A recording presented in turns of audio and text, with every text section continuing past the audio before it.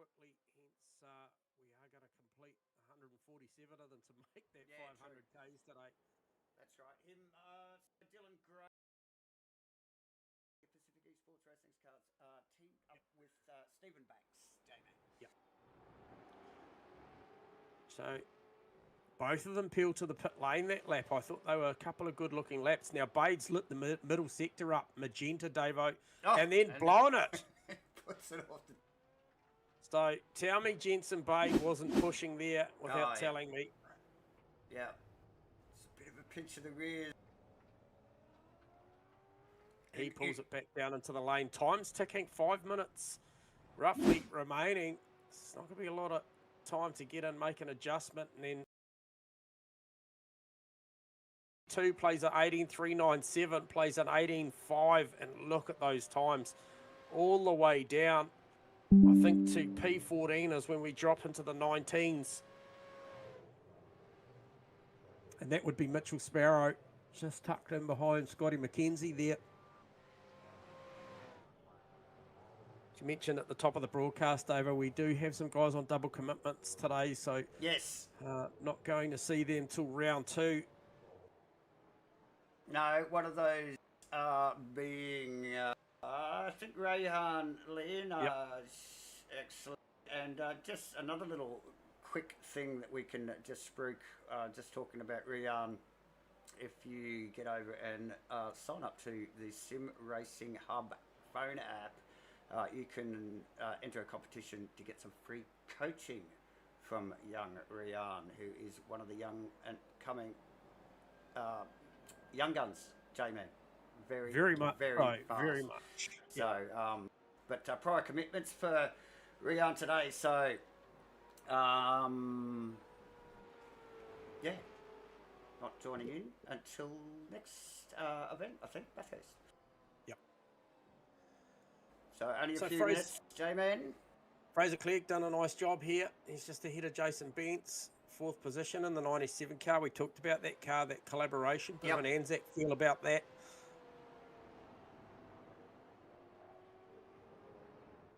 So Taylor Mitchell with a good run. Another well-presented car here today. And the boys have been pretty busy on the paintbrushes, Davo. And Blake Fitz turning up with a really good-looking Chevy today as well. Can't see Clegg on my list. Who's he teamed with? J-Man? Who's that? Sorry, mate. Fraser. Fraser Clegg. Yeah. He will be with Aidan Williams. Okay. Yeah. Nice.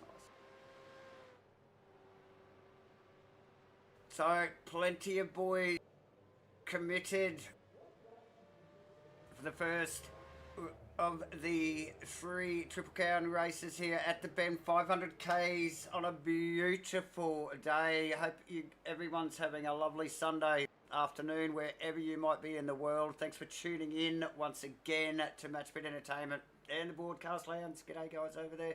And hit us up in the chat box. Tell us what your favourite car is, what the favourite livery is, so we can give these guys some prizes. We're going to also be judging the best overtake on the day as well. If you have any suggestions, pipe up in the chat box. Hit us up, ladies and gentlemen. Remember to hit the like and subscribe button. Don't forget to hit the like and subscribe and share and, notifications and all that jazz. Help us out, guys. Help us and obviously SuperCars NZ in the like. So, J-Man, minutes, a minute and a half to go. Yeah, just looking at Bade there, Davo, in there on he's got it back. 18.367, but it was more about the importance of running these final laps out here. So just seeing that Morgan's in the pit lane as well as Dylan Gray. Fraser Clegg coming out with a couple of minutes to go, but just where the clock was for Jensen Bade, I think there's potentially the opportunity to run a little bit of defense on the lap there and maybe get this one and very close to one more at the dying moments of the session. So got the job done. Maybe he's looking at the competition maybe second and third, thinking that that's enough. I'm just trying to look at the numbers at the moment as to how he's cycling on this one. Blake Greenhall I didn't quite finish the lap off, I don't think, there. But Bade just really playing to the clock here. Yep. Calculated that one. Fraser Clegg, like I mentioned, got the car out. He's going to get around. No, this will be it. This will be his final flyer with 26 seconds remaining. He needs to make this one count. Bent's actually just back out of the pit lane not that long ago, as was Morgan and Bond and Callahan. There's a whole bunch of guys just out in the dying minutes of qualifying here, J-Man. Yep. As you can clearly see, we get cameras on Fitz there. See how the tail of that Wins-inspired car really working to get the power down. And as he tips into the final corner here, this one, like I've mentioned at the top of the broadcast, some of these boys get a big chunk. Oh, and again, see that pit entry comes in hot, pinches the rears, all locked up. Clegg, J-Man in the foreground, running across the line. Oh, just outside his best lap there. And that is end of qualifying. Bent's a little off track there. That won't help his progress at all. We got out there Boswell just running across the line. J-Man. Sparrow still on track. Bond on track. Tzakis. Yeah, so Bozzy getting a little bit of a stint. I think we saw Taylor Mitchell in the car earlier. Ridley Turner, J-Man as well. Still circulating, and Jesse Simpson circulating and rotating as we speak as he tips that the stealth, the black Mustang off track. Bent across the line. Very close to bettering his time. Only by hundredths of a second did he miss that. Boswell just finishing up now. I'm not sure how long the overrun is for these boys here today. J-Man. The Bond car is actually quite a nice looking car as well. Although a little bit glitchy on my screen. So welcome everybody again. We are about to go racing, ladies and gentlemen. So we will just we're gonna help our sponsors out. G'day legends, James here from Gamma Flare, and buckle up because sim racing just got a serious upgrade. For years, we've all been chasing the same thing: faster laps, bigger grids, closer battles, stronger communities, a single place where racers can connect, compete, and belong. Well, mate, that place has officially arrived. Introducing the all-new Gamma Flare Sim Racing Hub. And trust me, this isn't just another app sitting on your phone collecting dust. This is the heartbeat of your racing world. Your championships, your events, your stats.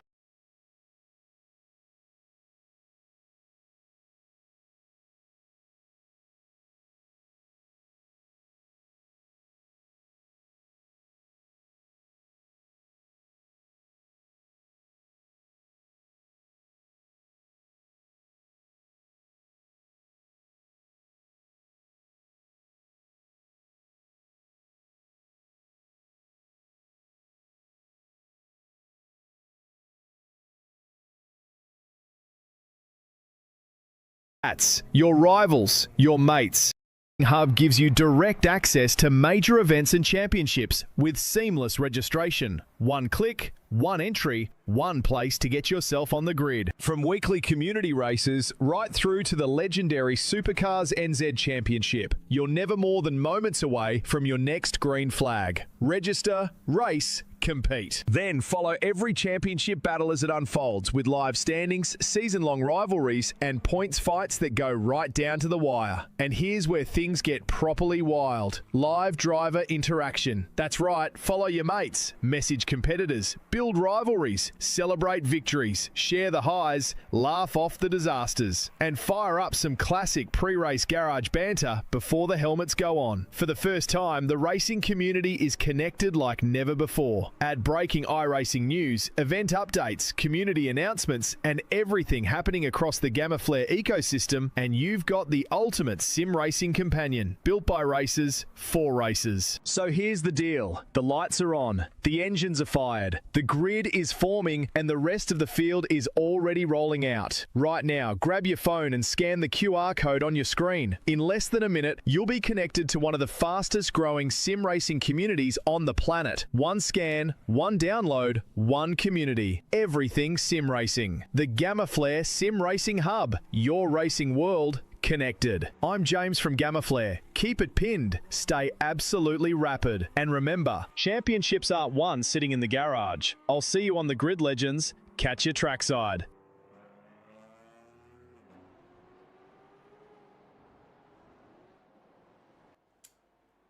There you go, ladies and gentlemen, the Sim Racing Hub. This is the app that you didn't know you needed until right now, so definitely get amongst that for so much. It's such a big app and it's continuing to grow, and if you want to get involved with things like get coached by Rian Leonid, some free coaching there, or to go into draw for other competitions that we have running, or sign up to any of these types of events, all the SuperCars NZ events, obviously, and series, and obviously the Match Fit events that come around, I think 4 or 5 a year. So you guys, if that's where you want to go, actually talking about how to join competitions, this is one competition you guys need to get amongst. Free to join. Stay tuned. Watch this. Gamma Flare, SIMBLACKS, Match Fit Entertainment, SuperCars NZ, and Broadcasting Lounge have joined forces to give away an awesome sim racing hardware package. One winner will score this core hardware setup Track Racer TRS 40 cockpit, a Scala's Bucket Seat Fixed Pro, and the Moser R3 Racing Bundle. Click the competition link, fill out the entry form, submit your details, job done. Then make sure you're watching the live final of the SuperCars NZ Winter Series on the Match Fit Entertainment YouTube channel. Good luck. We'll see you on the grid.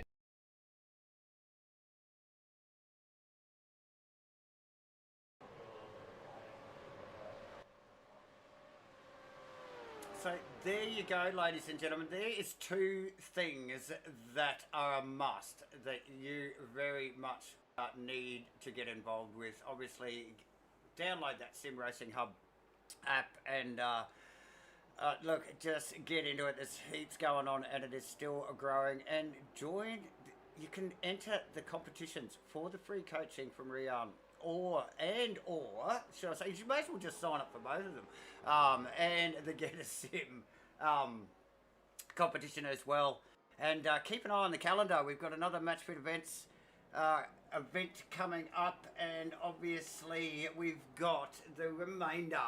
After today, there is 2 more of these races in the SuperCars NZ 2026 SIMBLACKS Triple Crown, ladies and gentlemen. Next event is on the 6th of September, and we are going to be going to Bathurst. Full length Bathurst, ladies and gentlemen. Driver swaps. More cars on track than they do in the real V8 supercars too, mind you.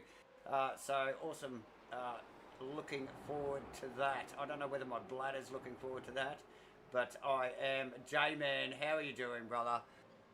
I'm good. I'm sorry, mate. I'm still just rewinding, just going back there to that day with James, and mate, how fast you got in that cockpit. That just is astounding. Like, just the absolute keenness to get in there. I thought it was my turn, but you were just way too fast. So Look, some fantastic stuff there. We just obviously covered off, and we are privileged to be aligned with some very, very good people at such a cool time in sim racing. You and I have been around the sport for over 20 years, and my gosh, is it progressing nicely at the moment. And we're about to see that firsthand here today. Is just look, watching some of the visuals out there at the moment.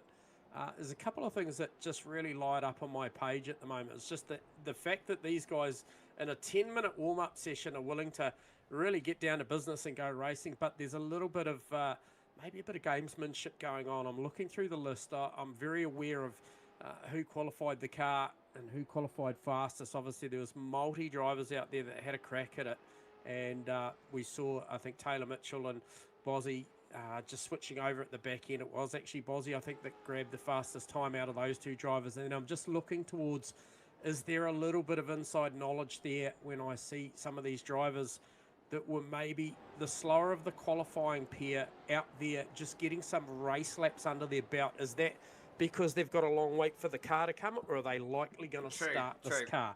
I did see nothing in the rules and regulations about who starts the car versus who qualified it. So it's going to be an interesting scenario. We're going to find out very, very shortly. Only a couple of minutes to go before these cars actually do start populating the grid, and we'll get a read on who is going to start this 500k race. And look, at literally going to be the busiest time of the afternoon, trying to get these things off the line locker, get going in a stack pack.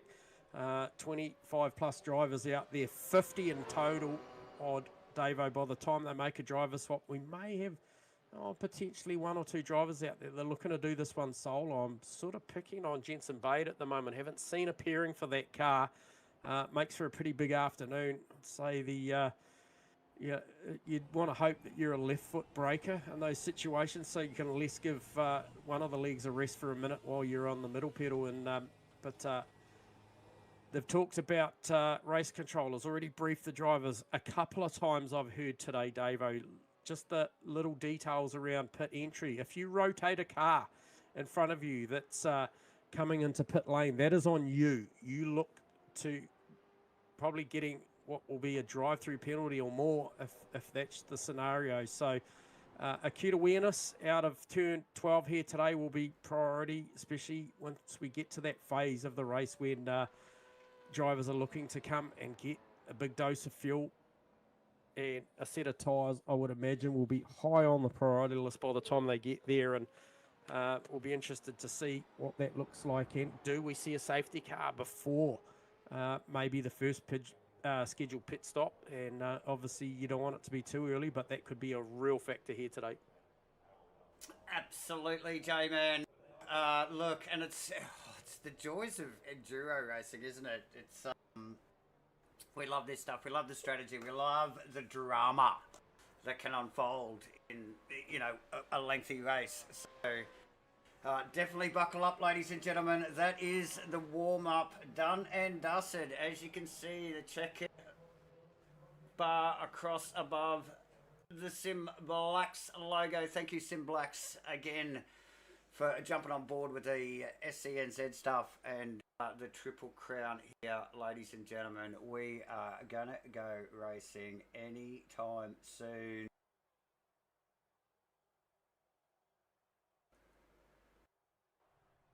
The grid starting to populate. J-Man, remember these boys. They're one of the fastest populations I've seen in a minute, Davo. The boys are playing. The stakes are high, ladies and gentlemen. As you can see, the prize pool is healthy for these guys. So very, very focused here. And like we mentioned, thanking. G'day, legends. James here. On board as always. Obviously, the guys that complete all three races will go also into a draw for some more awesome prizes, some merch, and some iRacing credit. Ladies and gentlemen, we are going to go racing any moment here. Race green flag in the Triple Crown, and we are go, and Bade gets it bogged down. He's Morgan and Gray going the other side. Yeah, Look. Gray's an option down to one. He's got the inside line. A little bit of contact, but he gets it done, and he goes from what was the second row up to the top spot. Oh, and Simpson around in the background, J-Man.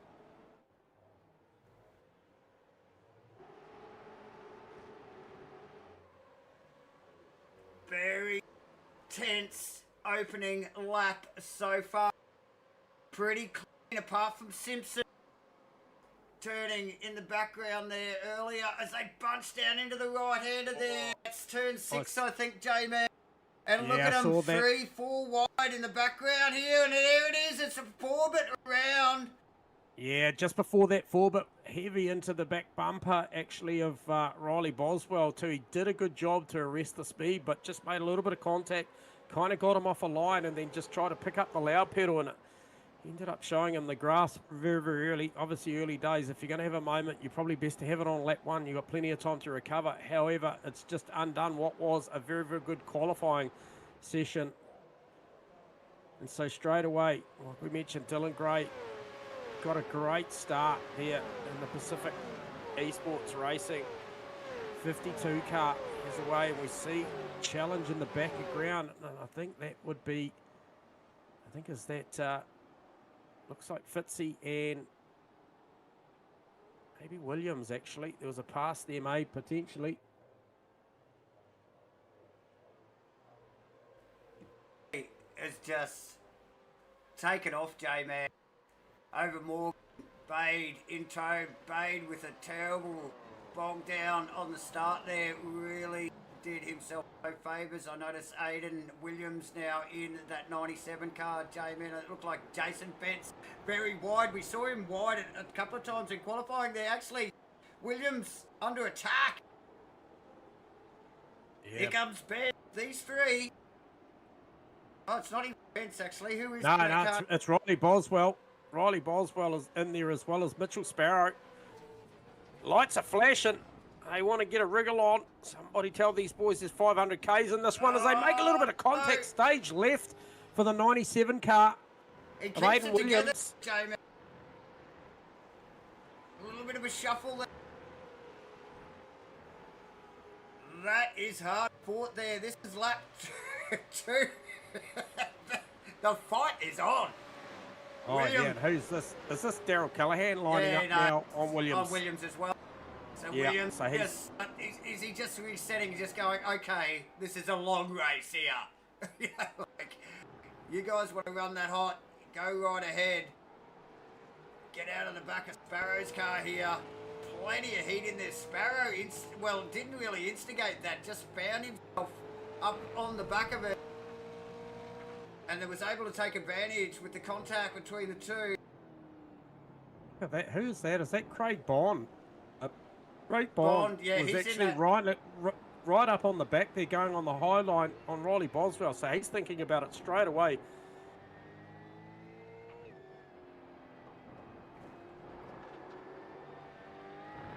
Yeah, good fight. Early stage. They're treating it like a 20-minute heat race, J-Man, as no surprise.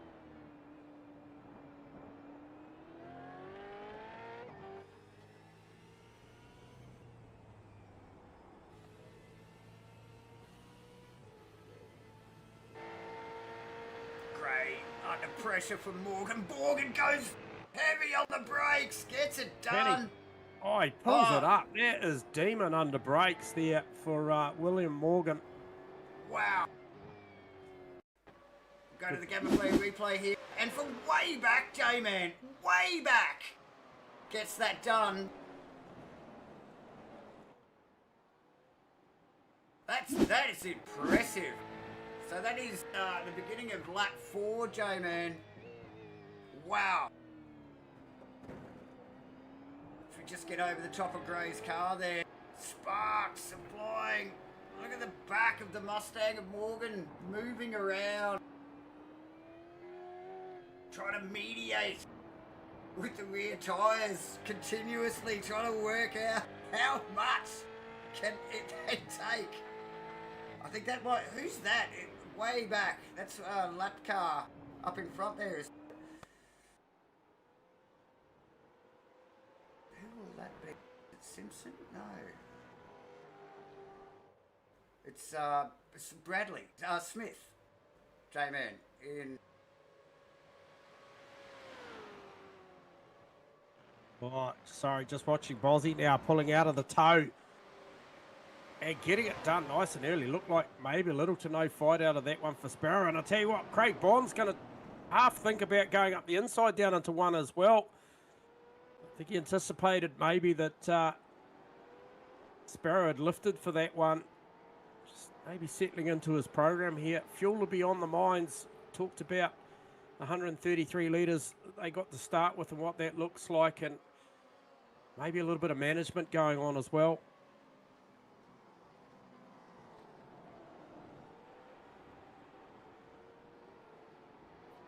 Oh, sorry, Davo. Good, big news in. Car 888, who I was just talking about, which is Mitchell Sparrow. He has to readdress with car 97. That's going to cost him 3 positions, mate, because he was well up the road. Gets right back into it. Oh, that's a painful one because he sees Aidan Williams and Jason Douglas go through.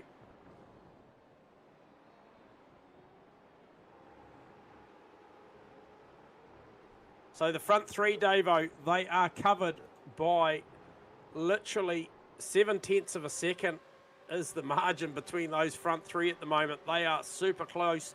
Maybe you're having a little bit of line of pushing, bit of go pushing air here. You see Bade hasn't had a share of the lead yet, but Morgan and Gray certainly have. So there's an opportunity here for Bade to maybe make a few litres in this opening tank of fuel. Yeah, guys, still in very much close proximity. Actually, Bade's sort of clawed back. I think the pass from Morgan on Gray, it looks as if Gray's just sort of got out of it a little bit. Just sort of going into enduro mode now. They've had their little spurt of sprint racing there for the first 5 odd laps. And I mean, they've just got to settle down, don't they? And just sort of get into that rhythm, hit their marks, their time, and get it done. Yeah, it's likely going to be the final half an hour, 40 minutes that's going to count.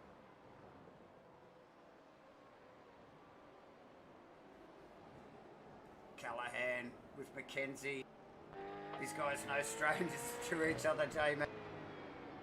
Okay, so 916 Dylan Radford needs to drop back a couple of spots and give that one back to Ridley Turner. That's going to cost him. Oh, who's that? Roger Forbett's going to grab that as well. So that was the 916 car of Dylan Radford. Has to drop him behind Ridley Turner. And we see him do so heading down to turn 1. So that cost him a couple of spots, did it, for Dylan Radford. And that certainly helps Roger Forbett's comeback after that early spin on lap 1, I think turn 3, Davo. So, and he has got Mitch Haas just up in front of him, actually.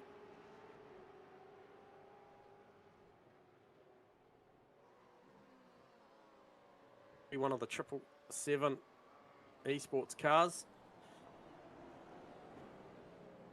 So just a little bit of data there for the viewers on the tower, just to give you the best times and last times from the boys out there at current, obviously very early days here. How many laps have we got, J-Man? My God, 140? Yeah. I think we got 139 to go, bud. Just for reference. So we're just settling into this one. So we got this. I hope you got your stocks all organised beside you. And yeah, I think there was talks about a he-wee or a she-wee or something. But we're better than that. Don't go there. Don't go there. This is G-rated. Okay, as we just watched, I think that's Orbit Haas there in the background. Tidy little pass down into 1. Which the Gamma Flare replay is just going to pick up once again in all its glory there.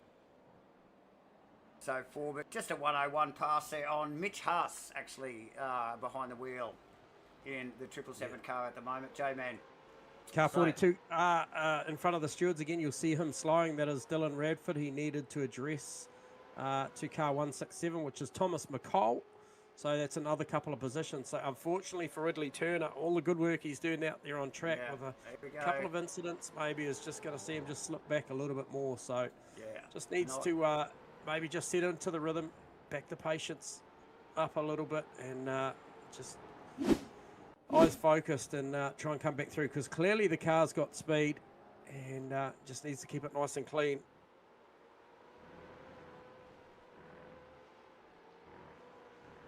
So what do we got? We have about 1.7 seconds, 1.8 separating the top three now. I just almost feel like Bade is just in a nice little spot. He's got a nice little air buffer. Got to be a little bit careful. Jason Bentz, Richo has been thereabouts, but for me, it's Fitzy and Bozzy that are starting to press on at the moment in respect of they just look like they're attacking a little bit more at the moment. The times slightly quicker as well. If we look at 6th and 7th and 19.8, plays a 20.4, plays a 20.0, and that is for Fitzy and Bentz, and then Bond as well, 20.2, so slightly quicker than Bentz, but maybe not as quick as Bade and Co. So yeah, it does just start to press on, and I think that pack is certainly going to tee up into maybe a 5-way shortly, Davo.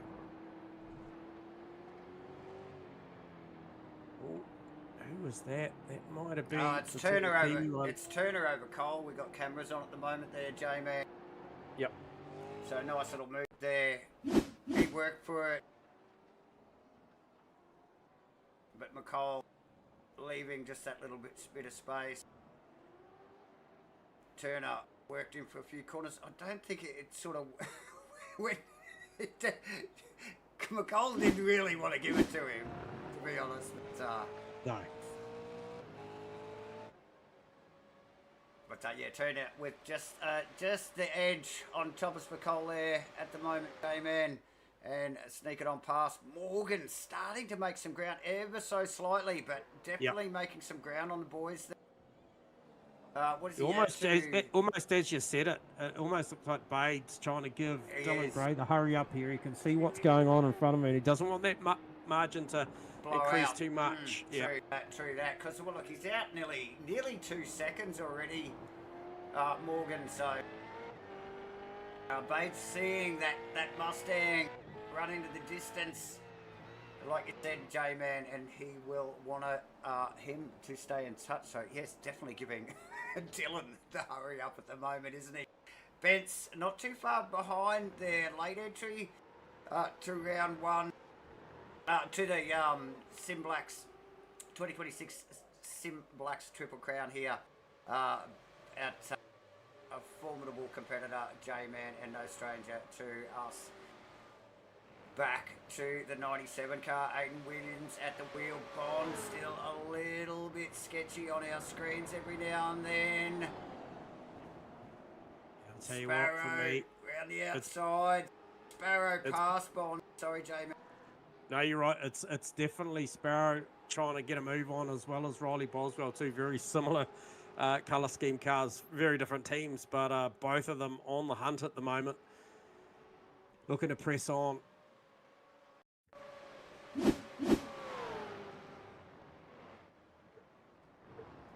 So the overtake, just a quick replay of the overtake. Sparrow on Bond there, picked up again. Thank you to the Gamma Flare Instant Replay team. Awesome stuff.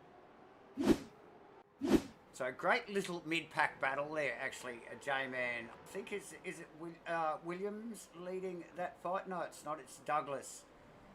Douglas. Oh, big wriggle for Williams there. Got the rear's pitch. It's running deep there. He looked like he had that, but obviously couldn't arrest the speed of the car.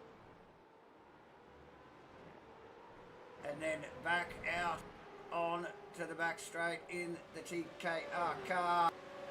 Sparrow and Bond.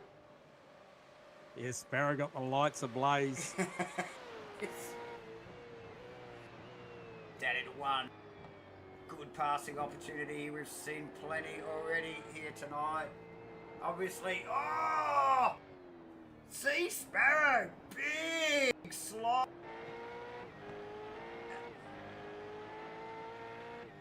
Wow.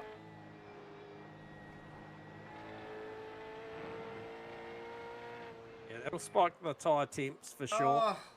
Oh, caught it from the roof cam.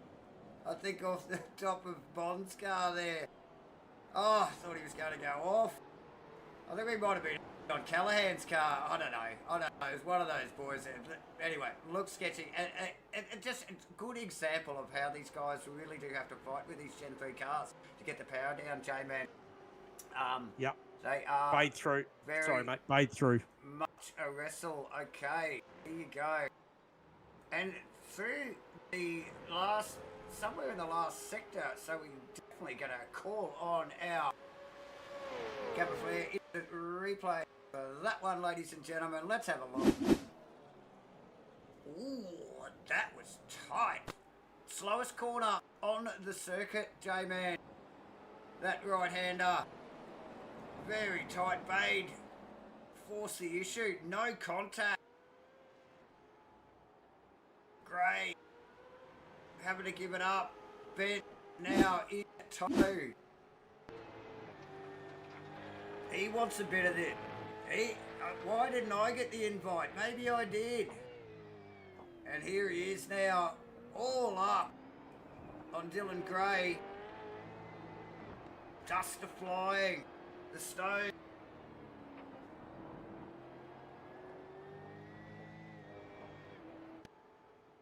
Good fight here, J-Man, for the bottom of the podium there. And then back to this mid-pack battle here, led by Douglas. And Bozzy threw on Fitz as well too, so that's going to allow him to maybe try and bridge that gap. I think this driver combination in this car has got definitely good pace at the moment, so look for him to try and bridge that gap. So good little exchange. Wilkins losing position. Let's actually just unpack this with the replay. I think it's this Wilkins one, is it? No. Greenhall replay here. Just watch these guys going at it side by side with Forbett in the background. Forbett actually looks like taking advantage of that as well. Thank you to the Gamma Flare team. Yeah, Bent's just losing a little ground on Dylan Gray there after a big look, and he's caught back up to him straight away. So I just wonder whether those early laps led for Dylan Gray now. It's just maybe cost him a little bit on the tyre. We are 14 laps in to, I mean, you'd expect them to run a fair old chunk of this race out. I would have not expected to see these guys in. At a guess, I would think that they would be looking for maybe a two-stop scenario. Oh, once again, Benz is just heavy on the attack, and it's going to cost him a position before too long if he keeps doing that, because Boswell is right there, and he's going to have potential overlap as Bent sideways on turn 12 exit. It's going to give Bozzy all the invitation that he needs to shoot down the inside into one, and he's got to be careful because Blake Fitz is right there too, Davo.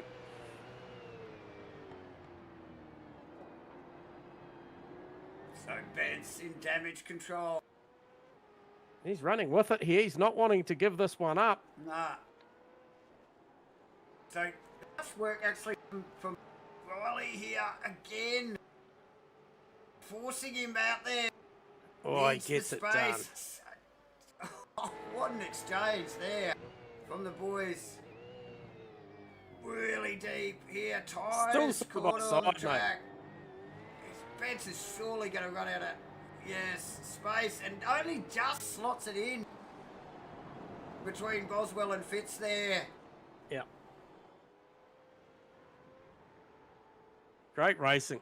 Definitely good, high intensity, high quality racing. Let's just pick up again on that in the Gamma Flare replay, ladies and gentlemen. Might go down as one of the best passes in the race here. This went on for some time.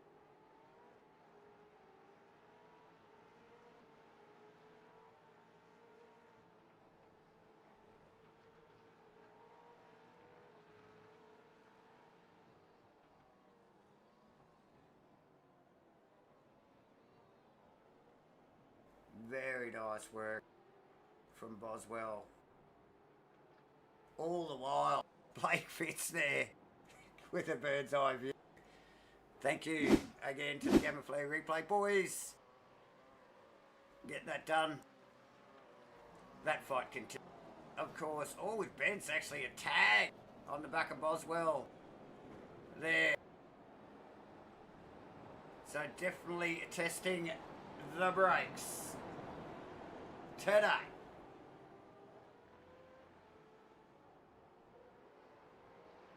So the stage has been set out the front, Davo. William Morgan is out there, and I've just been watching the laps. A 19.6 last lap through, plays a 19.8 for Jensen Bade. So he's definitely got good tyre preservation, good car pace. The best lap of the race for him is a 19.4. Just backed it up there on lap 17 with a 19.6, as I mentioned. So no real dig at this point. We talked about the potential of this one being very much a fuel race, and obviously calculating the driver swaps in there as well. So 3.9 seconds is the margin between first and second, and then Dylan Gray got a comfortable third at the moment. We see this battle between Bozzy, Bence, Fitz, and now Jason Douglas and Aidan Williams in there. Mitchell Sparrow, he wants to join that party, and also Craig Bond. So it is very, very busy, literally from fourth position back down. Yeah, very solid mid pack there, J-Man. Those guys not giving an inch. Still early stages of the race, obviously. Only 16 laps in, but look, the passion, these guys all the way back to Sparrow.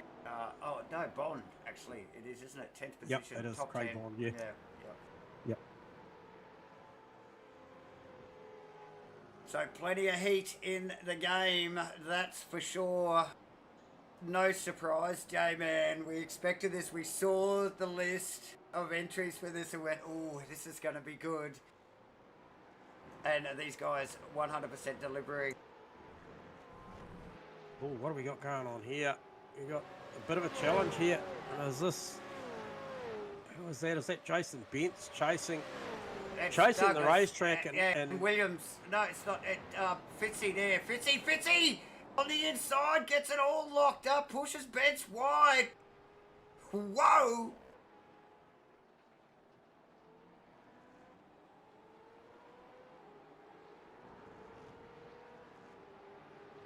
Yeah, so Q Mitchell Sparrow and Craig Bond.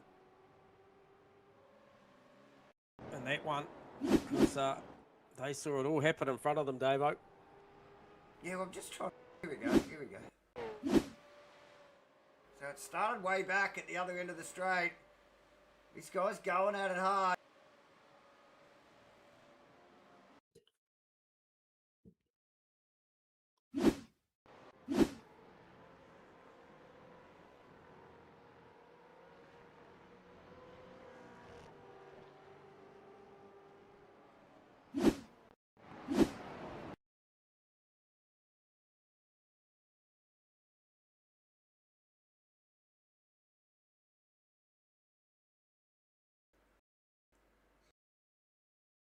So, plenty of passion, J-Man. That's what that shows me. Thank you to the Gamma Flare instant replay team once again there for that little capture in the background. Very nice, very nice. Fitzy continues on with Bence just in front, but they did lose, I think, 3 positions each. I think they went back to... So then Williams got past him, I think was... And Sparrow. Speaking of passion, Davo, Daryl Callaghan in the passion car there in P11. He's got Greenhall, Forbit on the recovery, and then Scotty McKenzie in tow as well. So that's another healthy little battle pack that's going on there. Good to see a couple of the Misfits cars in there. And Forbit, so much work to do after that early incident, Davo.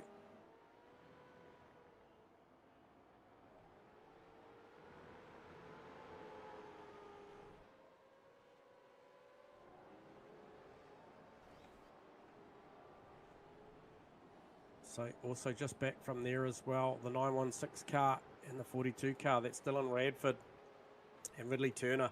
A couple of the cars that came up across my airways earlier on having to do readdresses. Interestingly enough, find themselves out on the racetrack there. With obviously the 777 car not too far behind, and Mitch Haas. So that gap, Davo, at the front, I can tell you, it is just building nicely at the moment. 3.9 to 4 seconds at the moment. Will Morgan's just plugging away there. 19.8 last lap through. A little bit of response there from Jedson Bay with a 19.7. And then we drop into the 20.1s for Dylan Gray. And I'll be interested to see. Okay, yeah, so Riley Boswell, 19.8. So very much on the same pace as the race leader at the moment. However, has a 9.7 second deficit to the lead of the race. And all but could be undone. And just one safety car or a major incident, Davo. So it shows you've got to stay in this. It is a long afternoon. Oh, absolutely. Yes, definitely a long game race here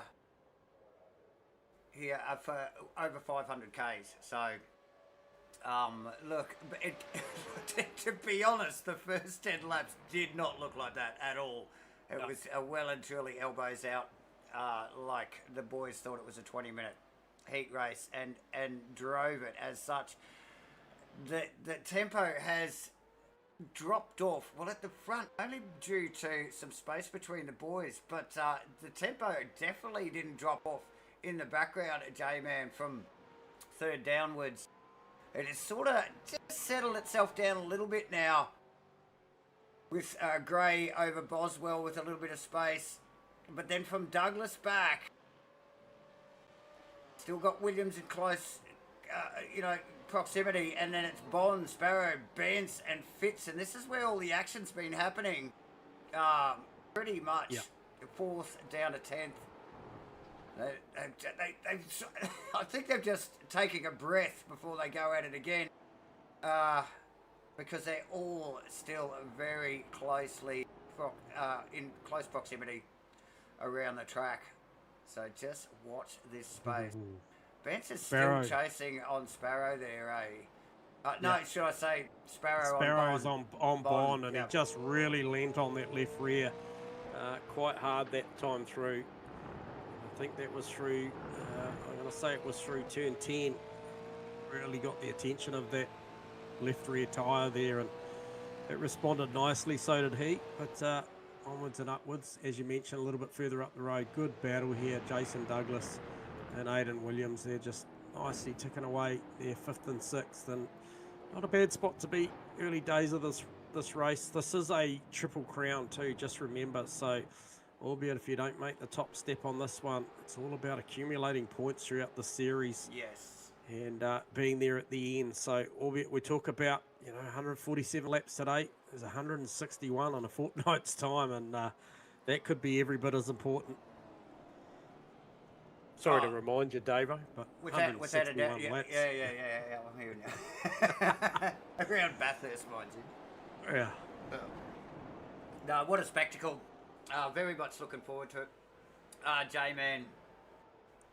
Riley Boswell is coming, mate. He is closing that gap down on Dylan Gray as we speak, and it was a 19.8 last lap for Bozzy over a 20.3 for Dylan Gray.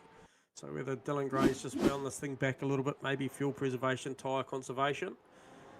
But here we see again a 20.2 plays a 19.7. So actually, looking at those numbers, Riley Boswell fastest of the top 5 last lap through. So he's on a rip right now. He's looking proper comfy with the balance of that car and the way that tyre's wearing. And more importantly, looking to hand that car to Mr. Mitchell in a good position once that exchange gets made at pit stop. So good stuff out there from the drivers. Just looking back through, I was kind of inspired before, was having a good watch of Roger Forbett's comeback, and he has caught the back of Daryl Callahan now. I watched him go to work on Greenhall and Mackenzie and got that done, and had a fair old margin to make back to the passion car up there, Daryl Callahan in the M1 racing car, and he has got there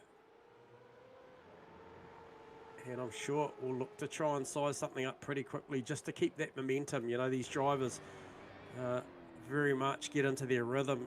Once they get to the back of another car, if it's on a slightly slower lap time, they don't want to drop down into that rhythm. They want to keep going. So it was nearly half a second a lap faster. Last lap through was Forbit. Oh, we're going to see something here from Williams into one. Pulls out, shows the nose on Douglas. Drives it down in there deep. Gets the job done. It's textbook stuff, Davo. Absolutely.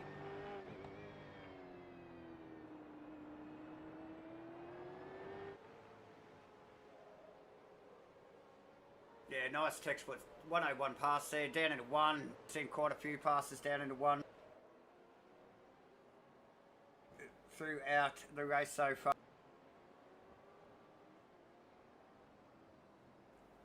Classic late braking area there, perfect corner for it, as is I think 6 down here as well on the downhill run there. So some top spots for these guys, really test the limits of these Gen 3 cars.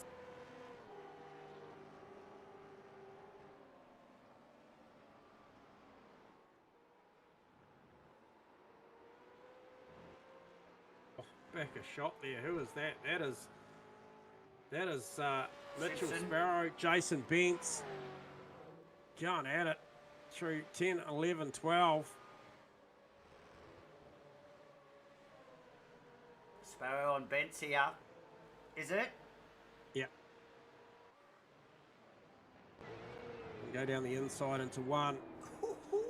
And Bentz has been shown the exit there before. And a big hop off the curb. Oh, and we got trouble. There. Look, it was almost a mutual agreement to go through there side by side. It'll be interesting to hear how that one gets called. And I reckon the radio will light up from Mitchell Sparrow. I'm sure. A 888 car. We'll see. Yeah, so Bentz went deep into one. Got the pass done. But then it went into the 2, 3, and then 4. And then there was a little bit of contact there. It was a bit of an awkward situation. Looked like... Well, it was actually Sparrow. It's actually Sparrow that was on the inside. Davo went deep into one. He got the job done, and Bentz came back on the outside to fight it back. Yeah. Oh, in a moment there, just ahead of shot for Craig Bond's going to see this trio bunch back up, Davo. Craig Bond, Jason Bentz, Blake Fitz.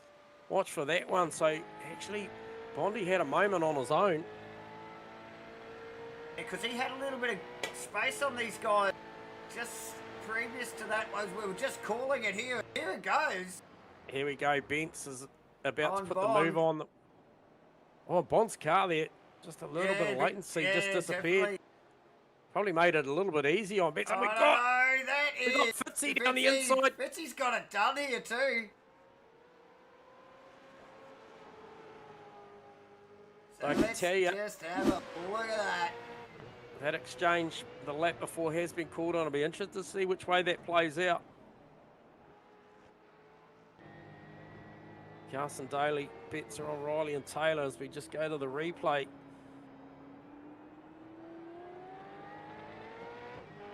Oh, it's still going on between Fitzy and Bondy, Davo, once you come out of that. Oh, we're right back onto it, J-Man, and thank you to the Gamma Flare Instant Replay team for that one. Oh, mate, these guys playing for keep. Oh, and still at it. Oh, Deep under brakes. He's going to cook it under brakes as Bondy. Where is Mitchell Sparrow? He's likely probably going to grab this one back. Sparrow and Callahan's coming in hot, J-Man. Yeah, same with Roger Forbit as well. He's right there.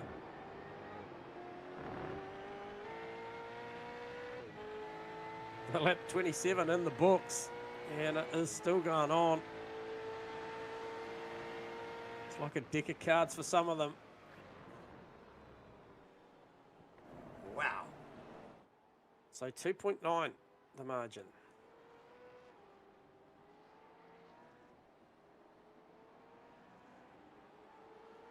Bents. 117 has to readdress with car 888. Okay. So that sees Bents drop back. Yeah, So Blake Fitz is the benefactor here, mate. He is going to go from P8 up to P7 in a heartbeat. This will be the easiest pass he makes all night. I'd give you the red hot tip. That's exactly what that is. That one's not winning any pass of the race. No, definitely not. So Blake, we actually, I think we've got the gains and losses from the qualifying positions there up on the tower as we speak there. So Fitzy's still down 1. Not the best start to the race. Still plenty of time yet to go to sort that out. But they're just now gaining 1. So from down 2 to now only down 1. And chasing and doing a stellar job, as is Boswell, man. And I think someone in the chat box actually piped up about Bossy it's there. Carson Daly hedging his bets on a couple of mates, Yeah, I would say. And I tell you what, it's not a bad option because I strongly agree. Bozzy's up 3 spots. Just seen him go to work, and he has caught the back of Dylan Gray now. And we saw that was a reasonable margin. So this is the previous race leader here, dropped back into 3rd in recent past, obviously by way of Morgan and Bay getting through, starting to stretch that margin now. And he's got Riley Boswell to think about. And like I said, this one here, this is a good package here. The Orion car teamed up with Taylor Mitchell, I believe. So a couple of great bits of talent out there rocking a Gen 3 supercar, and he's about to show us what it's all about, I'm sure. Dylan Gray, and look, degradation as far as tyres, I don't think we're in a bad place at the moment. We had a bit of a bad lap there from Will Morgan. Davo, a 21.4 plays a 19.9. It's Douglas, who's actually Jason Douglas in the pit lane. Yeah, well, I don't know. We'll get the Gamma Flare replay up here. Have a look at this. Out on, there you go, climbing the ripple strip on the exit of the final corner there, gets it wrong into the wall and then straight into the pit lane, J-Man. And we did call this at the top of the broadcast. Easily done here at the bend on the final corner here. Unscheduled pit stop, I think we call that, don't we? Well, it's in turn, it's probably going to be for some repairs. He's going to roll straight through. Did he actually stop? He didn't stop. Because he definitely didn't want to be in there. He just ended up in there. You wouldn't have. Might have thought you might have made an opportunity. Maybe refill the tank. Splash and dash or something. Yeah. If you saw a safety car in the next 15, 20 minutes or even half an hour, put yourself in a great position, wouldn't you? You'd be short filling, and I'm not sure what the overlap on the tyre is here in the V8 Supercar Gen 3, but certainly, you've taken that much pain. He's fallen back another 8 positions on starting. So. Anyway, the decisions are made in the blink of an eye, and true that. It is what it is. But Jensen paid. Yes. We don't even need to look at the timing on the tower there, J-Man, to see. You can visually see that gap has dropped somewhat. So, So Morgan. So it would have been some sort of error there to run a 21.4. So. He'd been consistently running in the 19s comfortably. Looked like super working to a plan. And Jensen Bade there was trading those times. I saw the boys both back-to-backing, set 19.7s apiece each other. That we did see the margin fall back to about 2.93 seconds. Now it's back to just over a second. So do we see a response here from Morgan? Dylan Gray, he has very much got the attention with Riley Boswell. Craig Bond is not happy, and I'll tell you what, he's doing a great job to be on the radio when they're looking 3 wide at the moment. And it is busy down there. It's like a Coles look at them all. Car park.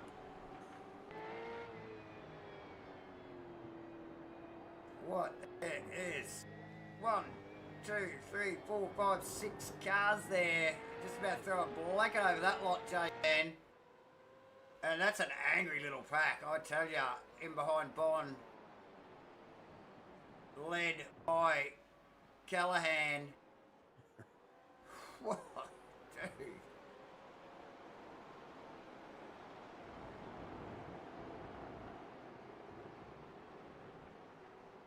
So it's Bond, Callahan, Greenall, McKenzie. Here we go, Callahan. Sorry, that's Blake Greenhall going to line on up. Callahan, yep. Down to one. Gets out of it.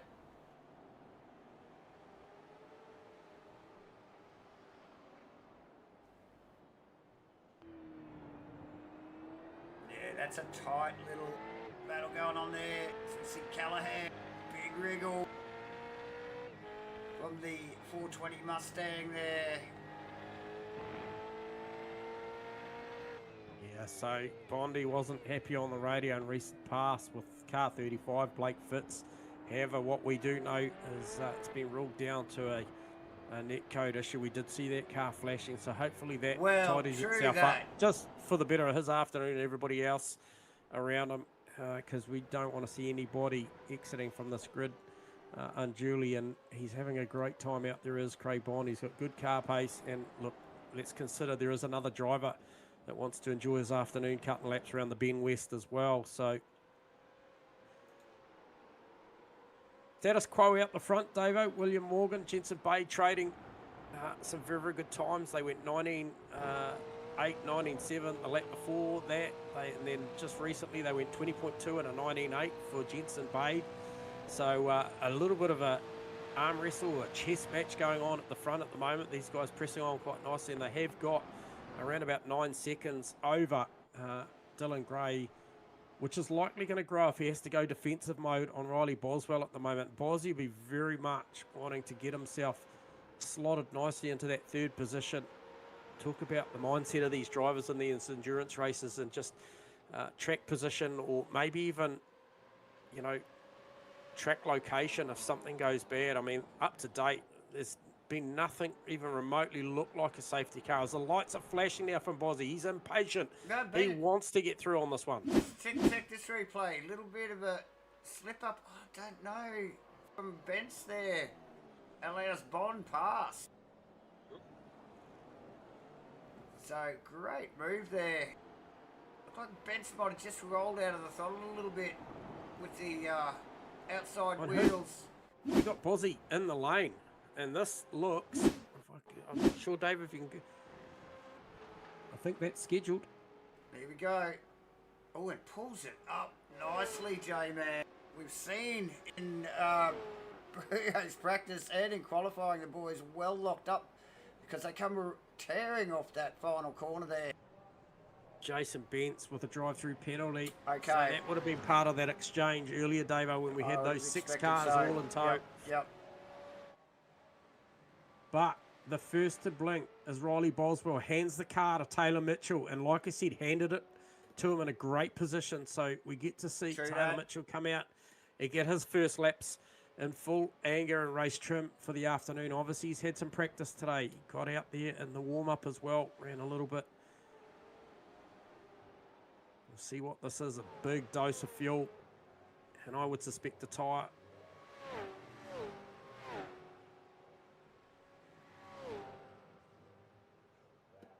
53.5 odd seconds, Davo. That car was stationary on the jacks.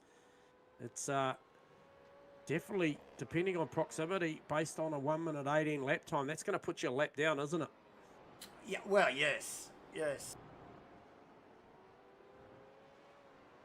So where...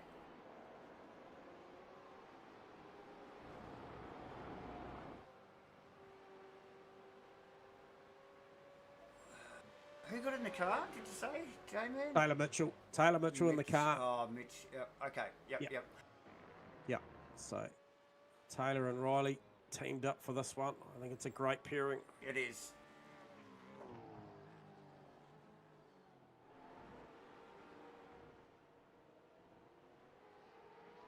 Bade continues to attack, to absolutely pepper the back and the mirrors of William Morgan at the moment, as maybe they start thinking about that fuel situation. And we do see another car coming through the lane as well. That'll be Thomas McCall.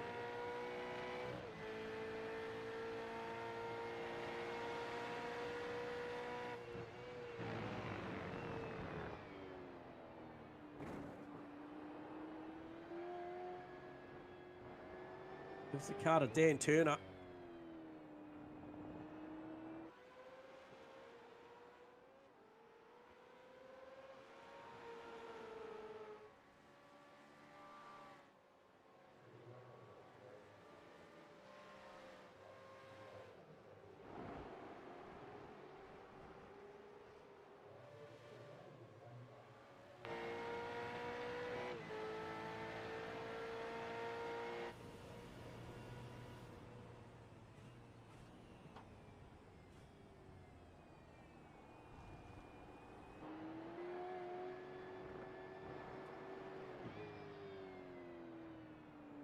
Jensen Bay shows the nose. Starting to make Will Morgan think about it, Davo. He's really starting to force the issue now. As we start approaching potentially that phase of the race where guys are thinking about a pit stop. And for all money, Jensen Bay used every bit of the pitting treat there. And had no gain for Morgan had got off the final corner equally as good. Look, it's literally no gain, even with the toe, J-Man. Yeah. So it just shows you how good the run from Morgan was. These guys, amazing, pushing very hard. Who is that in the background, you ask, J-Man? No, I just saw Taylor Mitchell's been handed the keys and just lit the page up. 19.2 second first flying lap. Watch out for this young fella. He has literally been given this Camaro, and Posy said, go and do the business, son. And 19.2 first flying lap to be the fastest lap of the race. So watch this space. There's a strategy at play here from the Oron Motorsport team, and it started with being effectively the first of the strategy's pit stops to get in and get this done, Dave. I guess the games begin. And the competition will be well aware. Yeah. I'm talking about Jensen Bay. So he's now through on Will Morgan. So I missed that just while I was looking at the data. So there's a change in the lead of the race. First time and probably, I'm going to say at least the last 33, 34 laps that we've seen that. Yeah, down into that tight right-hander there, J-Man. Jensen looked like he had overlap a couple of times over the past few laps, but getting it done that time and a big stop to get past William Morgan, J-Man there on, where are we, lap 37, so change to the lead. Aiden Williams now in the 97 car, holding down third spot, coming up on the back of, I think that looks like the Jesse Simpson, the blacked out car there, of Jesse Simpson there, a blue flagged car there, and in the background, I think that's Taylor Mitchell. Oh, and he was, I tell you what, he was given the big hurry up to the Pacific Motorsport car, I tell you. So that's great, isn't it? It is too. Yeah, he was He's right trying to unlap himself there. And he got well into the side of it, didn't he? Look at what a fresh tyre and I guess a fresh set of hands and head does. I mean, he is literally just carving through this field right now. Gray wants to go with on the pass on Simpson. Doesn't need any more delays and doesn't get it done, J-Man. You're right there. So, Mitch. Gray in. Oh, geez, he only just stopped that. I thought he was going straight for the wall there. To be fair, I thought that thing was going to have an extra 4 sets of tyres on it.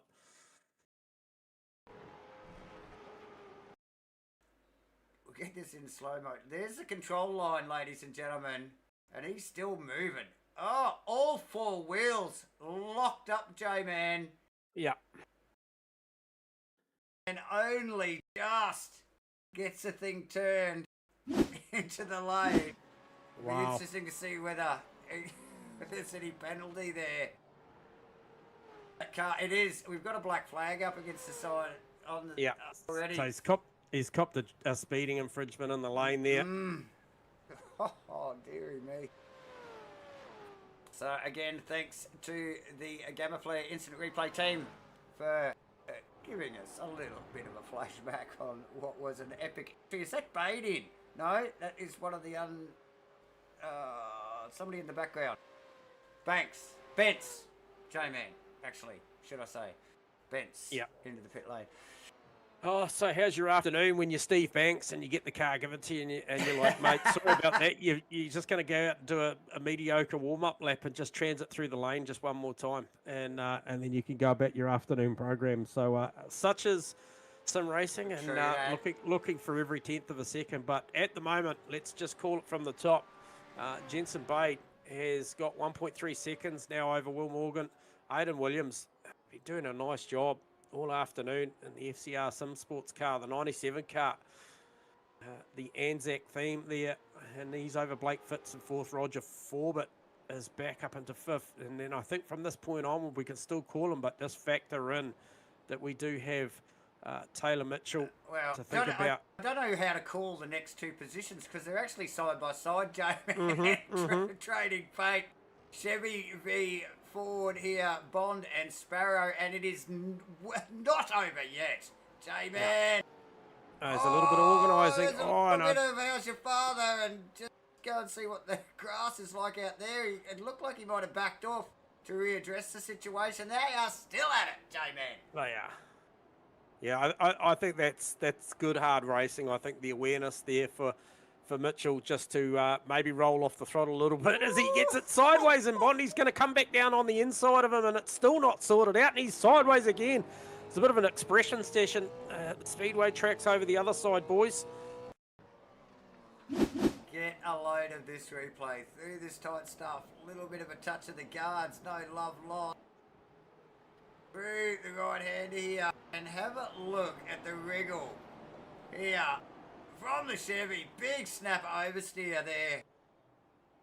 And it just continues on. Oh, thank you to the Gamma Flare instant replay team there once again, J-Man. And we have Sparrow actually rolling into the pit lane now. Oh, he's just got to take a breath. J-Man, actually, who is Sparrow teamed with? Who's he going to hand the car over to? Miles Baker, is that right? Yes. Yep, Miles Baker will take the car, and from a good position as well. So, Q Taylor Mitchell, think about him in this factor here as he heads his way through the lap as well, because that car has definitely made it stop, and we're going to start factoring that in now as to who's done where. But the Aura Motorsport car going early, and he comes out of the final corner now and looks to come past, and you'll see him there. Miles Baker probably only 35 seconds of a potential 50 something through the stationary part of his stop. Still got to transit the lane, and he'll see that car disappear off into the distance. So factor that in. I think Bade, Morgan, I think they'll really be factoring in those lap times. I mean, Taylor's backing it up. Like I mentioned, he did a 19.2 straight away, backed it up with a 19.7. He's still dealing with coming through the pack as well, dealing with a bit of traffic. So, it sounds a good afternoon ahead of us, Davo, with the way this one might play out. And there's so much more that can happen. Obviously, Race Control is live at the ready. They're watching. They've been a big part of this for some of the drivers already. Just keeping everything just and fair. Yes, thank you. Obviously to the SCNZ stewarding team, J-Man and Race Control there. Yes, a great team of stewards to have on board. Obviously, we get them for to help us out, obviously, and they've got our backs with our match pit events. So, yes, a big pat on the back and a virtual high five from Davo and J-Man. And obviously keeping us updated through little sneaky birdie in J-Man's ear. J-Man. Who is that?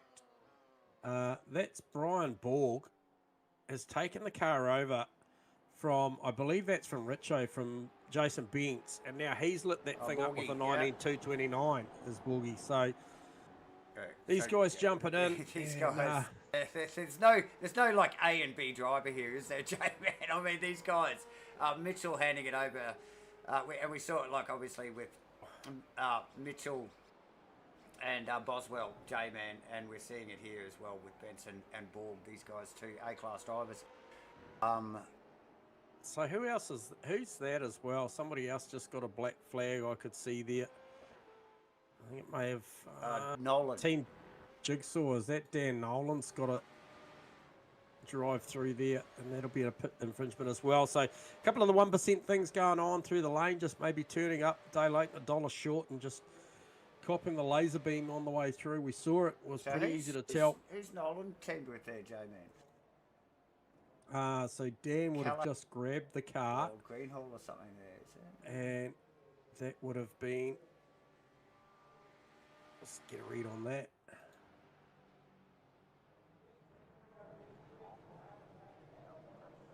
So Blake Greenhall, yeah. So not sure whether Blake's had an issue on the way in. Oh boy. A lot going on there, Jay.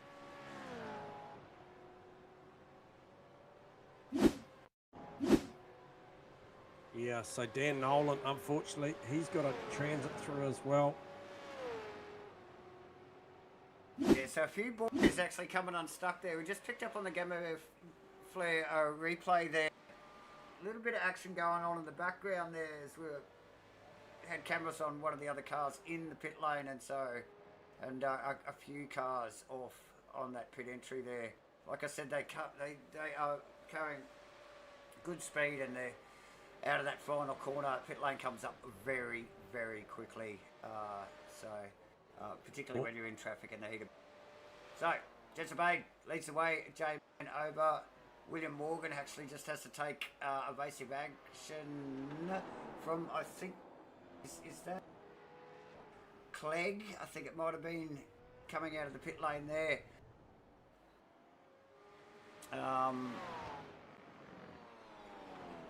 No, it wasn't actually. Who are we talking about? Sorry, David. I think it was Mitchell coming out of the pit lane there. But either way, Morgan just taking some evasive action there. Clegg has actually taken over the duties in the number 97 car. Yes, Fraser Clegg. Yep. Doing a stellar job. So yeah, nice. this car's pressing on nicely today. The 97 car.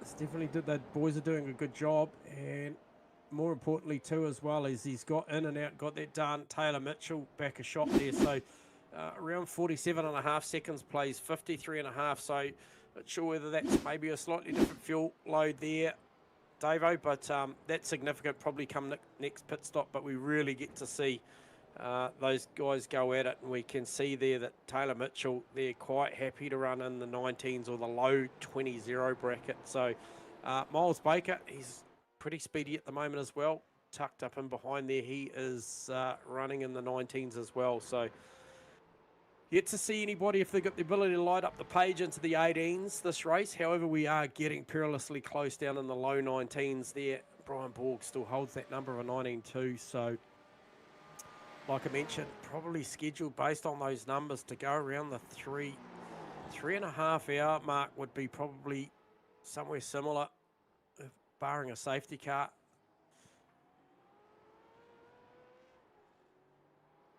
Blake Urquhart takes over the duties, Davo, in the 75 car. So that that car was the previously campaigned there up in the front. And I'll just be interested to see how far back on the timer he goes.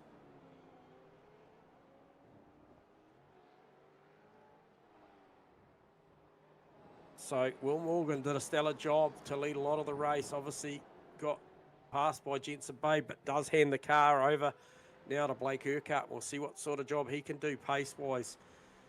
Looks to be a good race car, Davo. It does. It does.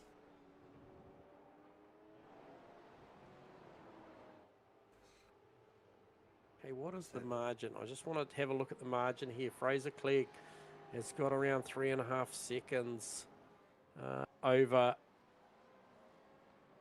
Taylor Mitchell. And he just runs a 19-0, does Fraser Clegg. So, man, I thought the guys that started the cars were running pretty good pace, but some of these co-drivers that are hopping in, Dave. They have got some serious pace on board. Yeah, look, I thought after watching the first hour of this race, I thought the A guys were starting these cars. I mean, the pace was awesome. The times were great, and then we get these the second drivers in the car, the co-drivers in inverted commas, and they're just blowing them out of the water, aren't they? So, Yep. some solid times. Hour into the race, but they're fresh, J-Man. They haven't had to deal with the stresses of the race start, and have sat back and watched it. Like, and with some of these guys, have been handed over the car in great position too, mind you. Clegg being one of those, and Mitchell as well, J-Man. Both of those guys. Yep. Just right there or thereabouts. So in perfect position, especially when they're hitting these sort of times, mate. So. Yeah, Bondi hands the car over to Jared McLeod, and also I think the other one I just saw was I think Troy Stone Street's in for Paul Burns as well. So a couple of another 2 more changes there, and more importantly, Jensen Bade in the lane. And this is one that I was curious about because I didn't see anybody on the entry list to join Jensen for this one. No, so yeah, Andrew Dutch. Sorry, I did. It wasn't that car. It was. So Dutchy's in the car now, J-Man. Oh, another formidable driver. Look, you mate, the names. Like I said, we saw the entry list here, and we both sort of looked at each other and went, "Oh, this is going to be good." There's some healthy talent out here, J-Man. So, look, I'm going to actually bring up we're going to just get our focus on the last recorded lap times and I'm watching Mitchell and Clegg. I just think Mitchell, both of them hitting some really solid numbers as soon as they get in the car. So just interested in that gap. Yeah. Cleggy backed it up 19.0.38, backed it up with a 19.059. So I think maybe Fraser Clegg at this point has maybe just got the edge over Taylor at this point, just while the cars are at this phase and balance, or maybe that's just what it is. But certainly Taylor came out guns blazing and looked to be good. So we see them go through this time through 19.5, excuse me, for Fraser Clegg, and a 19.9 for Taylor Mitchell. So still 2 very, very speedy drivers, and Miles Baker in behind. We saw him going there. I think last lap 3 was a 19.9, best of a 19.5.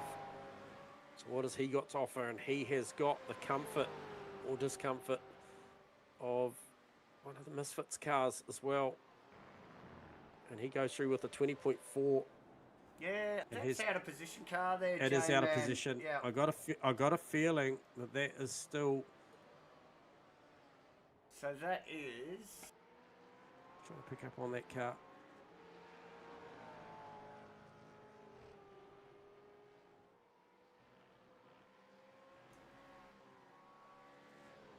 Is that Bennett? It's the Roger Forbett car. It's Trent Bennett, isn't it? There. It's out of position there. Maybe.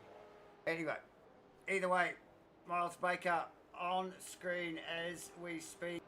These guys hitting the numbers. As you can see on the tower there. So we have the best and the last times of these drivers circulating particularly quick at the moment.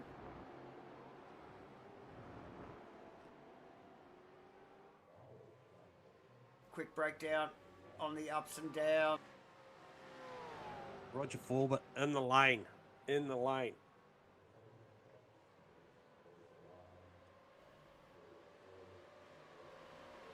So that still leaves Scotty McKenzie and Blake Fitz to pit stop, and that will relinquish the lead back to Dutchy. Dave O's obviously getting handed that car by Jensen Bade in a great position. And then talked about Blake Urquhart taking over that 75 car as well. Yeah, so Trent Bennett in for Roger Forbett, Dave-O. Yeah. Another car, another handover in a good position there for the boys. Yep. Mitchell now running in 8th. I suspect he'll get Bennett here. That's Haas, Mitch actually. Haas. Yeah. Gets very disciplined on the entry there too, mind you, from Haas. No mucking around, no heroic. He just rolls up towards the Misfits car now. And now I get an image of that car on our little graphic there on the bottom of the screen there. Beautiful, actually. A very familiar car that... Vaughan Martin's handiwork. So awesome stuff. Mackenzie now Fitz in first, and Mackenzie takes over second position.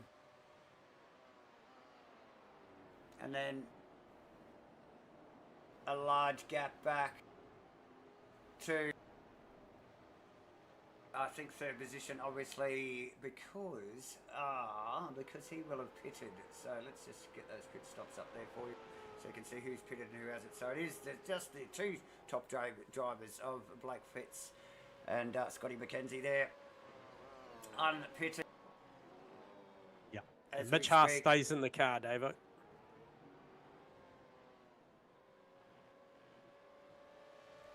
Nice.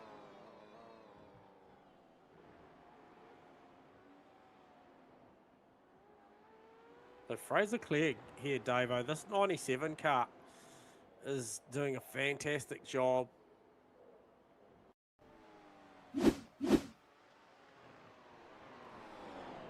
So radio's alive at the moment, so we're just on the back end of maybe the pack being just a little bit closer in spots than others, obviously by way of pit stops, and Fitzy now in the lane, and not too long ago I'm pretty sure it was Fitzy on the radio. Scotty McKenzie in as well, yeah. Yep. So they're the two cars we're waiting for. You can see clearly there on the graphic, ladies and gentlemen. We could actually see the timer going on those pit stops for those two boys there. I think two, yes, Fitz now. And Mackenzie there. And who? Yes. So we've got Bradbury in the car.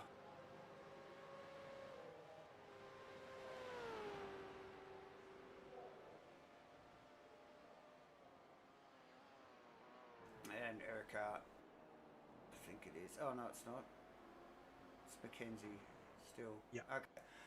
So the last two vehicles to take that scheduled stop and that driver swap too. More importantly, Vera's. So scheduled to share with Ross Watson is Scotty McKenzie, but I'm not sure if there's a driver swap happening this time through. Well, no, that's not. No. It happens, doesn't it, in real life? And I mean, Yep. these guys, like, if he's still comfy and confident, as long as they get the time limit for the seat time in between the two drivers, they still can do however they like, yeah, can't they, J-Man? So interesting stuff. Nice play. They'll keep that car a little bit closer to the pointy end of that field without that driver swap involved, J-Man, I suspect. So yeah, maybe a clever little strategy play there. Urquhart doing a great job, running in second behind Dutchy. No surprise, those cars haven't changed positions since their driver swaps, and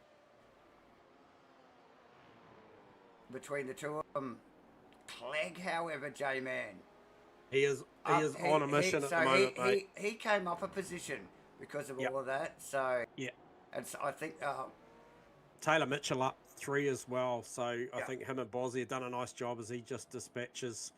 Because I'm pretty sure Boswell. I'm pretty sure Boswell rolled that car into the pits in 4th position. So so nice work. Holds 4th.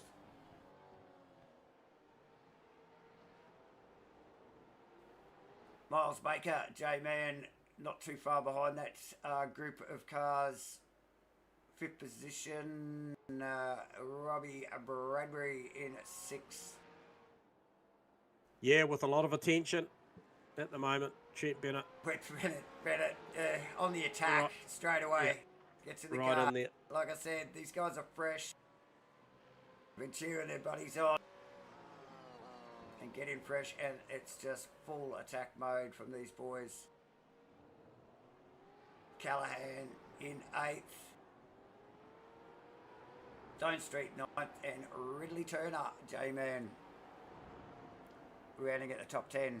Scotty McKenzie, who we were just talking about, staying in that car. Yeah. Watch the 97 car this lap. I reckon he's close enough now to start thinking about half a chance. He's bridged the gap. He's got there. And so Fraser Clegg, can he do with Blake Urquhart?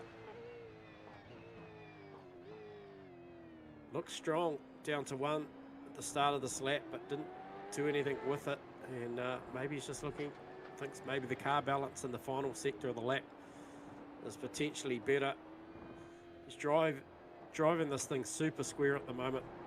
Little to no slide. Yeah, from both of these boys, actually. Good clean stuff, J-Man.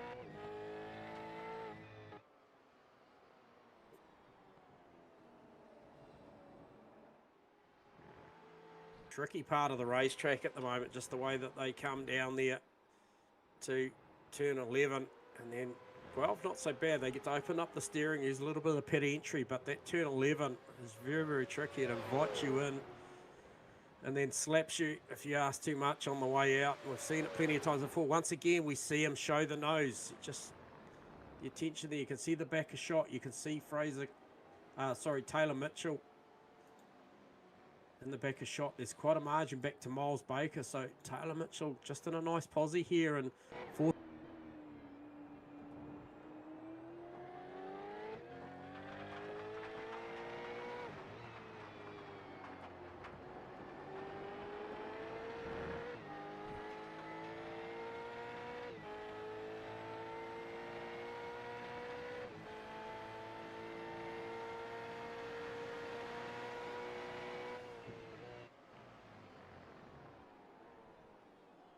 So, back to the lead of the race for the viewers. We do have Andrew Dutch leading this one. He's got 6 seconds over these boys.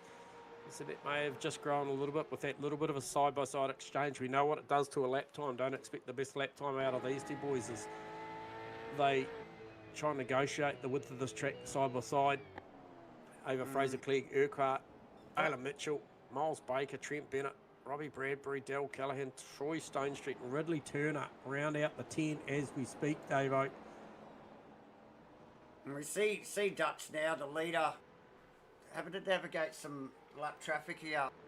Obviously, the likes of Clegg and Urquhart will have to deal with that themselves. Yeah. As you can see them back a shot there. Oh, who was that? Just lost it in front of Dan Dutch. Turner off the track there, J-Man. In front of him. So, That's at turn 11.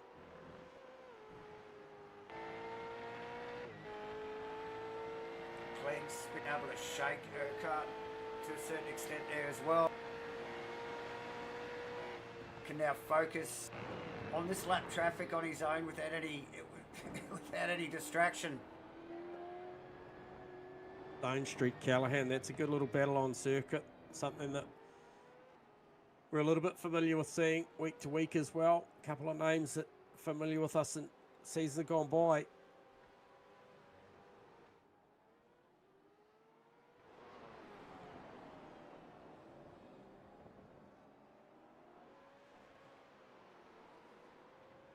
Behind them, Ridley Turner, Scotty McKenzie. That's been going on for a little bit as well. Carrying a bit of damage on the front is actually Ridley Turner, that cart.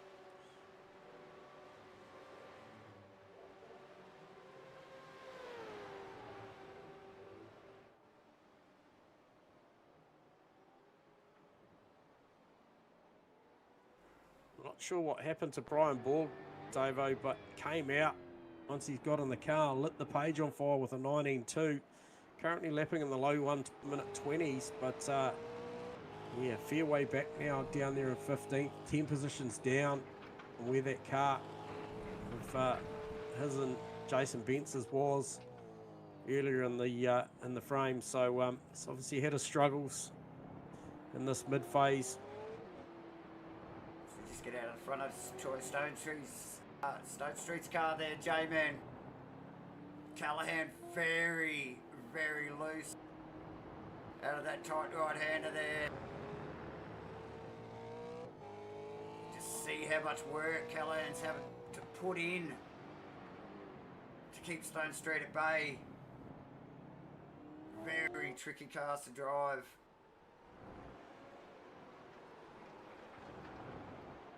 Out of the final corner. Oh, plenty of curve and some from Callahan again. And Troy chased him down there as well. Wanted every whisper of draft he could get. He's going to use it down into one, I reckon. Oh, Little wiggle under brakes. Really late from Callahan. Didn't want to give that one up, but he's got to be careful. Because as quick as that, we've got Ridley Turner and Scotty McKenzie on the scene. So just one corner was the difference there. And look at the margin it gave to Troy Stone Street. He literally just drove away from that.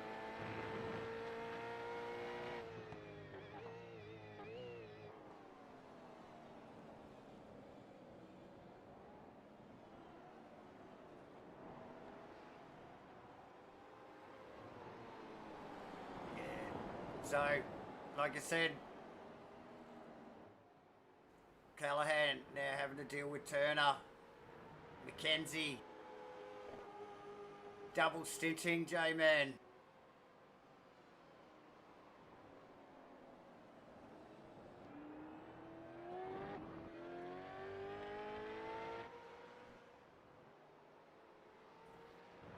Lap 58 here in the SCNZ 2026 SIMBLACKS Triple Crown. First of here, 500 kilometres at the Bend. Hope everyone's having a lovely afternoon. Thank you. If you're tuning into us, hit us a like and hit us up in the chat box. What's the best looking car out there? These guys could win a prize just if you vote by typing into the chat box there. So hit us up, guys.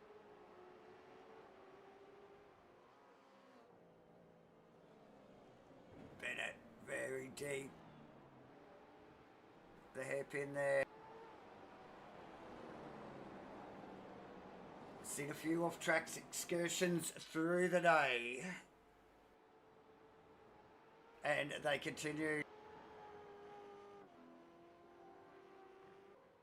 Andrew Dutch leading the way after. Speaking of Andrew Dutch, Dave, yes. where is he? Could we maybe copper as he comes out of maybe turn 12? Could we have a on board and maybe I wouldn't mind turning this thing up and watching the leader in anger from maybe inside, or I'm not sure what you've got on your disposal, mate. But see this driver in this car at work for a lap. Okay, buckle up, ladies and gentlemen. Let's do a lap with Andrew Dutch.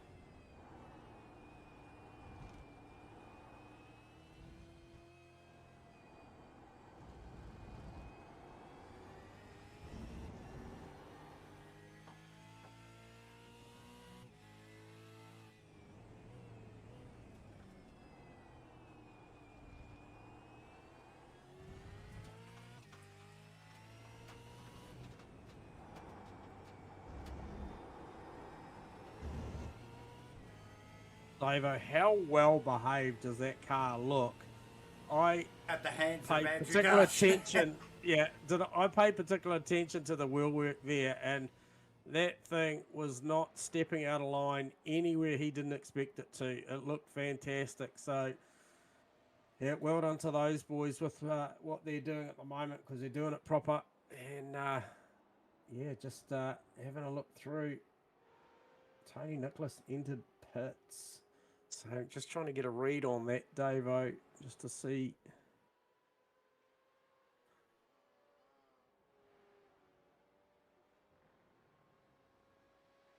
So is that Pilato coming out now? Jordan Pilato in that car? I believe so. Yeah, I believe so.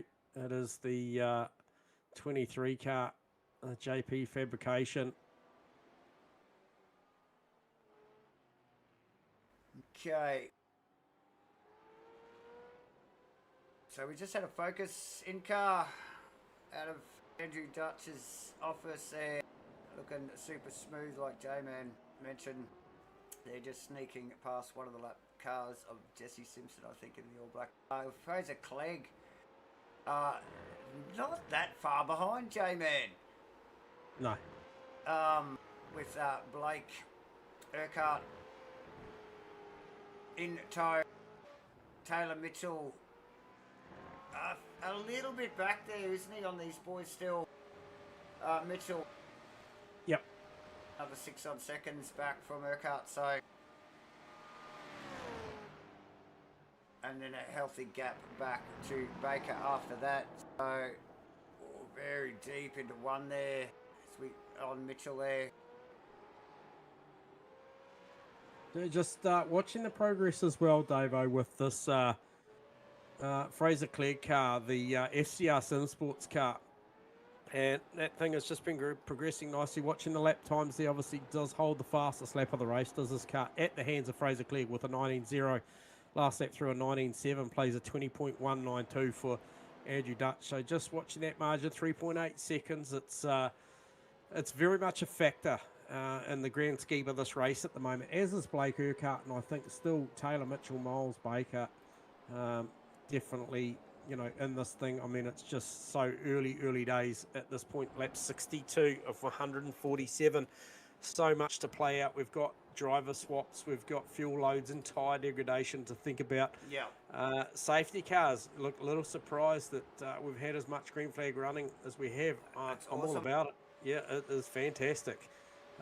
Race control had moments of busyness, but by all accounts at the moment, it's all settled down. The boys, like you mentioned, over those first sort of 10 minutes were in thinking that it was a Tuesday night sprint race, and they've all settled down to a program now. So it's a little bit orderly, and you know, long may it last, because I think, you know, there'll be some number crunches going on at the back end. Obviously, these guys, you know, may have spotters, or they've certainly got a teammate to help them, guide them through what they need to do and target numbers and where they need to drive the car to and who the competition is. So loving what we're seeing here on a Sunday afternoon at Matchfit Entertainment. Proudly aligned with Gamma Flare, SuperCars NZ and SIMBLACKS. Where else would you rather be? True that, J-Man. True that.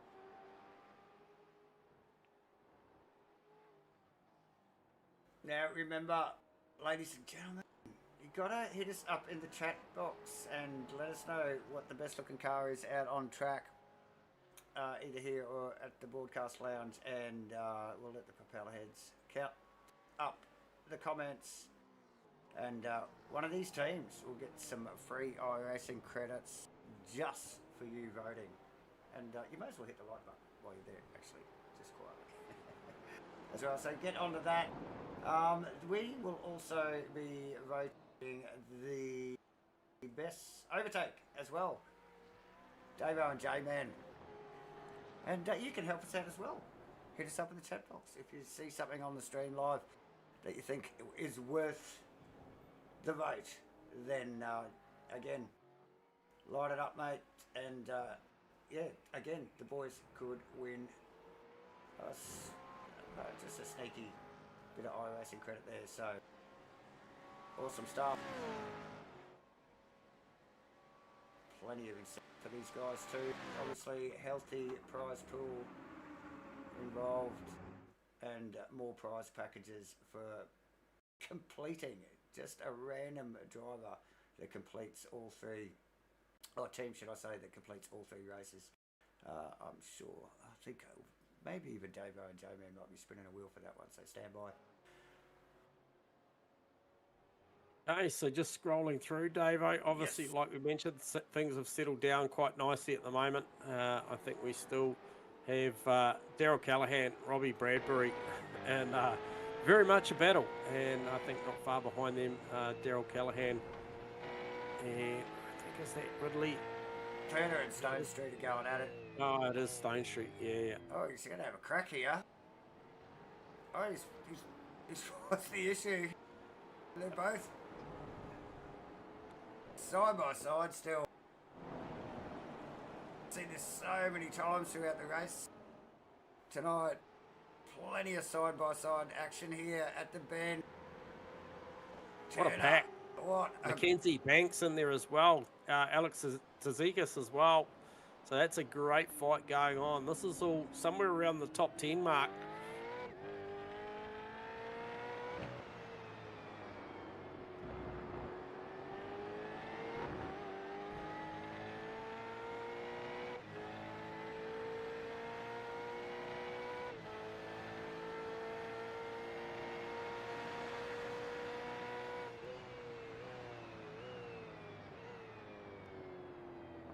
Oh, who's that in the background? Backs it in.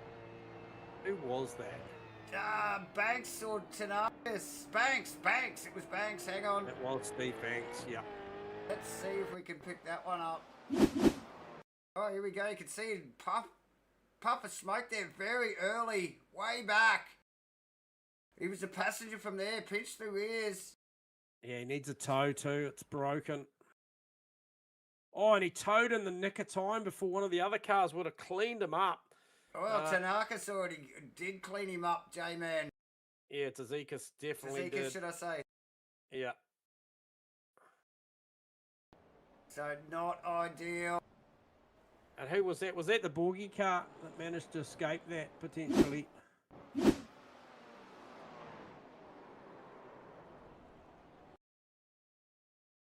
Yeah, so tricky stuff there. Safety car, Davo. Lucky, We see our first safety car. Mate, I was just going to say, lucky that didn't trigger a safety car, but here we are picking it up on the replay from another angle. So tough stuff. You can see the little puff of smoke, J-Man, yes. No, just wanting to query you, Dave, have you got the data to bring up when the cars were last in the pit lane? Because I'm looking towards maybe what we do know is we do know that Taylor Mitchell and Riley Boswell were in incredibly early. Does this play favourable to their program? Okay. Under a safety car, do they look for tyres and fuel? Yes, they do. They are in, and fortuitous as to where they were in track position when that safety car was called, as was Dutchy Clegg Urquhart also. Yeah, so it was like it was most of the first stops averaged in the mid-30s, so mid to late 30s. They so did we are their right first on pit the button. stops. Yeah, and so now what are we now? 67. So there was a couple of later guys in that first round, but as it's all just starting to update now, there's one there at 40, one there at 39 still there. I think it's Kitcher and Adams down the bottom there, J-Man on the board. So, and that Parletto car, that went 55 laps. Yeah, right. Unless they stopped twice. I think this only gives the last pit stop, actually. So, there you go. But anyway. Okay. So but you're right. It is pretty close to that next scheduled stop, isn't it? Yeah, and look, significant too. Andrew Dutch stays in the car. Fraser Clegg stays in the car. Robbie Bradbury is actually still circulating out there. Troy Stone Street in the car. But for me, the big one, Blake Urquhart. And there, Riley Boswell retains the 437 car from Taylor Mitchell. Let's have a look at your pit time data for that last pit stops for the boys there too, J-Man. There's some vastly different. Very different. Pit stops. Very, very different. Yeah, Bozzy 40 odd seconds versus Dutchy's 24 and a half. Yeah. Fraser Clegg 29-ish, somewhere around there. 53 for Bradbury, but hang on. Mackenzie at 18.9. Bradbury stayed out there. That was still his. So we've only got Dutch, Clegg in for the second stop. We've got Urquhart, Bozzy, Bennett Senior 2 stops. Barrow's been in again. Mackenzie's been in twice. I think Daryl Callahan's been in twice. Look for some of these drivers to maybe they missed the call and went back through. So I'm talking about Robbie Bradbury and potentially Troy Stone Street. What do they do? Do they look to come in the lane? Well, Robbie Bradbury certainly does as we speak.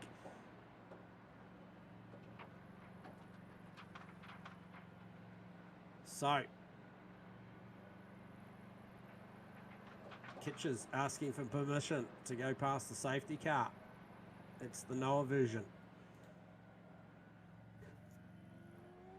Oh, he gets the drive, Pie. So, while the boys just work through that little reshuffle there, let a few of the boys through, we will go back here to the replay, just to remind you, and you can see the smoke coming out of Gray's car there. Way back at about the 100-metre marker. And then from then on, he just backed it in. So Brian Borg is tucked up in behind Andrew Dutch, and I think he should have had a wave by. I'm sure of it.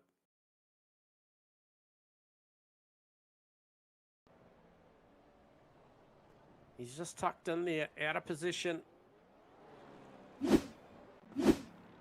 How many stops? 1, no, 2 stops. So maybe that is correct. So a little bit of organising to unpack here, but Dutchy's going to have the lead of this one over Clegg. But more importantly, Davo, there is some. What is there? There's probably, just looking at that, how many cars in between there? 1, 2, 3, 4 cars in between them, and then you look back a little bit as well. Urquhart, he's in there. Yeah, so wave around still to come. Wave around still to come, because what this will entertain, it'll entertain a great battle between Dutch and Clegg. You could argue in the later stages of that stint, Davo, that Clegg had the upper hand.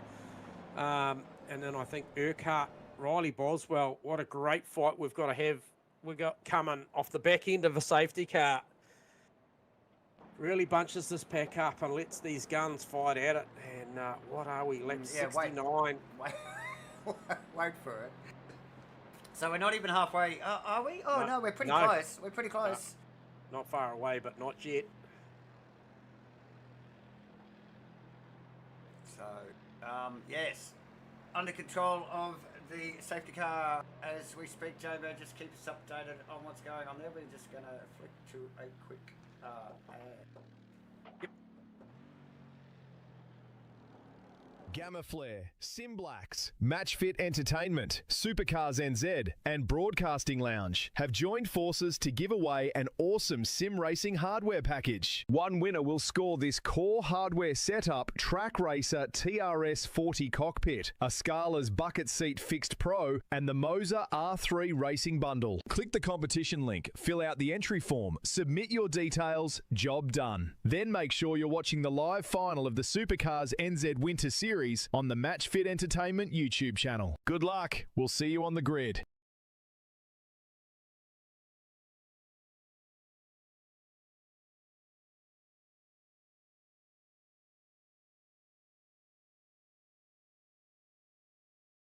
G'day legends, James here from Gamma Flare, and buckle up because sim racing just got a serious upgrade. For years, we've all been chasing the same thing: faster laps, bigger grids, closer battles, stronger communities, a single place where racers can connect, compete, and belong. Well mate, that place has officially arrived. Introducing the all-new Gamma Flare Sim Racing Hub. And trust me, this isn't just another app sitting on your phone collecting dust. This is the heartbeat of your racing world. Your championships, your events, your stats, your rivals, your mates, your racing community, all connected in one powerful place. Whether you're hunting lap records, chasing championship glory, climbing the rankings, or simply looking for your next battle on track, the Sim Racing Hub puts everything you need right in your pocket. Want to know where you stand? Dive deep into detailed driver statistics, race results, championship standings, performance tracking, and season history. Every lap,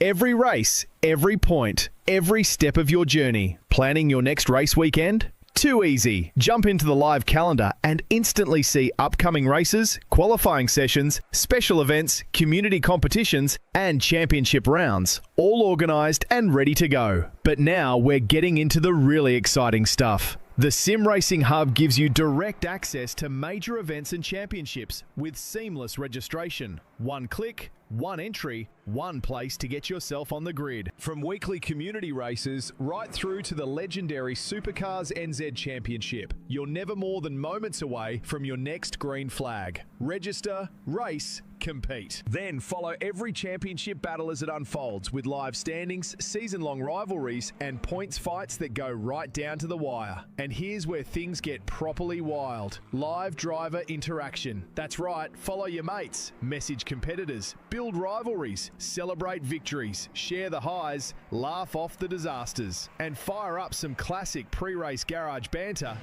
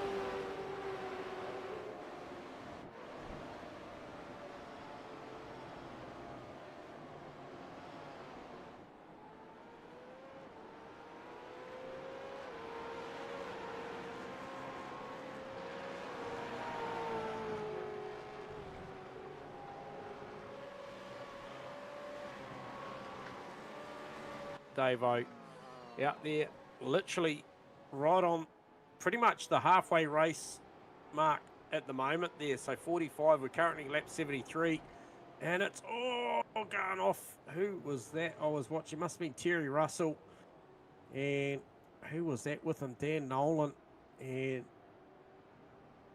Noah Kitcher as well. It was pretty busy. Sorry, I was actually looking at my data and saw a bit of an action-packed exchange going on down there, but just looking towards when these guys stopped. So obviously a lot of cars stopped pretty late in the piece here. Mitchell Sparrow, lap 69, 3 stops. So that's an interesting one there for Mitchell Sparrow.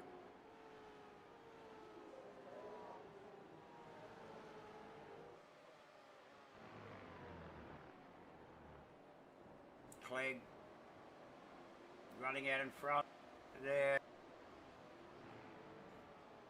after this very tidy pass on Andrew Dutch.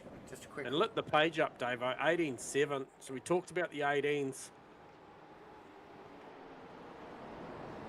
Hey, Jaden, good to have you tuning in, mate.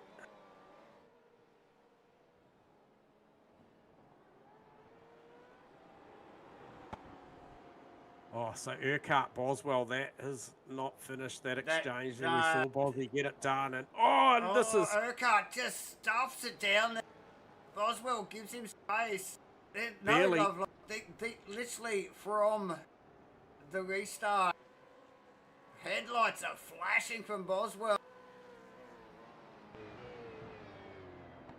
Very equally paced here. Yeah, look, I actually saw Bozzy open up the steering there. I don't think he thought that was going to be a move, and he read it and opened the steering up to let him go. And I don't know he's that happy about it. And looked to try and retaliate pretty quickly, and he's still not happy. Flashes the headlights. Again?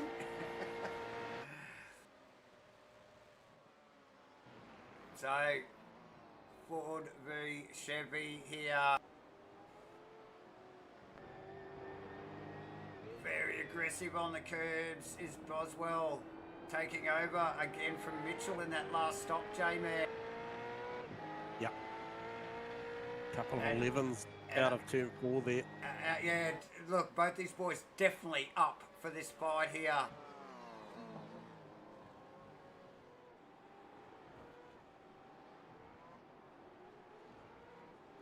So a little bit of paint exchange. Very disciplined nonetheless. These guys going at it. Clegg with that early move on Dutch. We just got another replay of it there just a little earlier. Yep. Dutch, quite happy to let him go. Just settles back down. It's a numbers game. Maybe just a little early on the scheduled stop with the safety car. Everyone took advantage of it. Was it too early? We will soon find out.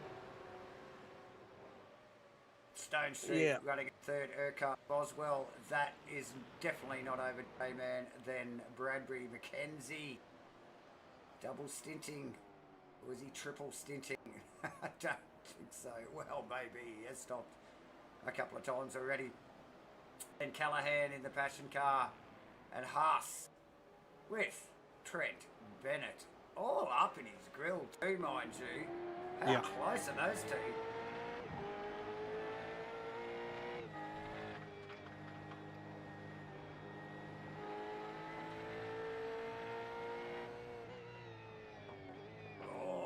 Oh, big dive from Bennett. Yeah, down on the inside there of Haas. Gets it done. So based on what we saw previously for Stone Street running out of third, if he was to make another stint looking at 45, he would probably see himself out somewhere around lap 85.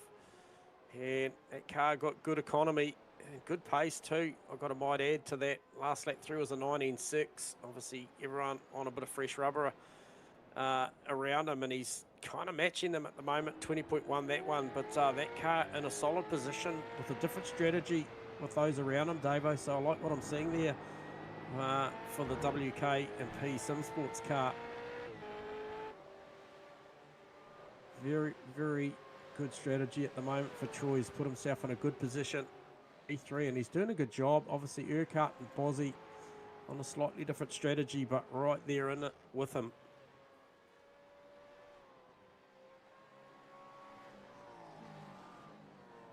Yeah, it's just one of those cars. I mean, we haven't seen that car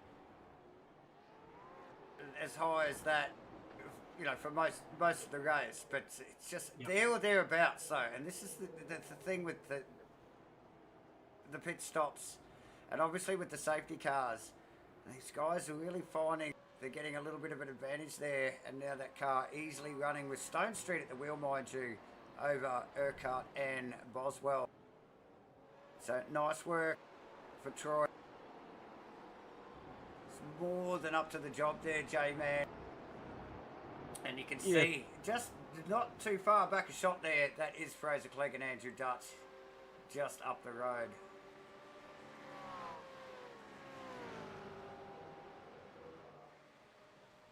So settled down into a nice even rhythm. The top 5.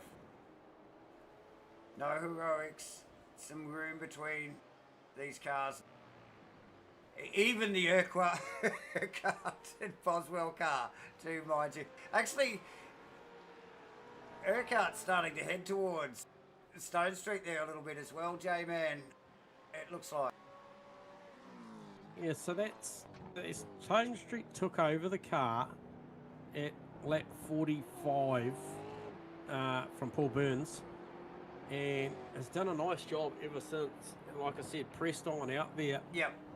Best lap was actually lap 72, Dave, in the recent past on a 19.2, according to my data. So there you go. They're on a great program, these boys. Watch out for that car. So Troy, and look where he's actually sitting. Look at his gains. So that car is up 10 positions, J-Man. Yeah. That's what I was saying. It's like the car hasn't been right up at the pointy end of the field, but there or thereabouts, and that's solid stuff. So, I mean, one of the boys actually called the Boswell Mitchell car in very early in the race, and that's is looking like a pretty good bet as well, to be honest. So, yeah, some good pairings here. Oh, who's this? This is Brian Borg, Mitch Haas. Is it? Very good pass. Gets it done. It was down into 1. Is it over? Oh, Haas trying to feed the power. Very tough. You see the cars move around a lot as they get up out of that corner there, J-Man.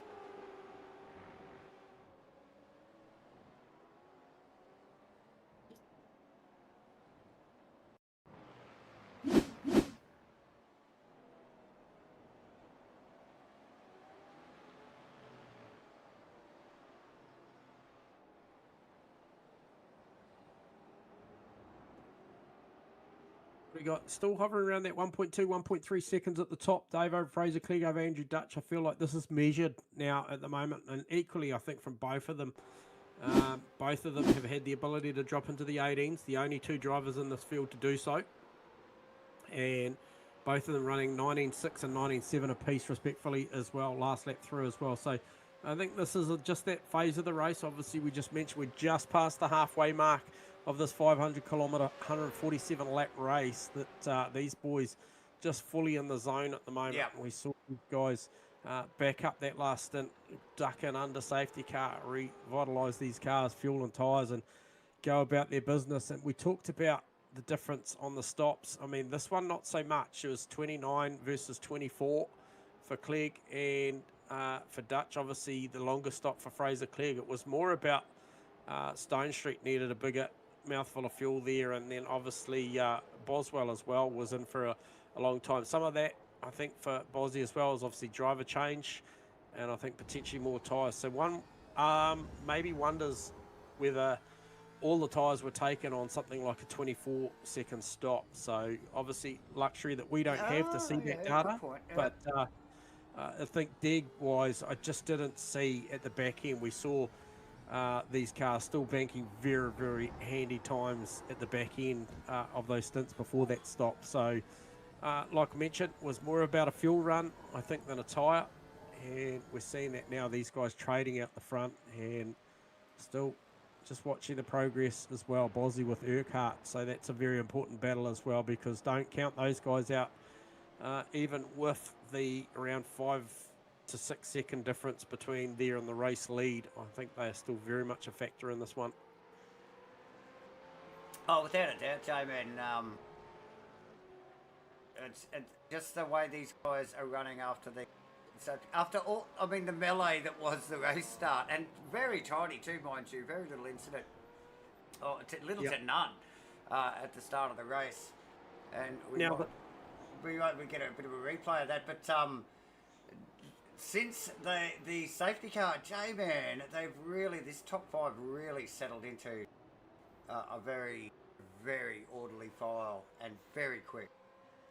Yeah, and I think, look, the odd one out here for me is I'm just trying to reverse engineer what the boys are up to in the 044 car. That's Troy Stonestreet, obviously up 10 spots, and he's, him and his teammate have done a great job on trying to get this car into a position that as to where it sits. But by my calculation, if they're running somewhere similar to the program that they would, we would probably see them in again in another 4 or so laps, which would take them out of sequence here. But you don't win the race on lap 85. It's 147, so we'll see what that makes for those boys. So they might take a little bit of pain shortly, and see where that slots them. But a lot of it's all about the short lap time, that 1 minute 19 odd lap time, and the fact that we're seeing plus 1 minute 25 to get in and out and service the car. So put you back in a bit of traffic, and we've seen multiple drivers had to deal with it today, and it won't be the last time. So starting to come under a little pressure from Urquhart. So maybe that car is just starting to get a little bit light on fuel, or maybe the tyre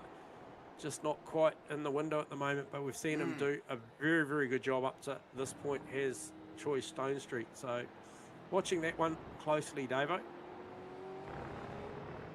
Yeah, and look, it's interesting to try and understand what might be going through the boys' heads here mentally while racing this, and obviously they've got the support of, generally got the support of their co-drivers in their ear, coaching them too, J-Man, and maybe just saying, oh look, let's just back off and hold this position for a little while, do a bit of fuel conservation, keep the tyres in a nice zone, or do we just attack and get that extra position as we see Urquhart has a crack. It's still overlap here. This is a very awkward little change of direction for these guys to do it. And look who is there. Boswell.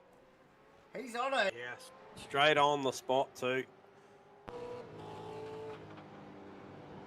Oh, this is going to get awkward. And they make it work, Davo. Lordy. This looked like Bozzy had pace to burn then. What a move. So there you go. Maybe that is part of the puzzle. Maybe Troy thinks, oh, okay, those boys are gone. Maybe I stick to my program, and like I really do think he is off sequence with the strategy on these boys. So still up 8 spots, Davo.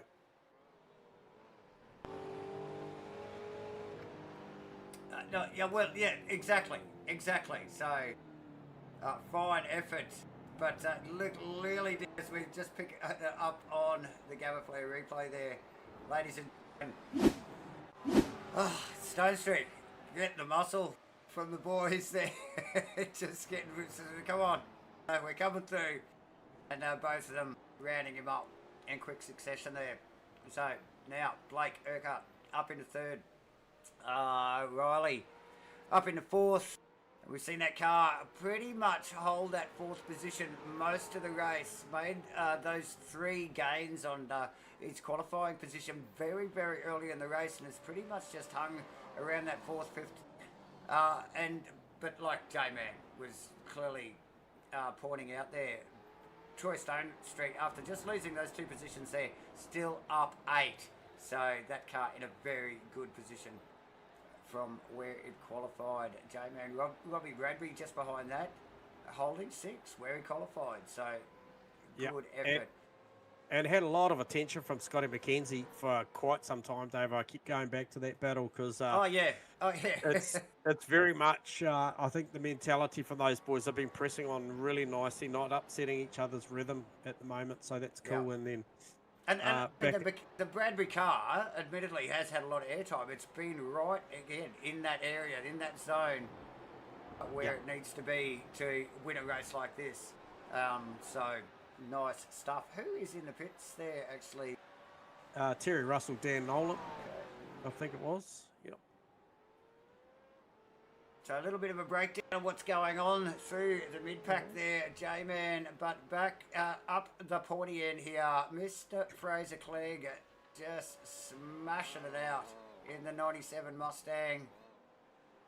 The FCR Sim Sports car. Very nice over Andrew Dutch in the 888 Phoenix Racing Mustang. A very recognisable car to us. We call these guys every week. Posy. Sorry to interrupt you, mate. Posy on her car. We got it in the background there, actually. The camera guys just changed their focus from Dutch, and it is still on. These guys, they are not mucking around there. It's not over yet. It is not over yet.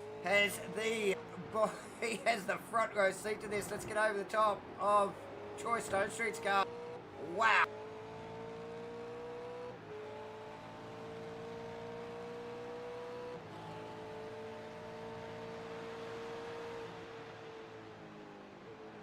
Down into 1. Boswell had a big look, well up on the curb. He's very hungry. The Chevy seems to manage it really well. Urquhart stays off them. And Stone Street's car looks good enough to be there too, Dave. Definitely looks good enough to be there. He literally got muscled out, But when he got overtaken by these boys, you know, maybe the slightest of mistakes, just that little bit of overlap there. And Boswell was right there. It was a train. There was no way he was only going to let one of them through. Here we go. Some lap traffic. Staying well out of the way. Smartly so. Nice work. Yeah, it was Jordan Pilato just staying well out of the boys' way. There.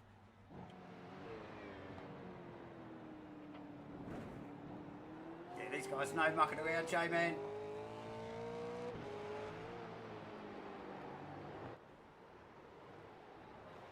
Battle 2. Who's that? That's Luke Munro, Alec Tzazikis.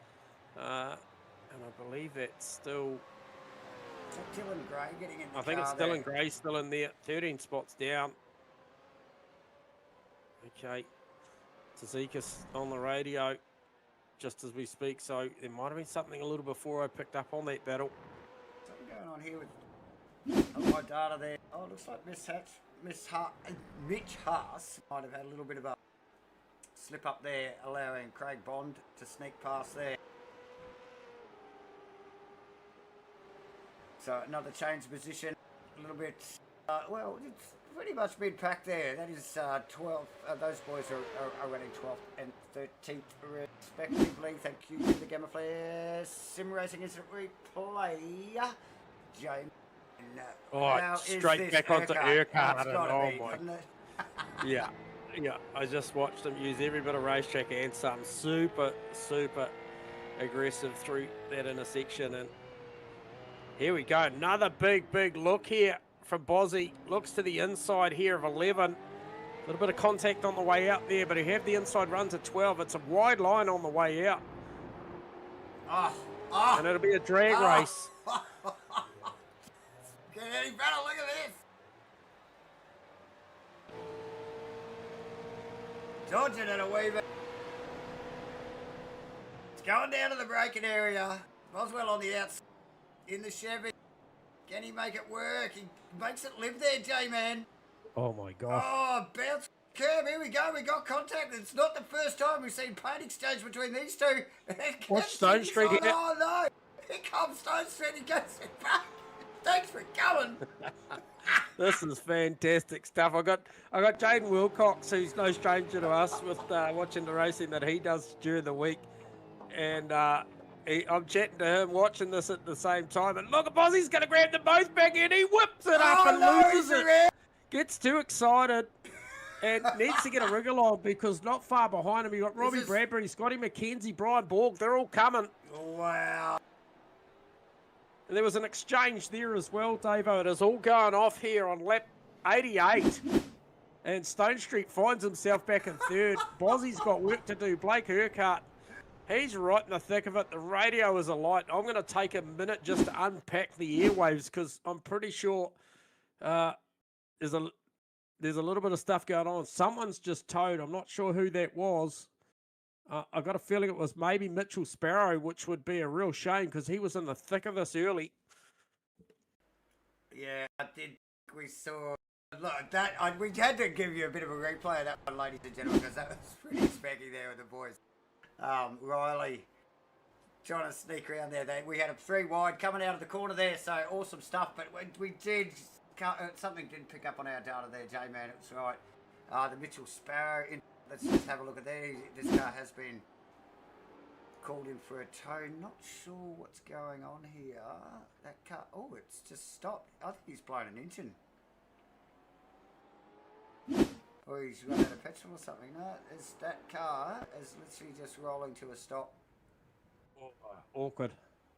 So, and right on line, mind you. So, yep. Very bad part of the circuit. Righto, so back to the action. Back to the action. Where we're on a sprint race on a Tuesday. Mitchy Haas has got a black flag. What is that for? That may be track infringements or something. I'm not sure that I heard race control light up for that one. However, I could imagine right at the minute they're unpacking a whole lot between. I heard a call from Bozzy. I heard. I'm sure you did. Literally multiple things going on there. So, however, I reckon Troy Stone Street at the moment, he is absolutely loving his Sunday right now. He is effectively 50 laps into his second program here. Lap 45 was the previous one. Yeah, what does he know? What is he 45 in? So he is pressing on with a different strategy than these boys, and he is playing with it. What are they? They are 13.7 seconds from the lead of this race. There's a 2.5 second margin between Dutchie and Fraser Clegg. That is a battle that is going to prevail deep into this race. Also, we talked about Robbie Bradbury, Scotty McKenzie. Those guys are having a hell of a Sunday afternoon here at the Bend, and sensing an opportunity around the outside is Scotty McKenzie, as Robbie Bradbury gets it nice and sideways. So much action going on for a race that has been going for over 2 hours, J-Man. Yeah. This guy's no bucking around.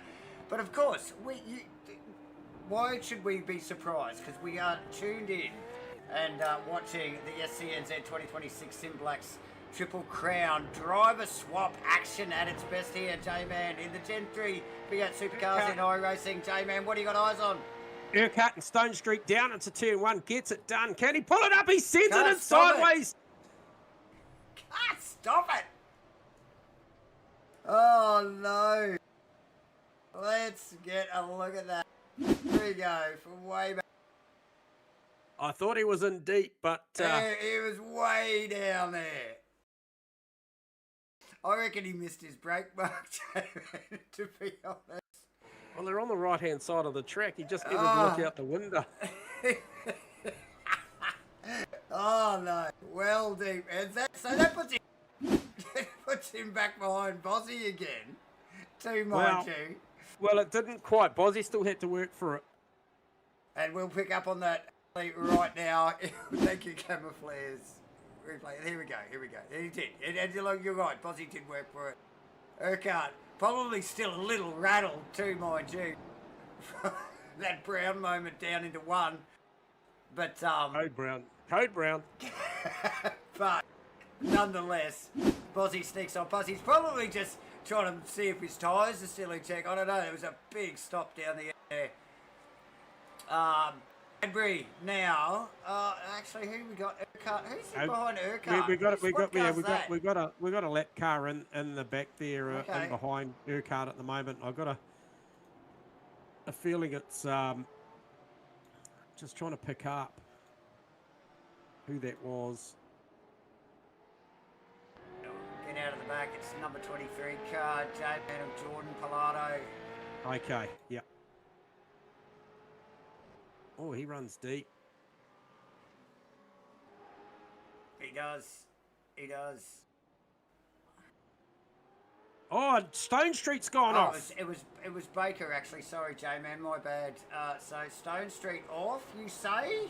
Yeah, and now contact between him and Urquhart. And that's what Baker there, that out of position car, is back through there again. Let's just pick up on that. So Street actually going off here. Oh, so big late move there from lock up there from Stone Street. Nearly had it. He was out in the marbles there, but gets a couple of wheels out on the grass there, which did him no favours at all. Brozzy passed. We get out of the back of that car, and look who's coming. That's right, that's Urquhart. And then this happened, and and then that happened. So there was a lot going on there. That's actually Miles Baker that just snuck back through there, just to make their life a little bit more difficult as after recovering from that. Thank you to the Gamma Flash Sim Racing replay guys there again. J-Man, this race, like I said, just mentioned, we're well 2 hours into this race, and it is still very exciting and so on. I don't know where to keep an eye on here. Where do you look? It's going on everywhere. Look at this. Mackenzie, Bradbury and Borg. Blanket over this lot. Yeah, no, that one's been building, and I mean, it's been Bradbury and Mackenzie for some time. There was a car in between them and Brian Borg, which is the Jason Bent's car also. So look for him to get back in that car in the not too distant future. But that is a great battle. We do see Alex Tzikis get a black flag there, so a little bit of race control unpacking an incident there between 37 and I think 42. So Tzikis on the back end of that has got to drive through.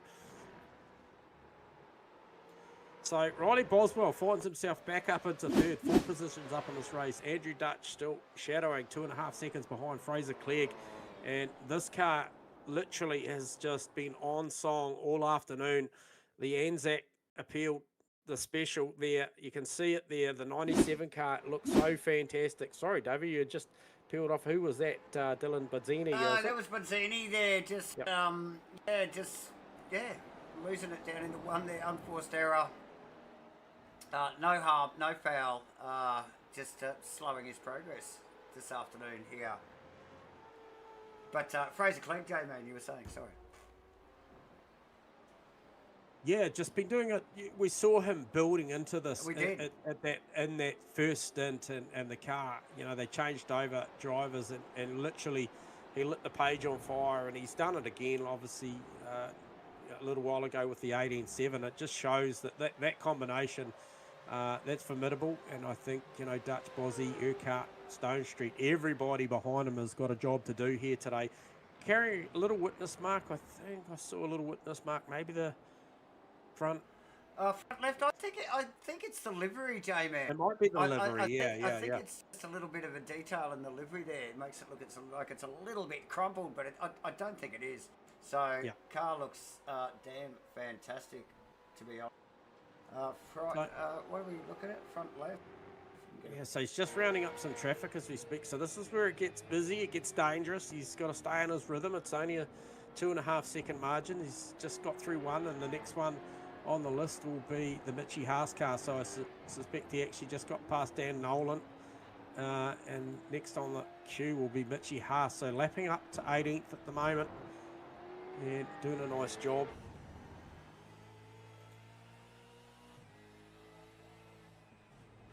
So a little bit of onboard. Now we did a little bit of onboard earlier with Dutchie. So we'll just get a little bit on board here now from Fraser Clegg. who is now the current leader, actually just coming through a bit of lap traffic here. This is the Mitch Haas 777 car, I think, J-Man. Yep. He's just about to sail on past, but yeah, a little bit of in-car here. Clegg, fastest lap of the race this guy's holding at the moment. Sit back, enjoy.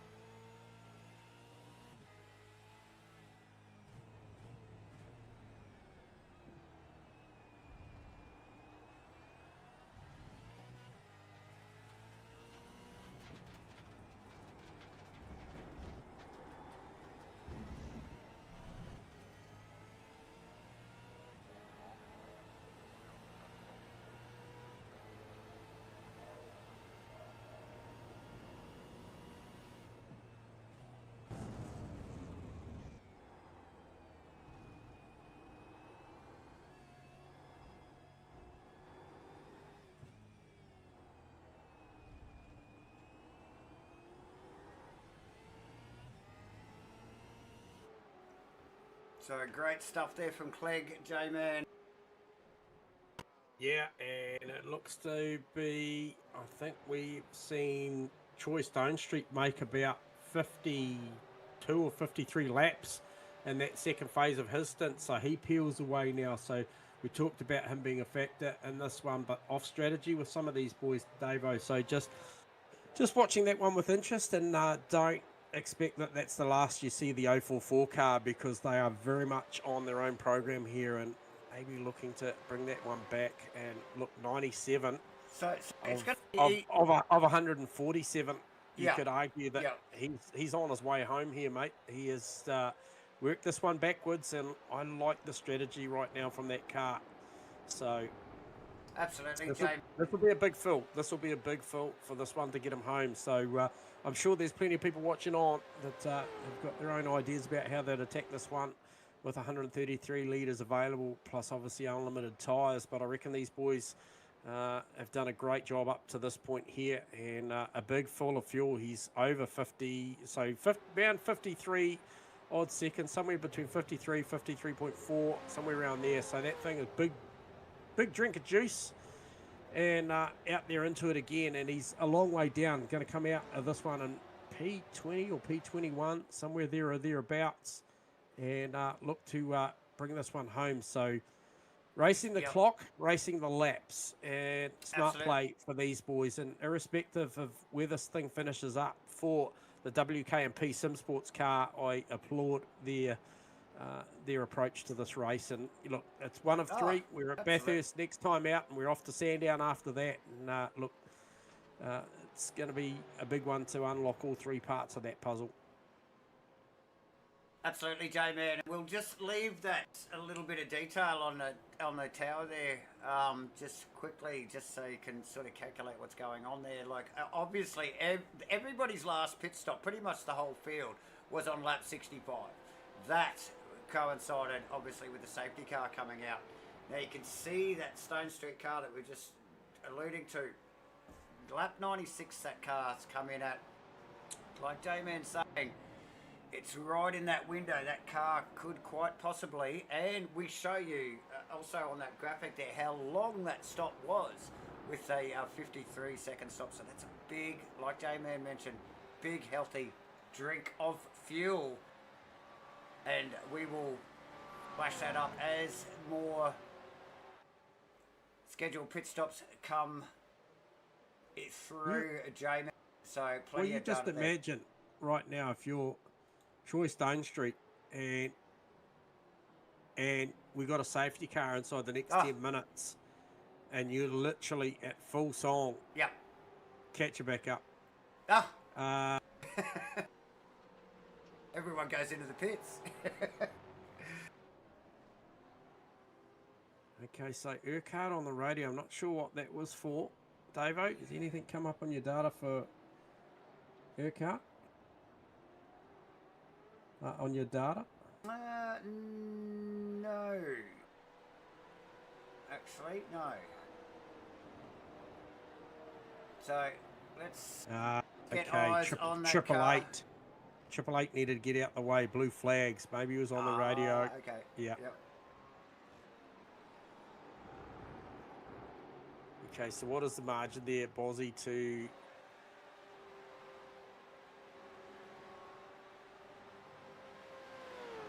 So, Oswell to Urquhart. Couple of seconds. Is yes, a couple of seconds. Yeah, 22 seconds away from the lead of the race. The gap at the front, though, Dutchy, Clegg, 1.5 seconds. So it's hovered between sort of 1.3 to 2 seconds, depending on traffic, depending on where the boys are at. They can comfortably see each other, one in the mirrors, one on the front screen. It's, yeah, I feel like it's at this point for these two here, and they do have a healthy 18 seconds over Riley Boswell. So, it's been an incident down there just ahead of Bozzy. Who was that? And that looked like the... I was just trying to pick up on who that was. That looked like the Blake Greenhall car, which is shared with... Okay, no, it wasn't that car.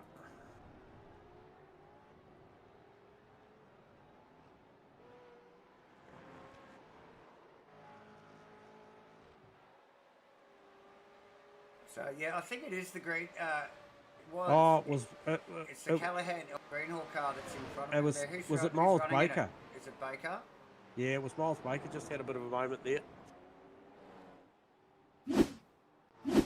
So, sting in the tail, Dave. I'm a little bit fixated at the moment with Fraser Clegg and Andrew Dutch and the lap times. 20.2 last lap through for Fraser Clegg, a 19.8 for Andrew Dutch. Was there traffic at play in this? Is this legitimate, just where the back end of the paces? These boys both stopped last time through. Both of them lapped 66. So this was the difference. 29 odd seconds for Fraser Clegg. 24 odd seconds. Well, 29.3 by my calculation. 24.7 for Dutchy. And so there's a variance potentially in fuel loads or stuff here. So this is the one as we approach. We're now at lap 101. Okay, so effectively we're going to get to a point where we come up shortly and these guys are going to comfortably have a fuel run home somewhere in the mid-40s if they made a decision shortly. So, and then literally, if you didn't think it was a sprint race already for the last 2 hours, you bet your bottom dollar these boys, the gloves will be off and we'll really get to see what these boys can do with this tyre and this fuel load and car. So Robbie Bradbury off, J-Man, backwards. Yep, did see that. We talked about what would a safety car look like for somebody like Troy Stone Street right now. Bradbury might have had a little assistance here, J-Man. He's on the radio as you speak, mate. As we just pick up on that.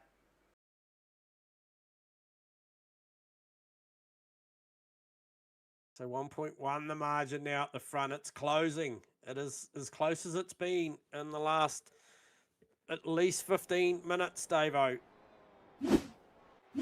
Oh, as you unpack that there's a bit going on. There was a bit going on there. But, and we can actually see the boys actually, Cleggy and Dutchy just running through that incident zone there. And the skid mark's still very clear on the road there. For everyone to witness. Dutchy chasing Clegg.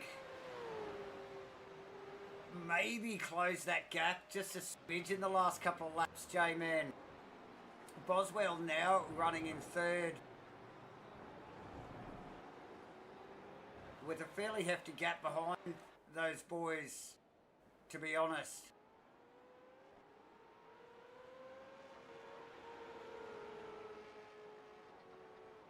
So Brian Borg's done a nice job, Dave. He was a fair way back. Obviously had his struggles in this stint since taking the car over from Jason Bentz, but just on a read at the moment. Obviously 33 seconds off the lead of the race and sub 10 seconds off the back of Blake Urquhart.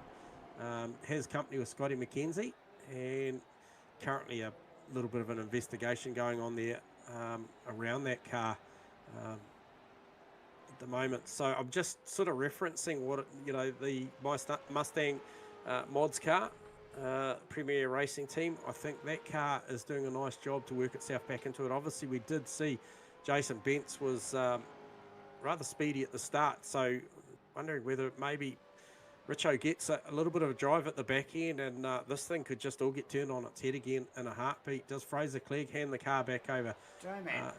Does Dutchy hand the car back over? Bro, look how close Dutch is now. Like in that one lap. I thought he was wriggling a bit closer the last couple of laps. He's literally under the wing now. Yep, he made a half a second in the lap. A 19.7 plays a 20.2. So we've seen this. We saw this actually from the Fraser Clegg car in the previous stint. I thought he was coming on strong before the safety car came out. And now we're seeing a reverse roll here. Dutch just looks super comfy out there. He's gotten into his work nicely this afternoon. Had the privilege of, as he just has to open the steering up to the left just to clear the rear fender of the Mustang. Going into that turn there, but yeah, we did have the privilege of talking to Dutchy recently. He is a regular supercar driver. And he don't mind it, Chad. Just quietly. So the boy. Oh, 117. That's Brian Borg. Cops a drive-through penalty. So I thought he actually called it in. And if he did... No, I think that's the right call there. I think Borg...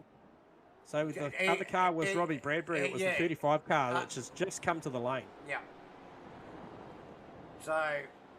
Fitzy in. We'll just get a replay of that incident. I think we've got that one. Yes, it's this one here. I'll stay with Stone Street. Dutch and Clegg while you have unpack there, Davo, because wow. So this is the incident that's he's getting penalised for at the moment. Yeah.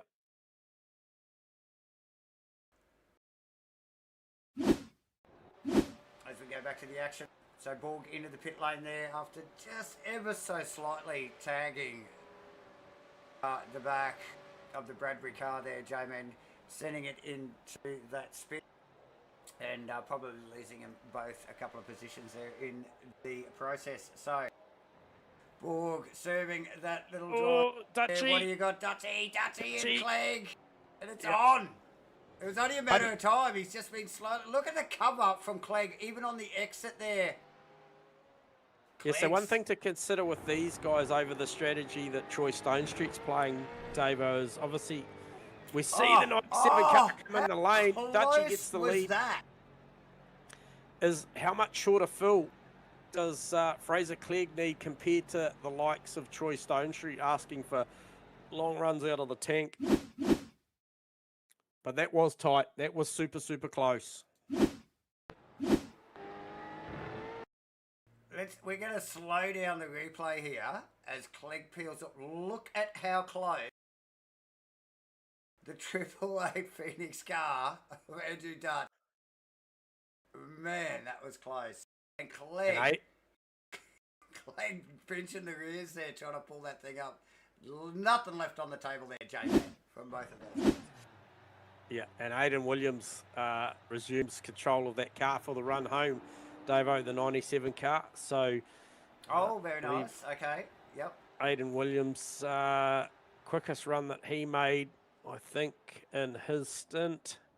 Just having a little bit of a look, was somewhere around about a 19.8, somewhere there or thereabouts. Maybe a 19.7. So, just watch that pace. He has the ability to drop into the 19s, and that was a quite efficient stop, Dave. You got the numbers for how long that car was stationary. We've got when these guys have stopped. So these guys are clearly able to run these cars home now, I would suspect. The ones that ran the mid to late 90s, like the 96 lap and the 97 lap are still borderline, you would think? Depending on how much fuel went in. And that's what we put up. Depending on how much fuel went in. So, I mean, got the data he's up there asking, now. yeah, he's asking 40 laps of this, so comfortable. Very, very comfortable. Who's McLeod driving with? McLeod? Callahan and Bradbury at it.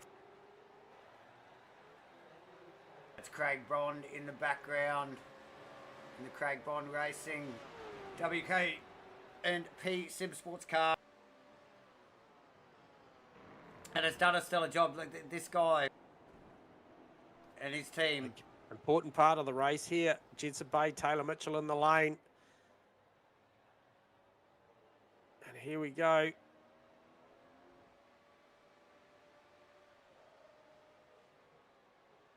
.51 cars coming out with Jensen Bay at the helm. Where is Aiden Williams? Here he comes. They're going to meet and greet each other down to turn one. And Aiden Williams gets the job done. Gets down there. Now here's the fight. It'll be the measure up. Aiden Williams versus Jensen Bay. And reference back to Jensen Bay. What is his fastest lap that he has run in his first stint? He was more, I can see a 19.7 in there, a 19.6. So comparable pace. He's probably banked a few more 19s than Aiden Williams has. So we're going to get to see the fight out on track.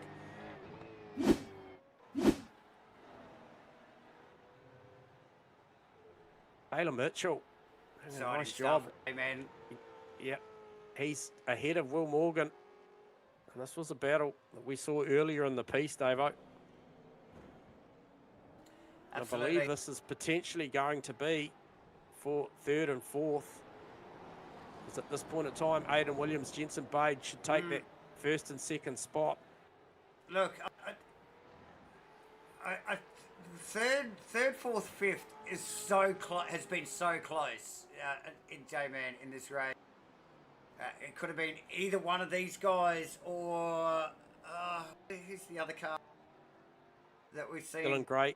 Gray mixed up in that. So he's back in the lane also. So, yeah, very hotly contested right from the get-go, J-Man. Literally from the green flag, those positions hotly.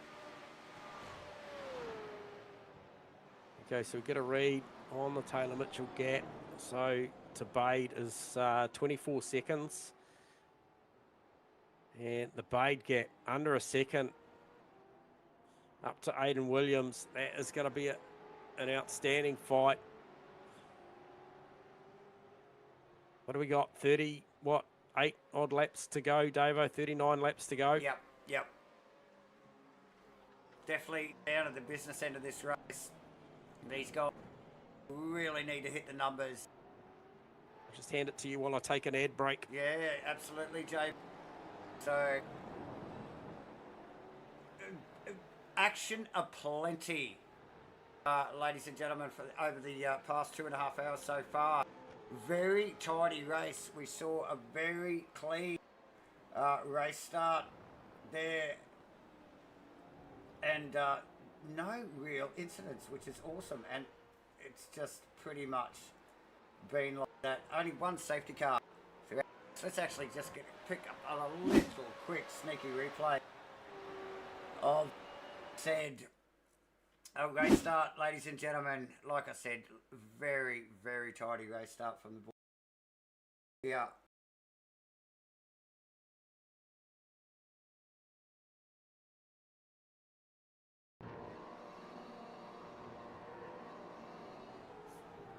Okay, 2.5 hours ago, 0 kilometres on the clock.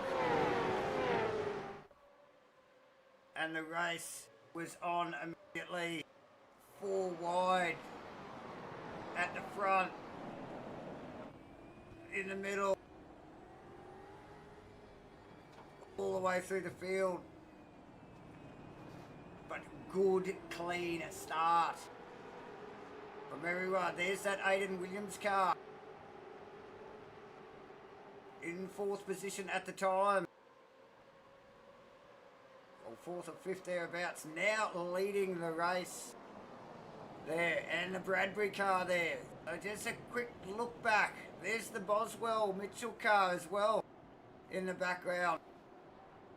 So just a little bit of a reference on how this all started out. Lap 1, ladies and gentlemen. And here we are, 2.5 hours later.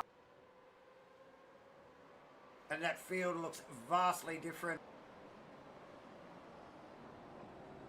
with the FCR SimSports car now leading the way. But good clean start, only one safety car. So tidy start, all the boys.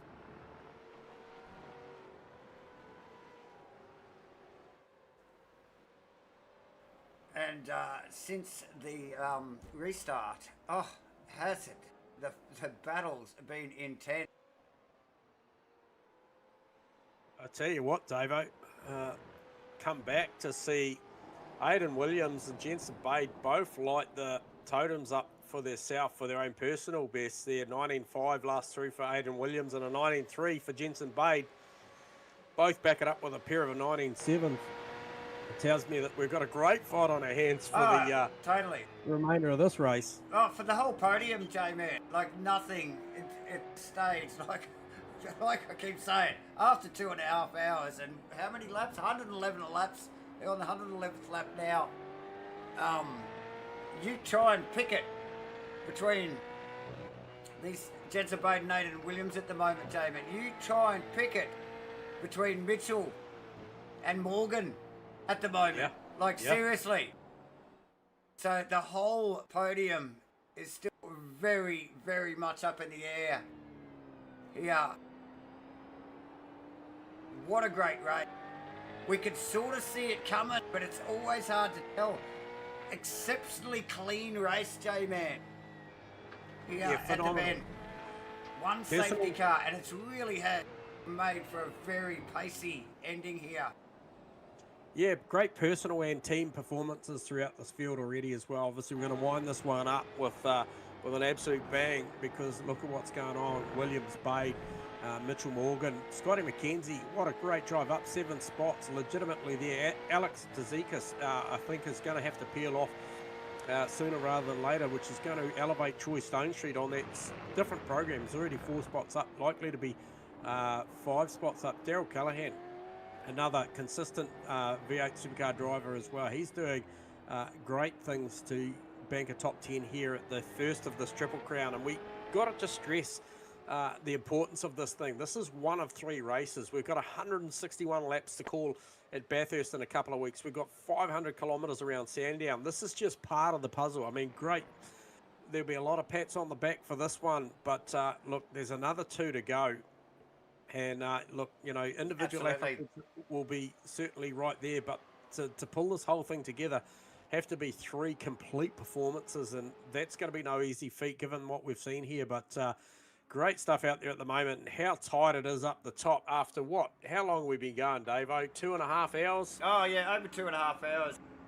And these guys very serious about what's going on. Obviously, as we're just throwing a little bit of content up there for you to see what these guys are playing for and the dates for the other 2 rounds there at Bathurst and Sandown. But yeah, like some good solid prize money for these boys. So they're taking it very seriously, and obviously if they compete in all 3 rounds, so basically anybody that's in this race now is already in contention for this, as long as they turn up for the next 2 races. Best passes and best liveries prizes going to get given away throughout the series as well, so stand by for that, all that jazz. But what a great race, J-Man. Couldn't have asked for better on a lovely Sunday afternoon. What better thing? I couldn't think of anything better to do. And how about this at the end? A fight for first and second. Well, it's just first. It's just not over between, obviously, Aidan Williams and Jensen Bade. Look at these guys. Throw a blanket over those. And the podium in general as well. Taylor Mitchell, just, Will Morgan as well. That one there is far from done. You can't pick it. You could not pick this top 3 at the moment. So Awesome stuff. Right down to the wire. And that's what we like to see, ladies and gentlemen.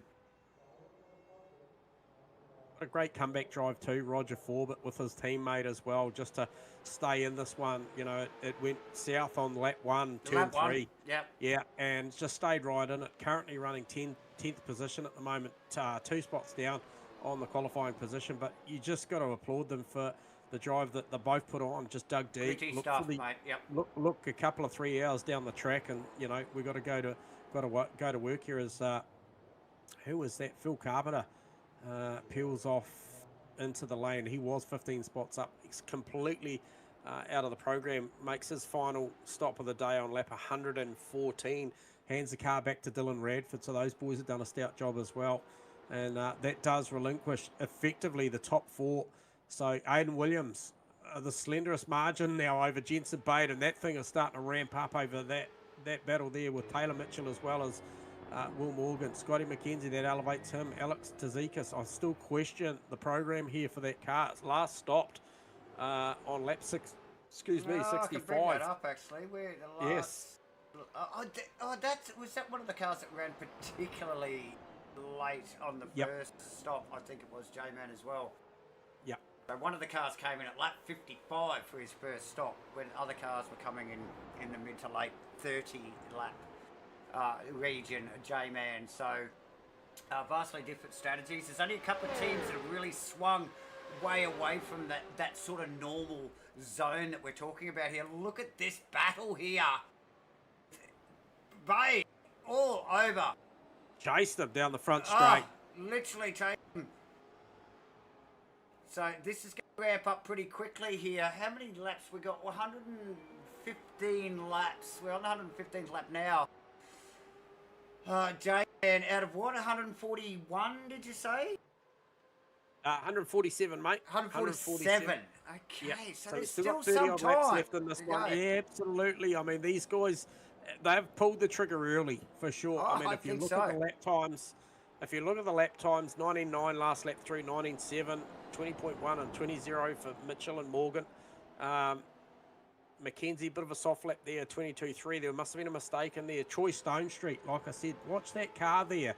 He's raced himself into the 7 positions up the 044 car. I love the program that they've run here. They went against the grain and they're still very much in it. And if we look at those numbers, 5 seconds the difference between him and Mackenzie. He was 2.5 odd seconds faster than him last lap. So just watch that space. Could he see himself get a top 5? But for me right now, it's about this fight here. Jensen Bade, Aidan Williams.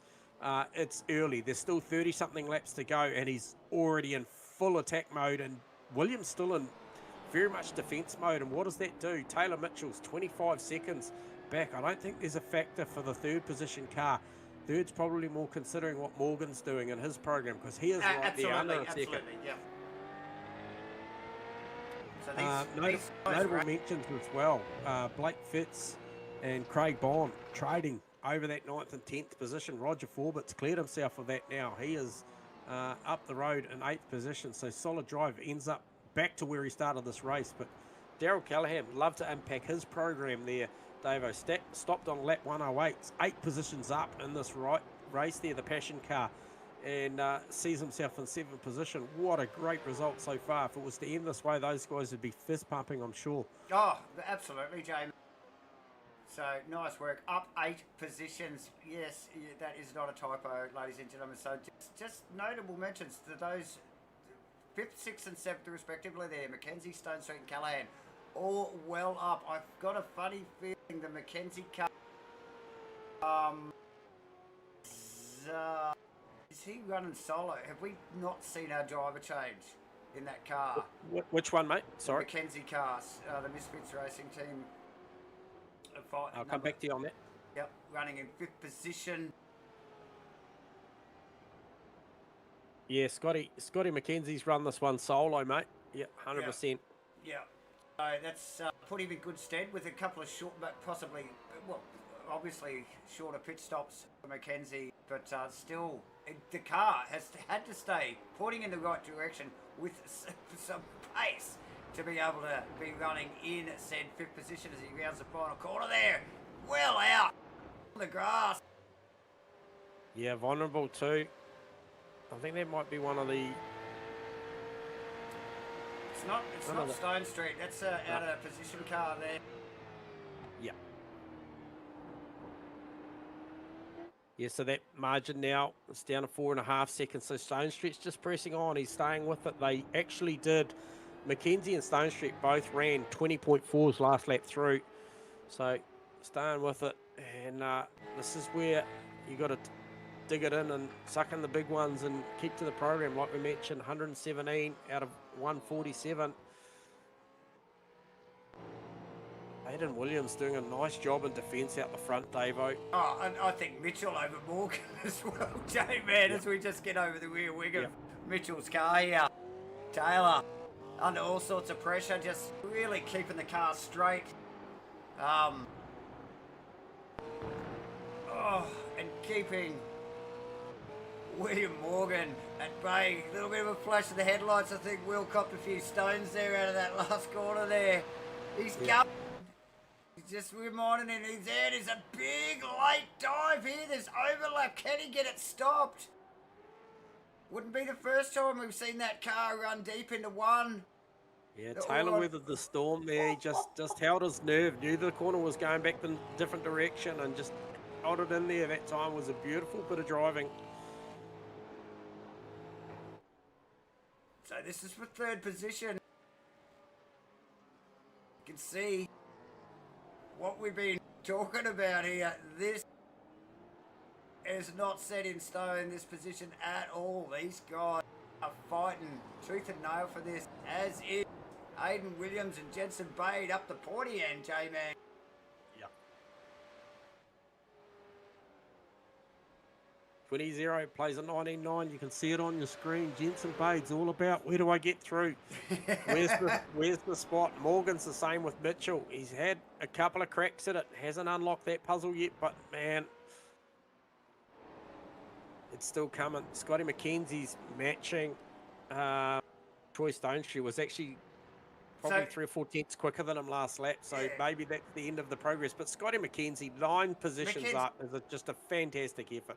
Solo. Yeah, Mackenzie, Stonestreet and Callahan are actually in fairly... Well, even Forbert's in there as well. Like those boys from 4th, 5th, so it's 5th, 6th, 7th and 8th. Yep. All chasing that 5th position, basically. As we start winding down, 119 laps now as we watch Roger Forbert run down to 1. Big late stop there. In behind Callahan in the passion car, J-Man. It's actually quite close to him now. With another look too, Davo.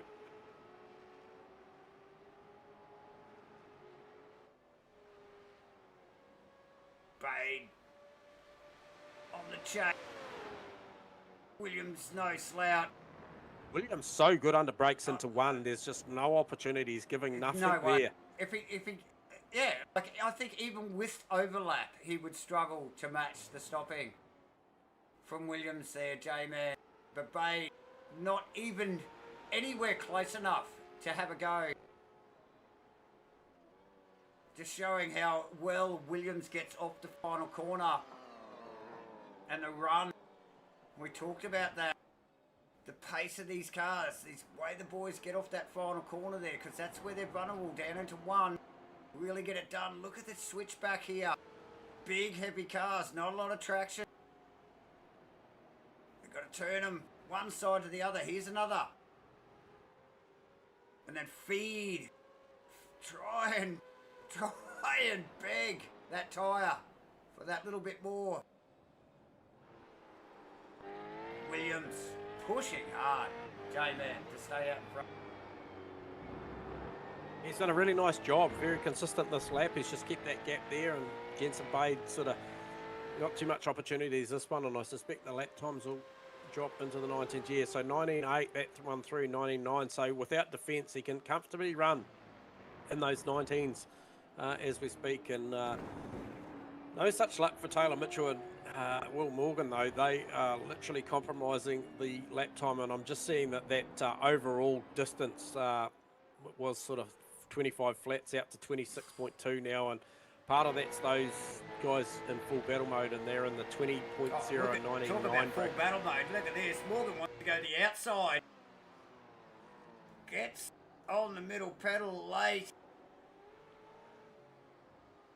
Mitchell allows him the space, very sideways from the Camaro there on the change of direction. They feed that power, and you can see Morgan really working, soaring, trying to keep that thing in check. And again, you can see the front wheel, the opposite lock. Well, let's get a little bit in car.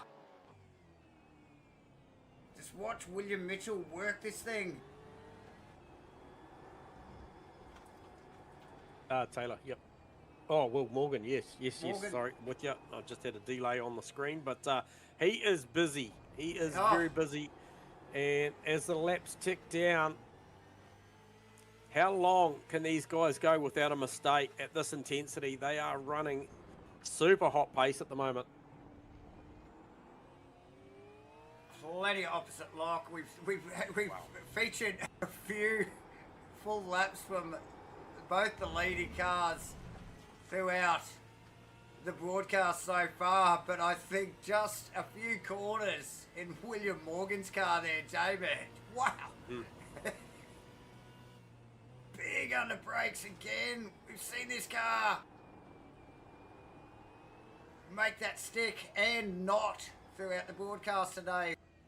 We've seen it off track. We've seen it make big moves.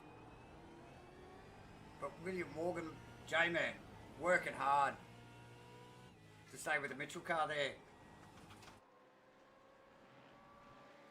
Mitchell actually gets a little bit of a gap on him there. Morgan may be overdriving a little. Easily done on a circuit like the bend here, J-Man. Oh yeah, definitely he's throwing everything at it because he's still in full attack mode. Jensen Bade equally the same. It has a little bit more finesse at the front. The boy's very, very accurate. I think Bade in his attacks not sort of probably getting too up underneath and maybe too sideways. He's literally just following him at the moment, but you can see the attitude of Will Morgan. He literally wants to get that done before the last lap of this race. True that. And I can see Taylor Mitchell focusing heavily on that turn 12 exit. Last couple of laps he's done a nice job, yeah. But look at the stop. The stop from Morgan is outstanding. Yeah. Anything that Mitchell gets off 12 evaporates down into 1 there. And these guys continue on. Shadow's getting a bit long. Now, J-Man, we'll just get you our little weather and information. Williams, or Morgan, should I say, looking. Mitchell very wide. Covered it with momentum. Oh, fair bit of curb there that time through for Morgan. He suffered for that. Not a lot though, J-Man. Maybe a car length or two. And up the front, Aidan Williams banks another 19.8 versus a 20.0 for Jensen Bade. So he holds them off for another lap. He'll be clicking them down. 124 now on out of 147. That's a lot to ask, Davo. This concentration and intensity, and then also just trying to track the progress of Stone Street over Mackenzie. It's stabilised out at 5 seconds. It's more about Callahan. I think in the recent past, Forbett's gone through, and well, it's Callahan, Fitz, and he's got Bondi's in there now as well. So yeah, Fitzy and Bondi right in there now. So he would have dealt with Roger Forbett in the recent past, and now he's got another couple. Yeah, and the Dylan Gray car actually in the background there, J-Man. Remember that car was in the top 3 at the beginning of this race. Now as down. was Jason Bentz was up in there, but true he's that. back in 12th. So they're both down 8th and 7th respectively, both those drivers. So they've had a tough day here in the office. Oh, as we see Fitz And Callahan come together. I can't believe Callahan caught that. Wow. What? And it's still, oh no, that's Mondi going past. Let's see if we can, the boys got to replay that one. Come on, guys. Fade. Sorry, we got to get onto this one first. Here we go.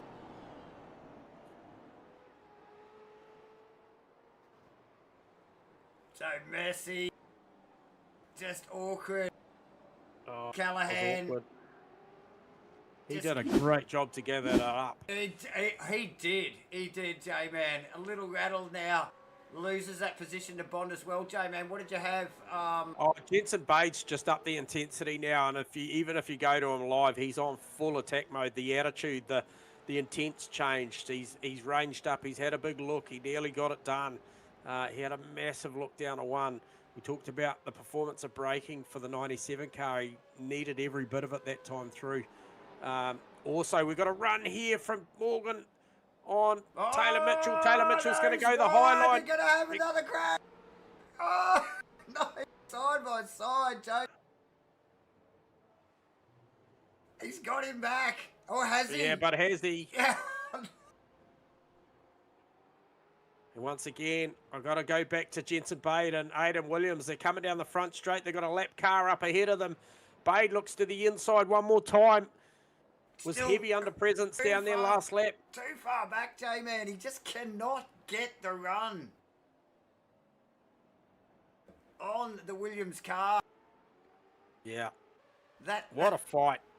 That thing is so quick, that FCR Sim Sports Mustang, the 97 car, so quick in a straight line. Off 12, down the straightaway. Nothing goes near it. Bade tries everything at J, and Mitchell and Morgan still at it. Even after, we have, the amount of paint these two cars have exchanged. Didn't matter who was driving them. Just amazing. Bond with a Bondy requesting a tow. That's requesting a tow. That thing is expired. Is that a safety car? That's a meatball flag, that one.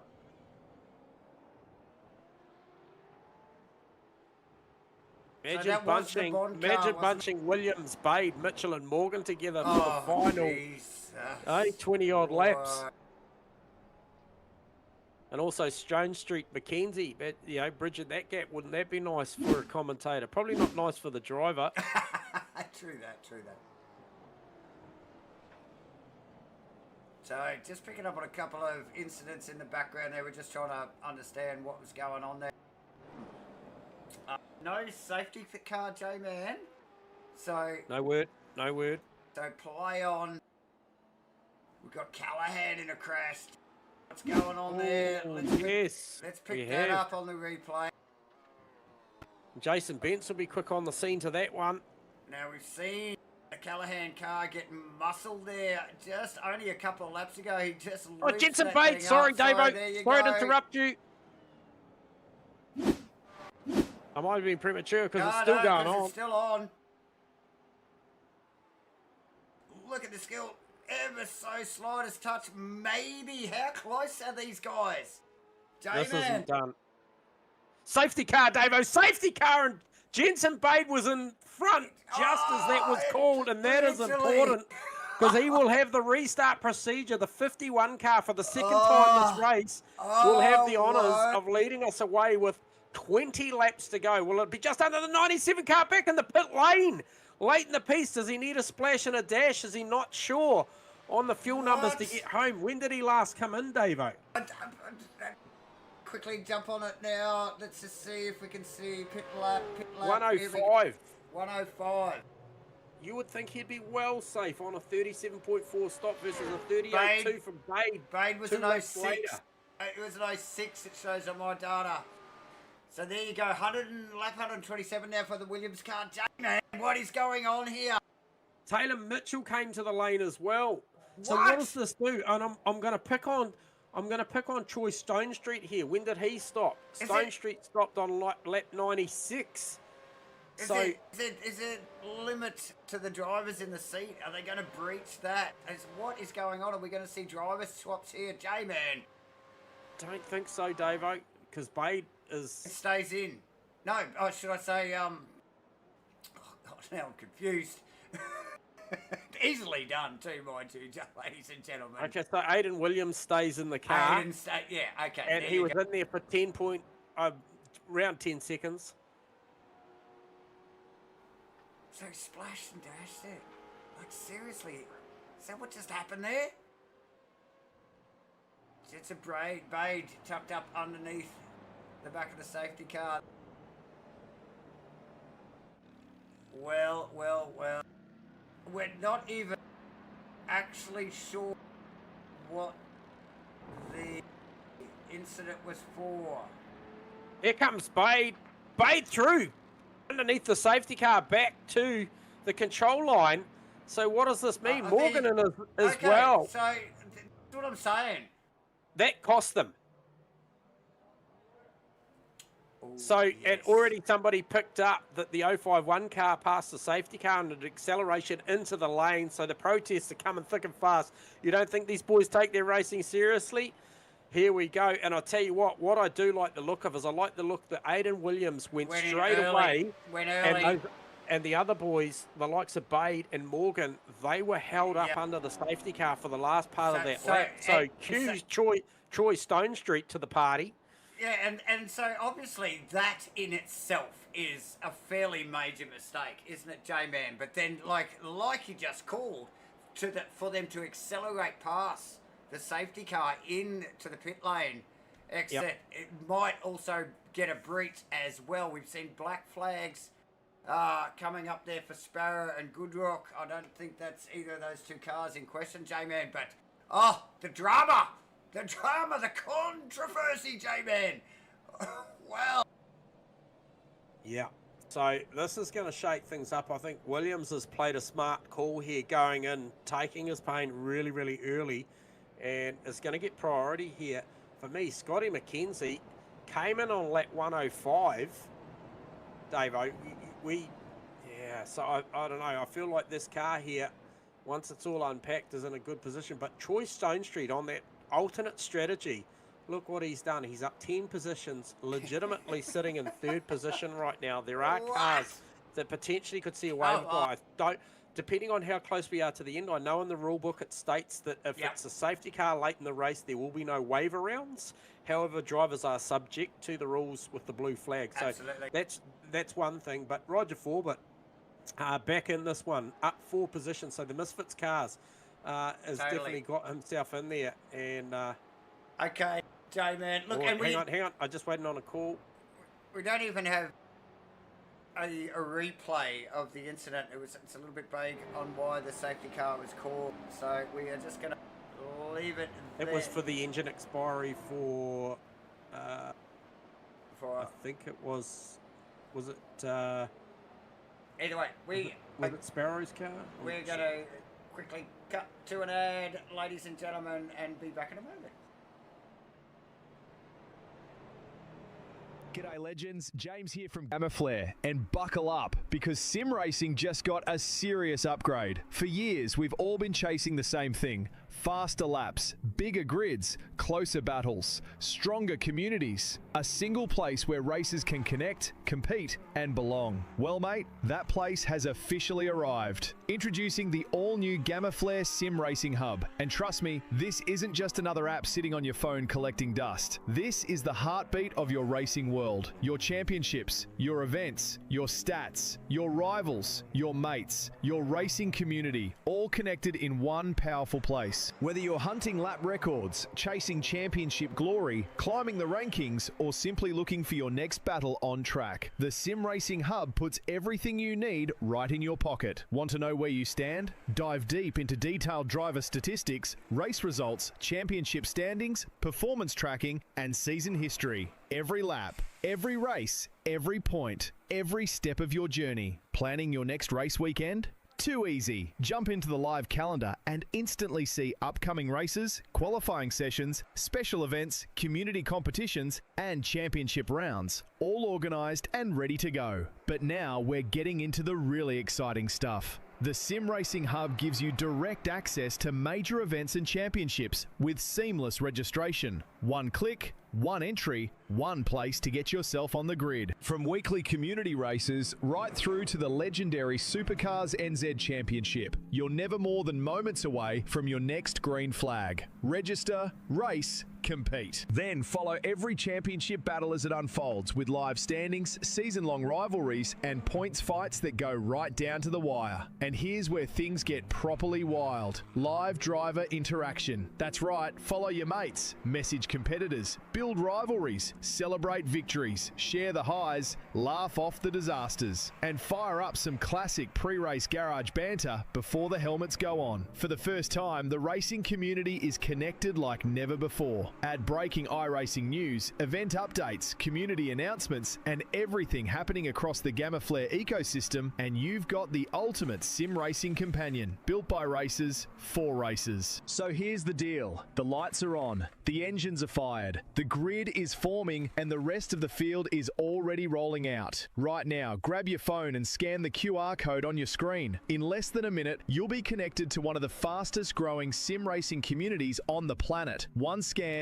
one download, one community. Everything sim racing. The Gamma Flare Sim Racing Hub. Your racing world connected. I'm James from Gamma Flare. Keep it pinned. Stay absolutely rapid. And remember, championships aren't won sitting in the garage. Gamma Flare, SIMBLACKS, Match Fit Entertainment, SuperCars NZ, and Broadcasting Lounge have joined forces to give away an awesome sim racing hardware package. One winner will score this core hardware setup Track Racer TRS 40 cockpit, a Scala's Bucket Seat Fixed Pro, and the Moser R3 Racing Bundle. Click the competition link, fill out the entry form, submit your details, job done. Then make sure you're watching the live final of the SuperCars NZ Winter Series on the Match Fit Entertainment YouTube channel. Good luck. We'll see you on the grid.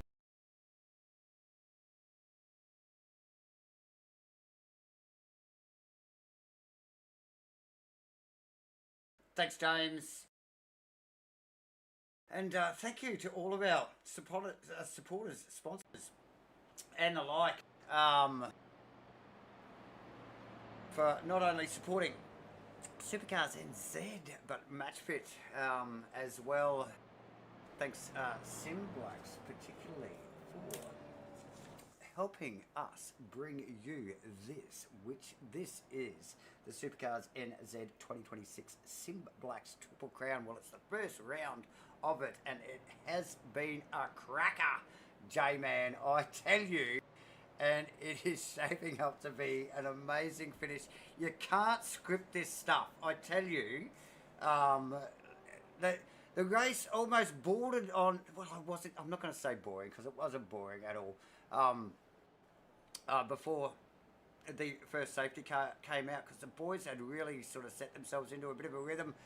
Since then, we've had one safety car out, and now as the boys circulate around the second one, with a few varying strategies on the table, J-Man, isn't this shaping up to be one of the most epic? And look, this is the first round in the Triple Crown, see, J-Man? Oh, mate, we are going to have a 15-lap dash at the back end of this race. We've already been at it for a little over 3 hours. The safety car is just literally, as I speak, peeled away.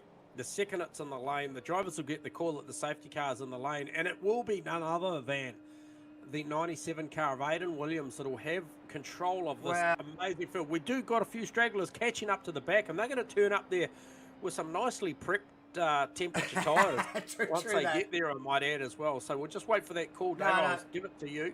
Safety car in the lane. Safety car in the lane, and under the field under control of Aidan Williams, but it's not now because he's off, and we are on. So Williams over Mackenzie, Stone Street, Forbett, Bade, Mitchell, Morgan, Callahan, Gray, and Bentz make up the 10. And I tell you what, 15 laps of goodness. Forbett, Bade just sneaks past immediately. It's Mitchell and Morgan. And these two cars, once again, trading pace, J-Man. The whole race we've seen these two going at it. Didn't matter. Well, these two cars, it didn't matter who was behind the wheel, did it? These guys.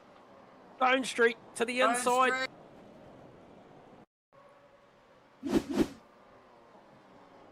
And Bade goes with him, or does he? We're just picking up on the replay of it because we're just going to, so we can answer that question for you, J-Man. And yes, he did. And it is still on. Bade on Mackenzie. Bade's done with it. Looks back over the rear wing. Look at how intense the fight is in the background. I would suspect to see Mitchell and Morgan actually come back, pass through the... And they are starting to file their way through the likes of Forbin and Mackenzie. And look at this. Down the start-finish straight for the first... into the first lap. Look at this, Dave. Dylan Gray back in there, deep under brakes on Morgan down to turn 1.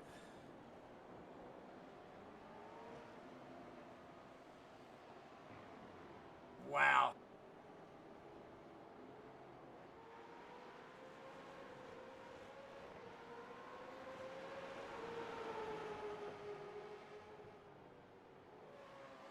Aidan Williams way, J-Man on Stone Street on Bade. For there's still position changes. Here it is. It's Williams. It's Morgan. It's Mackenzie. It's Gray. Look at him. 3 wide into the braking area.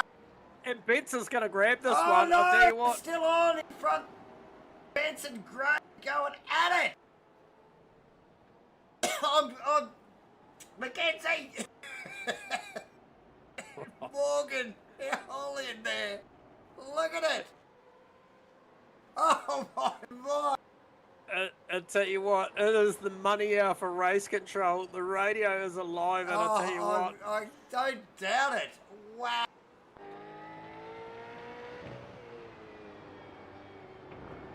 Oh, I'm nearly out of breath, I'll tell you. And here they come.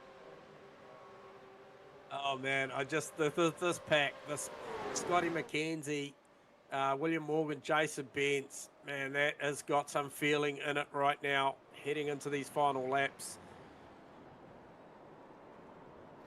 Oh no, who's that going backwards? Oh no! And we got Douglas. Douglas gets tipped around. Yeah. Oh no, we just had cameras on that car. Here it is. It's like an unfortunate, it just got tagged by a car that was just gathering it back up. Tough day at the office, J-Man. Thank you to the Game of Play Sim Race replay. Wow. What do you got eyes on? Oh, I'm just looking. How's about the 97 car right now, and just the luxury he's got with fresh air. He's got Troy Stone Street that's going to put up a hell of a defence on the 051 car at Jensen Bade to try and defend that. And then, obviously, we did hear the call earlier about the 051 car passing the safety car into the pit lane. I haven't heard any more about that. I just thought I'd remind you and the viewers, Davo, that that was something. And, I mean, you know, we are definite fans and supporters of the 051 car, as every car out there we are. However, you know, we've got to pick up the finer details as we know that will be something that they will be unpacking. Taylor Mitchell's doing a great job chasing down Roger Forbett. I just can't help but think Roger Forbett's team, himself and his co-driver, have done such a stellar job to keep their head in the game here. We talked about what it might look like with safety cars, and just stay in it the whole way. Don't ever doubt what may come at the back end of this. Scotty McKenzie as well. And Stone Street, J-Man, you've been singing his tune like pretty much the whole back half of this race, and just where that car sits in this final moments of this race. And again, I mean, just look at it. He's up 11 positions. I mean, he's got his work cut out for him to stay in front of Bade, but even to be third in this type of field, impressive effort. J-Man, like seriously. It's massive. It is massive. 100%. These guys are just literally superstars in our eyes, the performance they're putting on.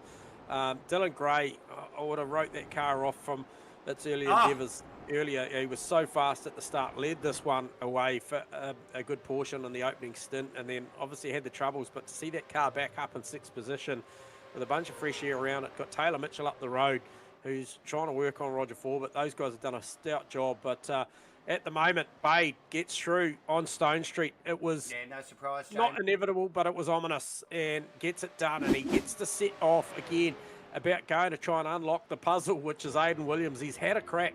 He's had proper chances at trying to get through on Aidan Williams leading up to that last safety car. We talked about the intensity. How long could Aidan Williams hold off the hard-charging Jensen Bade? We're going to find out again. The laps are running down. 10 to go, Davo. Well, what a day of racing so far, viewers. Amazing. Plenty of action throughout the field and across the whole day and the whole race so far. We're over 3 hours in, only a couple of safety cars. So, relatively clean race, to be honest. Forbett getting worked over by Mitchell at the moment. What do you got eyes on, J-Man? Oh, just the legitimate field. The gloves are off with 10 to go. Last lap through. All of the field right down to P9 was in the 19s, Dave. Deep into the 19s. 19.2s, 19.5s. They have really taken the gloves off and they're into it now as we just start lap 138 now. So, hard to know where to look at the moment. Obviously, watching the progress of Bade on Williams. Stone Street looks comfy in third with Forbett having his hands full of Taylor Mitchell. Dylan Gray, we talked about that car coming back.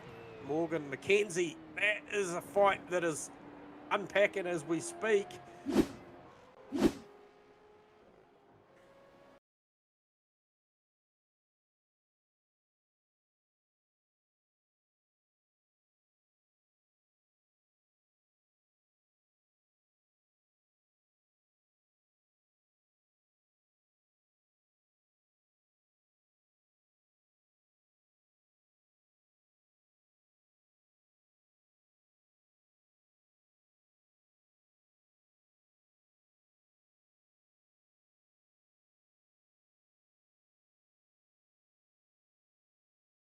The moment, actually 10th, 11th and 12th, Dylan Radford's holding down.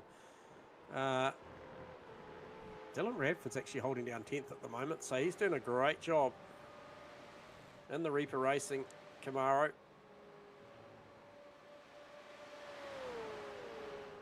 So Bade now nearly got to the back of Williams after the pass on Stone Street. He is there. He is coming. Last lap time through. There's a 19.2 versus a 19.4.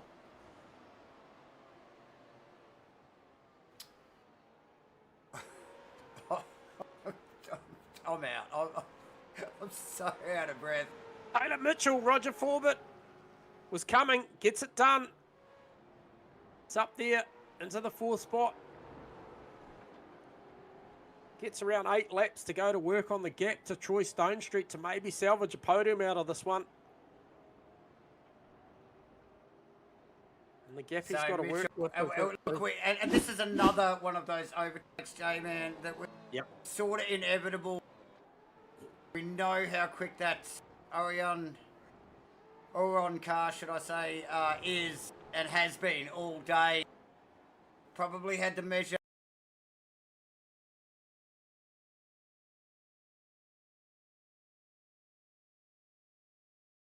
on the Misfits car.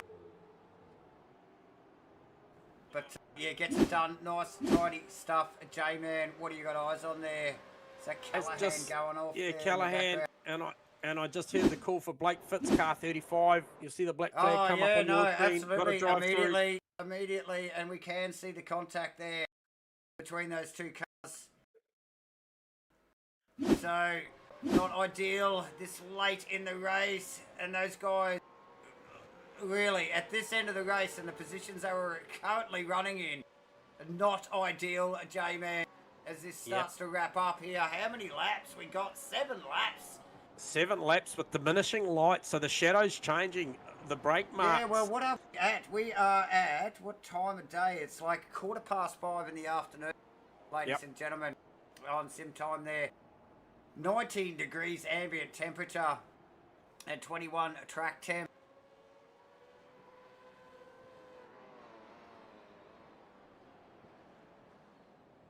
Jensen Bade, 19.3 last lap through, was a ripper lap. He is on the gas. Mitchell's trying to deal with that 2 and a bit second gap that he's got up to Stone Street. Stone Street's just done such a nice job of putting together this package with his teammate throughout this race. Forbit also good recovery, but I think the fight is definitely Bade and Williams for the lead of this race. However, if it goes a little bit south, watch out for Troy Stone Street.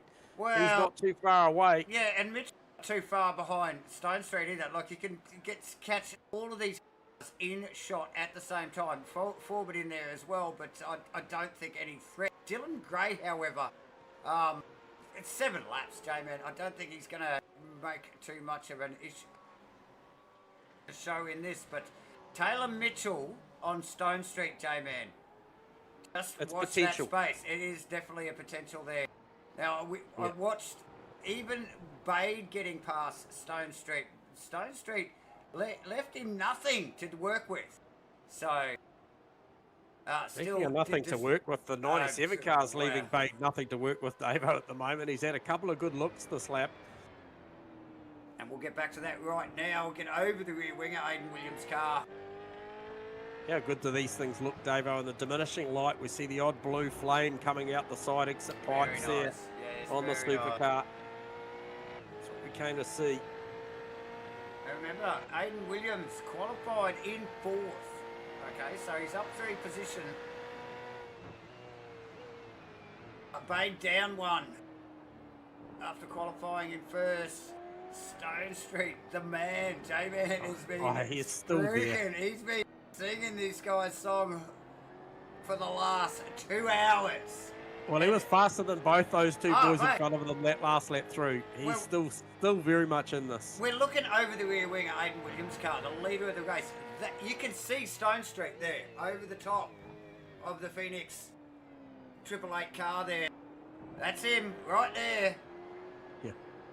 With Taylor Mitchell in the background. Oh, Bade shows the nose into the left. Sun getting very low in the sky. We'll get a little bit of income here to see if we get any of that sunlight in the eyes here for the boys. So peel around and there you see it. That sun strike through the windscreen for these guys.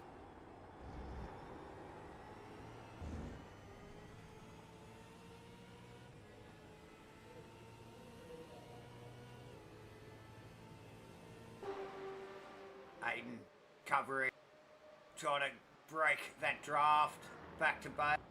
Bade chases him. Stone Street. Right on the Mitchell. money again. So Stone Street's right there. He might have even gained on him actually in that last lap. Let's bring up the last lap times there.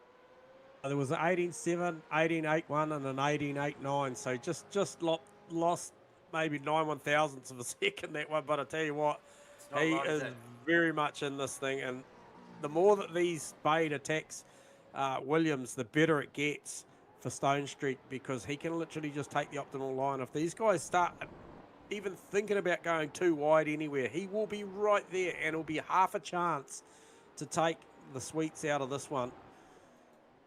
And doing a nice job too, holding off Taylor Mitchell at the moment, I've got to say. So I'll be watching that. Absolutely. Watching that gap. Mitchell's on the march though. Mitchell with a better 91. Yep. Yep. Only marginally though, I mean, we're talking what, hundredths of a second, bro. It's like half a tenth a second.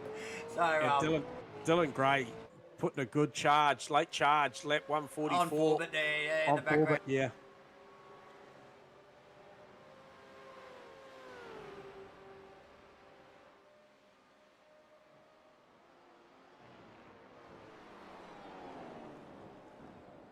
Forbit will be well aware of that, and just look, he's got to be conscious of it. He's like filling his mirrors already. Mitchell still away off the back of Stones. Bade, Jinky to the left, Jinky to the right. Made Williams cover. It is on. There's that sunlight. flashing on Like our roof cameras there. Look at it. Like I said, it plays into Troy Stone Street's hand. Also Taylor Mitchell, because you mentioned he's coming as well. So the laps are not favourable. They are winding down. And Jensen Bay's not going to leave anything up to chance. You know that he's going to give this thing a red hot crack. He won't go too far as right to the end, J-Man. You know it.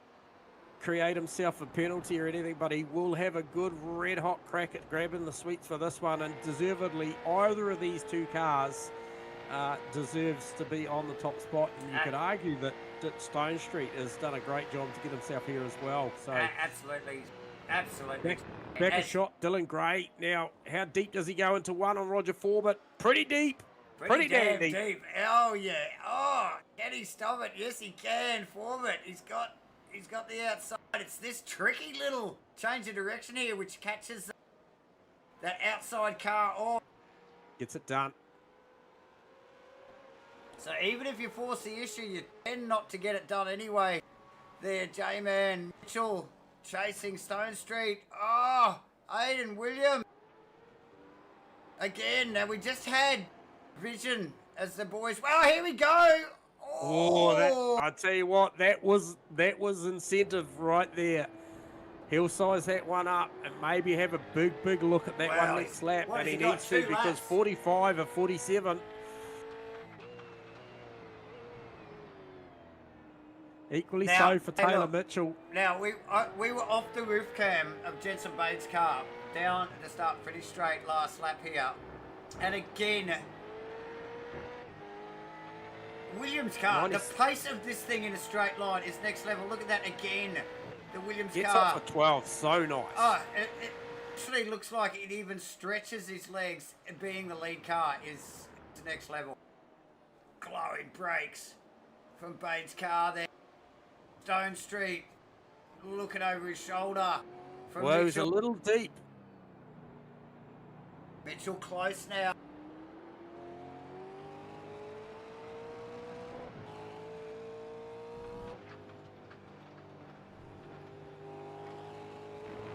.42, 15-point penalty at the end of this one. Okay, so the grand scheme of it, we've got to remember these drivers are playing for the Triple Crown overall honours, so that was a 15-point deduction for car 42, which would be Luke Munro. Gets to maintain the position he's got in this race, which is 11th currently. However, the points will show that it'll be 15 less than what he really earned. So anyway, back to the action. We are winding this one up, Davo. We are literally counting the corners down, mate. We have probably got, 3.41 kilometres for a lap. Oh no, by times one now. Yeah, times one, and here we go. So this will be the one. Hold your nerve, and it'll be all about Aiden Williams' offence on Jensen Bade for another 3.41 kilometres. And there is a car up in the distance. Hopefully it gets out the way. Bade has a big look to one this time. Just really makes Aiden think about it. Doesn't hesitate. Takes his line, rides the curb. Gets that part of it done. The next part of the attack will be down at 6. We've seen it time and time again. The jinking left or right for Bade as he looks to try and confuse him. And he tried to set him up last lap, J-Man. And they're going to catch this car at an awkward time. Hopefully it doesn't have a factor on it. Here we go. Bade runs down wide. That car seems to have disappeared on my screen. Little whack in the tail for Williams. There's contact from Bade there. Just touched him up there. Tricky, very technical section of the circuit here. They're running out of time.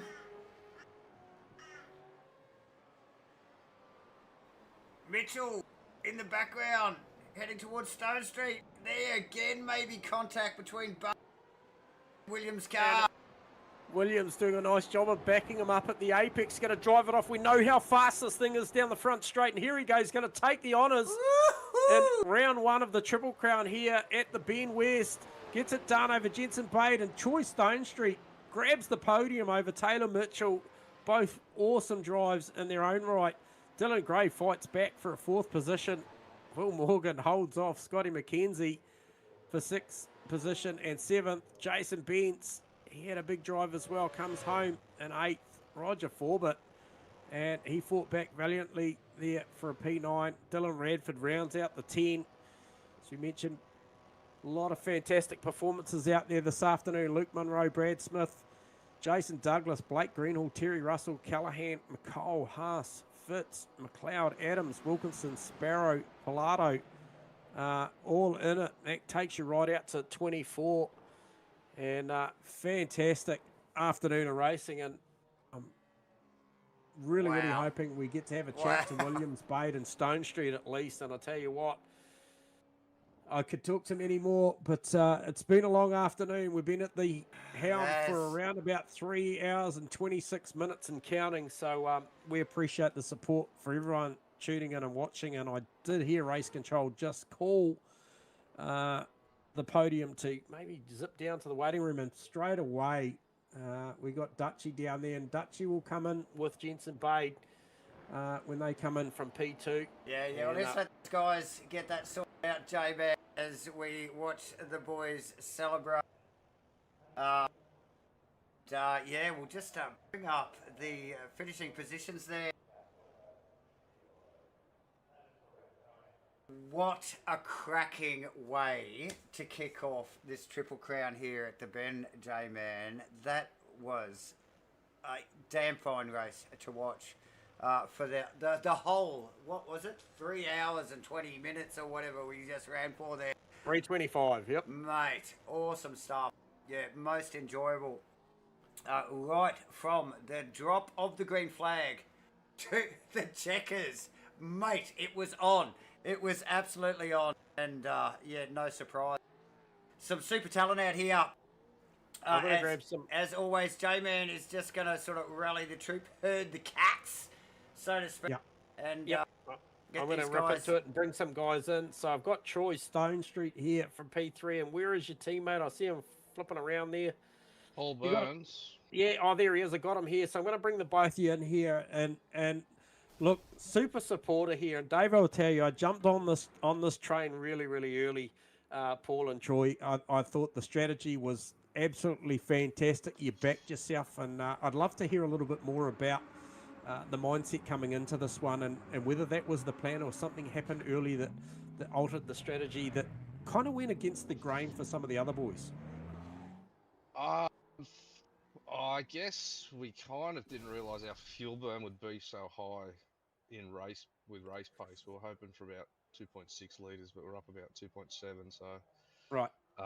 Burnsy's first stint was always the plan to do the full as many laps as we could, and then we started thinking, oh no, it's only 2.6, so we can come in a lap early and try and get an undercut. But I wish now that he had just gone right to the death really, and done maybe a couple of more laps. It would have made it a lot easier to do what we just did. But look, the belief you must have had.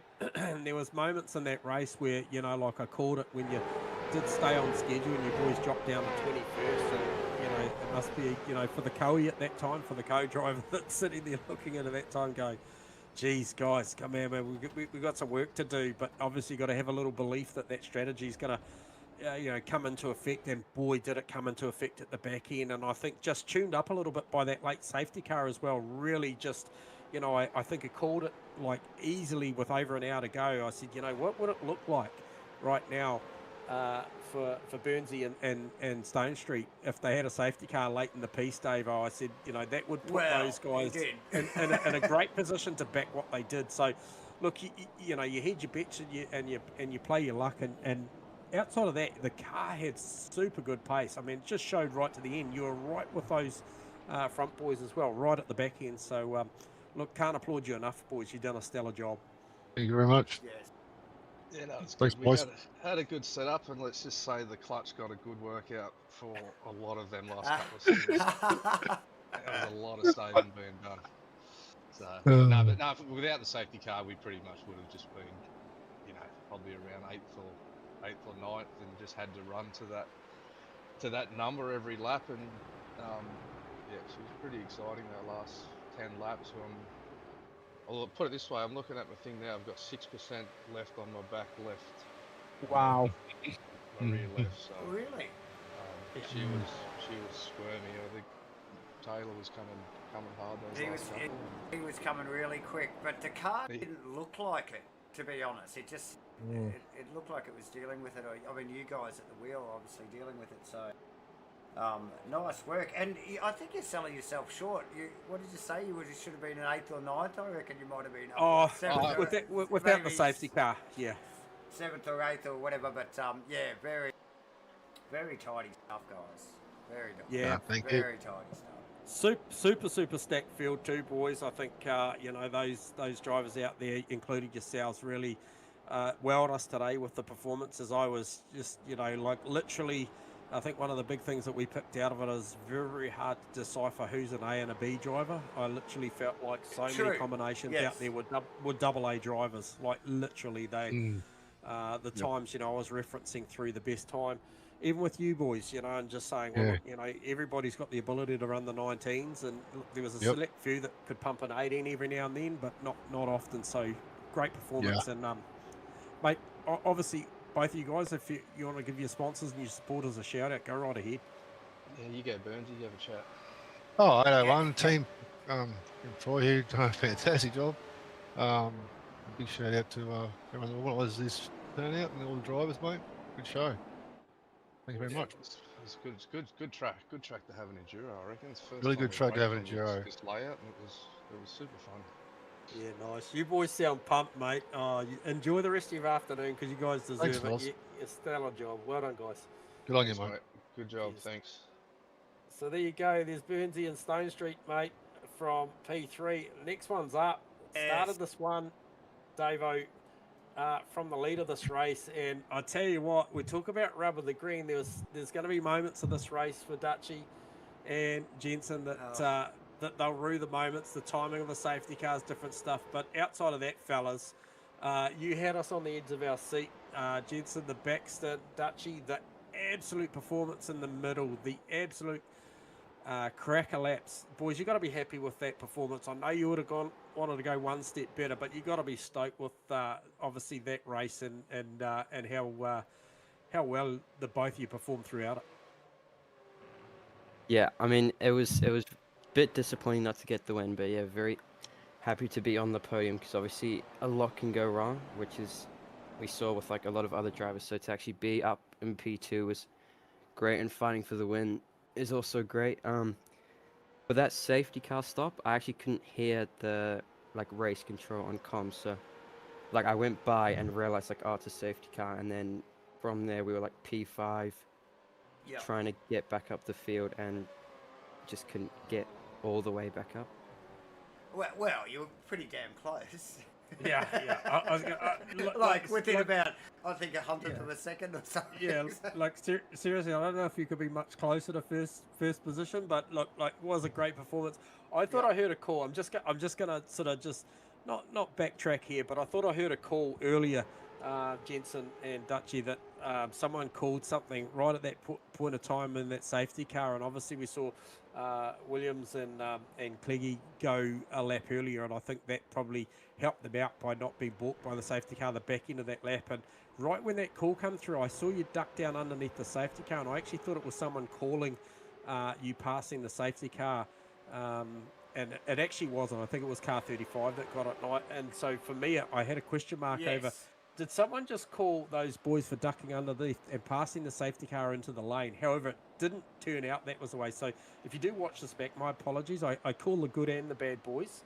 But outside of that, I just think, that, if we unpack the race run, everything you boys did, I felt like you did right, and you did like beautifully, like the chase down, the race start, obviously a little snaggy off the line, had work to do, come back through, got that away. Dutchy, you controlled it nicely there in the opening phase, and then obviously work to do at the back end, and outside of climbing that one more step, and I think Williams did a pretty damn strong defence job in the final lap especially, but for good portions of it I think you guys did an amazing job, and to unlock this part of what is a 3-part series, I think you ought to be proud.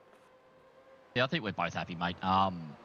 For us, it was more about tyre conservation than anything. Like we've seen in the first stint there, William got a decent 4-second lead, but it looked as though he was punishing his tyres, and a you look after the tyres, the cars come back, and the same thing happened in my stint with Fraser. Didn't really fight it too much, and ended up him coming back to me. So it was just about driving smart. At the end of the day, there's 147 laps, and it got a bit chaotic in the end there. I totally forgot that Jensen couldn't hear, so that was my bad about not calling safety car. My brain was like a fart in a hurricane. It was everywhere when it was called. So, to be P2 after 147 laps, mate, it's a good win. It's a good race that. Yeah, Yeah, and it's just really good. yeah, and just quickly, for the viewers watching on and wondering what something like this entails as far as driver swaps, and then some of the mathematical numbers. We know that they weren't fuel restricted. You got a full tank and you had unlimited tyres. What is the scenario like today unlocking, your tyre strat? Obviously, we saw safety cars impede that a little bit as far as strategy and what a race run might look at. But were you maxed out on the tyres and fuel when you came in? Yeah, we were. So obviously you can't plan for the safety car, so we were just trying to get ourselves in the best position we can for when they come, and I think we were in the best position we could be.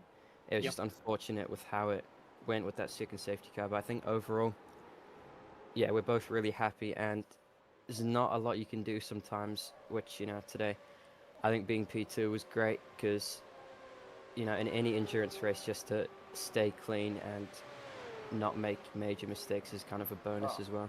Totally. Yeah, Totally. 100%. Yeah, you got to be there. You got to be there, mate. And you guys are on the podium, which is no surprise to us. It's just which position on the podium you were going to land, guys. Yeah, Yeah. fully, 100%. Well, we applaud you guys. You got a lot of airtime today because you Absolutely. were in the thick of it all day. And on that note, it's probably a great opportunity after this. Congratulations for you guys to shout out all the good sponsors and people behind you, because I know it takes a full team to put these things together, and you guys represented super well. So, floor is yours. Andrew? Yeah, I'll go first. So obviously Jensen, he's a good co-driver. I said to him before, he's an old head on a young body, and he's well above his age when it comes to racing IQ. So to have someone like him there is quite handy. Obviously Laz, Rayhan, Will, and all the boys, they helped us out with setup, being the hardest thing, trying to find a setup that suits both our driving skills. So and then obviously sponsors the Phoenix Racing Team, 888 Excavation Landscaping, Hybrid Racing Simulations, Gamma Flare, DHF Tyres, RSW Graphics, Aramex Heatherton, Bubbles and Balloons, and Phoenix Driver Development, admins, and then you boys for the call. Awesome, mate. Well done, lads. And look, once again, we got to thank you, because our job is to come in here and call the entertainment. And man, did you boys put it on today? It was fantastic down to the dying moments. And look, we couldn't ask for more for an opener for our first Triple Crown as far as the commentary team. So well done, lads. Congrats, and can't wait for the next one. Yeah, cheers, guys. Thanks, boys. Hopefully we'll be talking to you on Tuesday night. Yeah, Oh, true that. No, we don't mind that either, Dutchy. All right, there you go. Thanks, There boys. is- cheers, guys. There you go. It is Dutchy and Jensen Bade from P2. But these two boys here, I've been Here we go. Let's waiting for get this 'em up moment. here. And for Cleggy and Willie, I tell you what, Aiden and Fraser, have we got you on comms, lads, to start with? Yes. Yes. Boys, Nice. what an absolutely outstanding performance in what we deemed as a stacked field. We've talked already to the drivers before you about, it was hard to decipher A and B drivers. I think there were so many combinations out there today that I feel like it was two A drivers out there, and I think the times Yes. will depict that if you were to go in and break them down, the separation between the drivers. But yourselves, you're in it right from the start. I thought Fraser, I thought your drive at the start was truly impressive. The gritty work that you did at the start. Aiden, amongst the speed, I think you're probably going to be known now as one of the best defensive drivers at the back end, because that was a beautiful display of car placement. But just little factors, boy. Talk to us about strategy and the way that thing fell, and just the instant ability under safety car to go and take that last safety car to get in and get that quick 10-second stop done, splash that thing and get it done and get the car home. And obviously those boys behind you didn't go, and they probably got snagged up at the back end of that safety car. But just talk to us about what the strategy play was at the start and how that actually played out throughout the race. Did it go to plan, or did you have to change it on the fly? It was pretty good. In practice, I was a bit nervous, especially when I saw those guys laying down mid-18s, and I hadn't really done any quali runs before, and sort of gave it a go, and then realised that we were actually nearly on pace with the pole sitters, and we saw that in quali we were just a couple tenths off. I had my multiple attempts, but just couldn't quite get it, and then the start was a bit unfortunate. Aiden sort of lost a spot on lap 1 and then got doored out of the way, and it dropped us down to I think it was 11th at one point. And after that, we'd sort of gone into this race hoping we want to get that podium. We saw some of the names and knew we have pace, and we wanted to strategy our way into it. And Aiden worked his ass off, sorry for the language, in the first stint, right, and mate.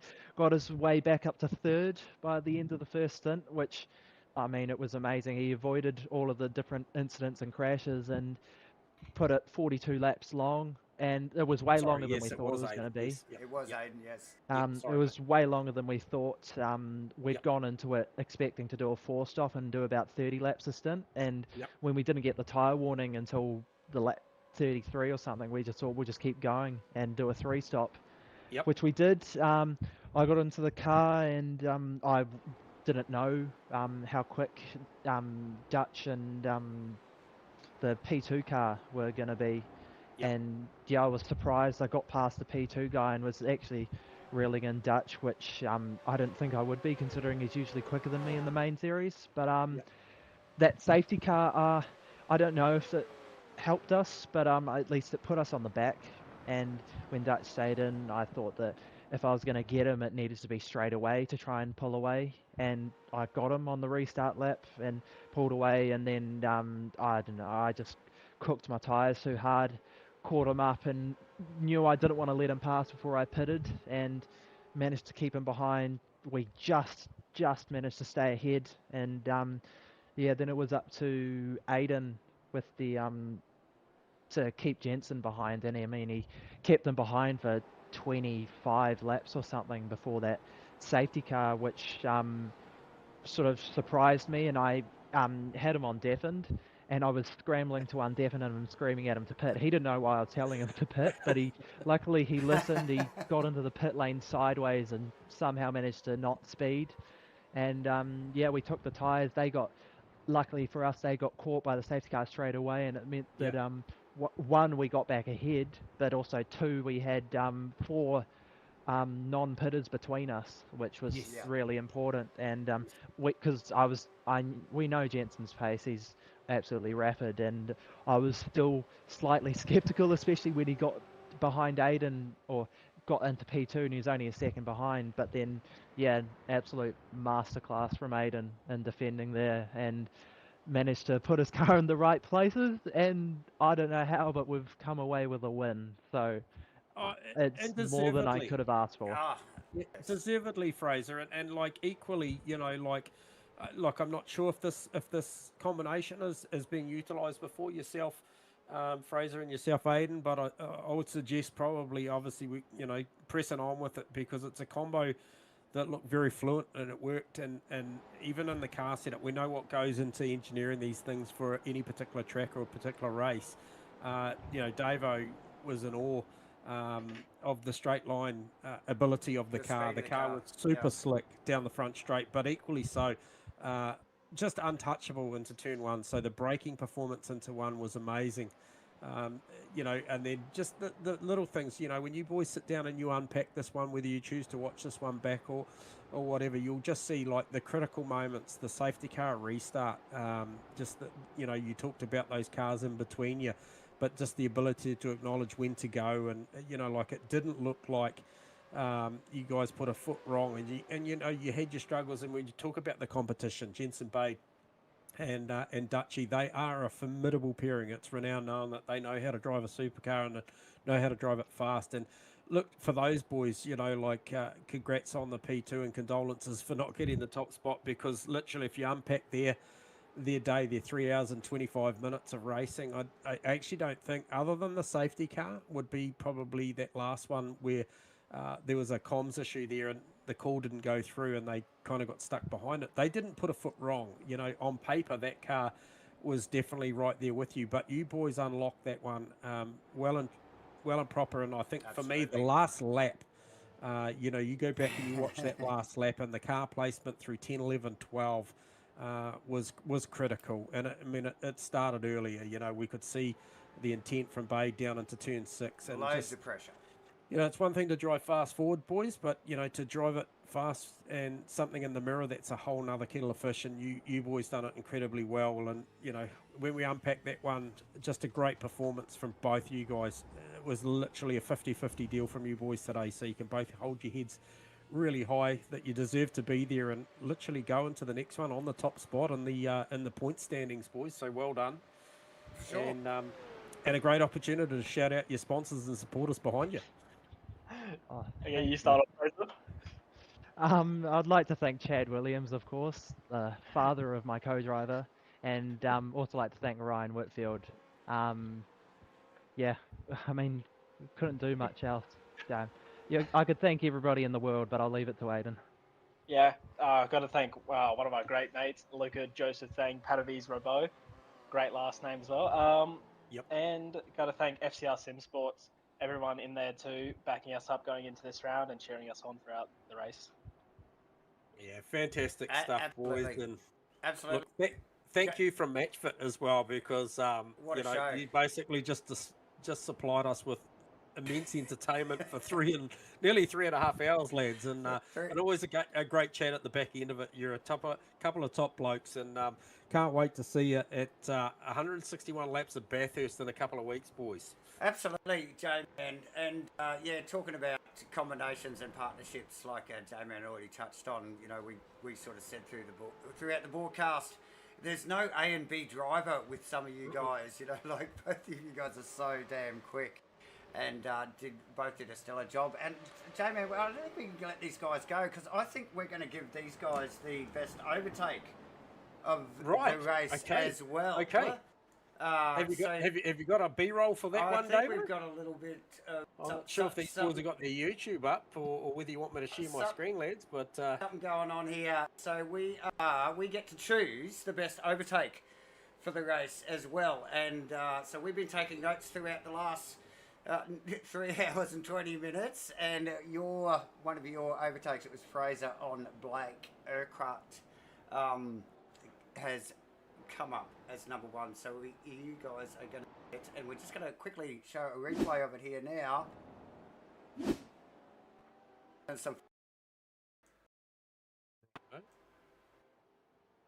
and it did go on for some time here. A little bit of side-by-side action, but eventually getting it on the outside.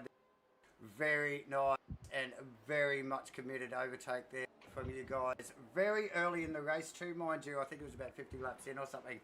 So about a third of the way through the race. Nice work. So you guys have got some iRacing credits coming your way. Thanks to... Thank you very much. Yes, SIMBLACKS and SuperCars NZ, and obviously Gamma Flare and Matchfit Entertainment. You guys are legends. And we look forward to seeing you again for the next round in a couple of weeks. I think it is the 6th of September at Bathurst. You guys have cleared your calendar, no doubt, for that one. Yep, got nothing on that weekend. Hey? 3 weeks, 24/7. Only laps. That's what we're doing. Okay, that's good. I'm not sure if the J-Man's vote counts, but if you go back through the transcript, boys, I did vote for that paint scheme too, because I know there's a competition running. Oh yes, there is. It's actually another competition running as well in the background, as well, and we're going to let the bean counts do some post-race stuff to see if we can pick the best livery. And J-Man called it very, very early in the broadcast that the chameleon, we were calling it, the two-tone Anzac. Bit of Anzac appeal. Bit of Anzac going on there with the 97 on. So, yes, we highly rated that too. And if it had been our choice to pick the best livery car, you guys would have just won 2 competitions, I tell you. And got It's a win on the day, boys. So well done, guys. And it's been a pleasure to have you up in the comms box. Thanks, guys, and see you next time at Bathurst. Thank you very much. Thank you very much. Cheers, boys. There you go, Davo. Wow. Aidan Williams and Fraser Clegg. Wow, what a performance.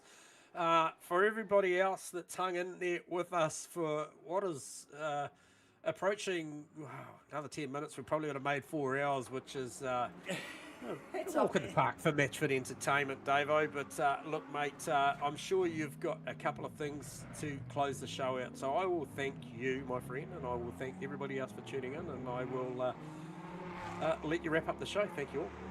Yeah, awesome. Thank you, Jay, and thank you everybody who's tuned in this afternoon for what has been a lovely Sunday afternoon here with the Supercar NZ 2026 SIMBLACKS Triple Crown, the first of the Triple Crown races here at the Bend, 500 kilometres. Ladies and gentlemen, thank you, SIMBLACKS. Shop online at SIMBLACKS. Just get yourself over there. Good bunch of guys. The boys have been playing for a massive prize pool. It's been awesome. Get yourself over and sign up to the Sim Racing Hub as well to catch up on the results and maybe a post-race write-up and some content if you missed out on some of the streams. So get over and do that as well. Ladies and gentlemen, thank you again for joining us here at Matchfit Entertainment for the official coverage of the SCNZ 2026 SIMBLACKS Triple Crown Round 1 at the Bend. We will see you all in a few weeks at Mount Carolina for the Bathurst Full Race. Ladies and gentlemen, 161 laps.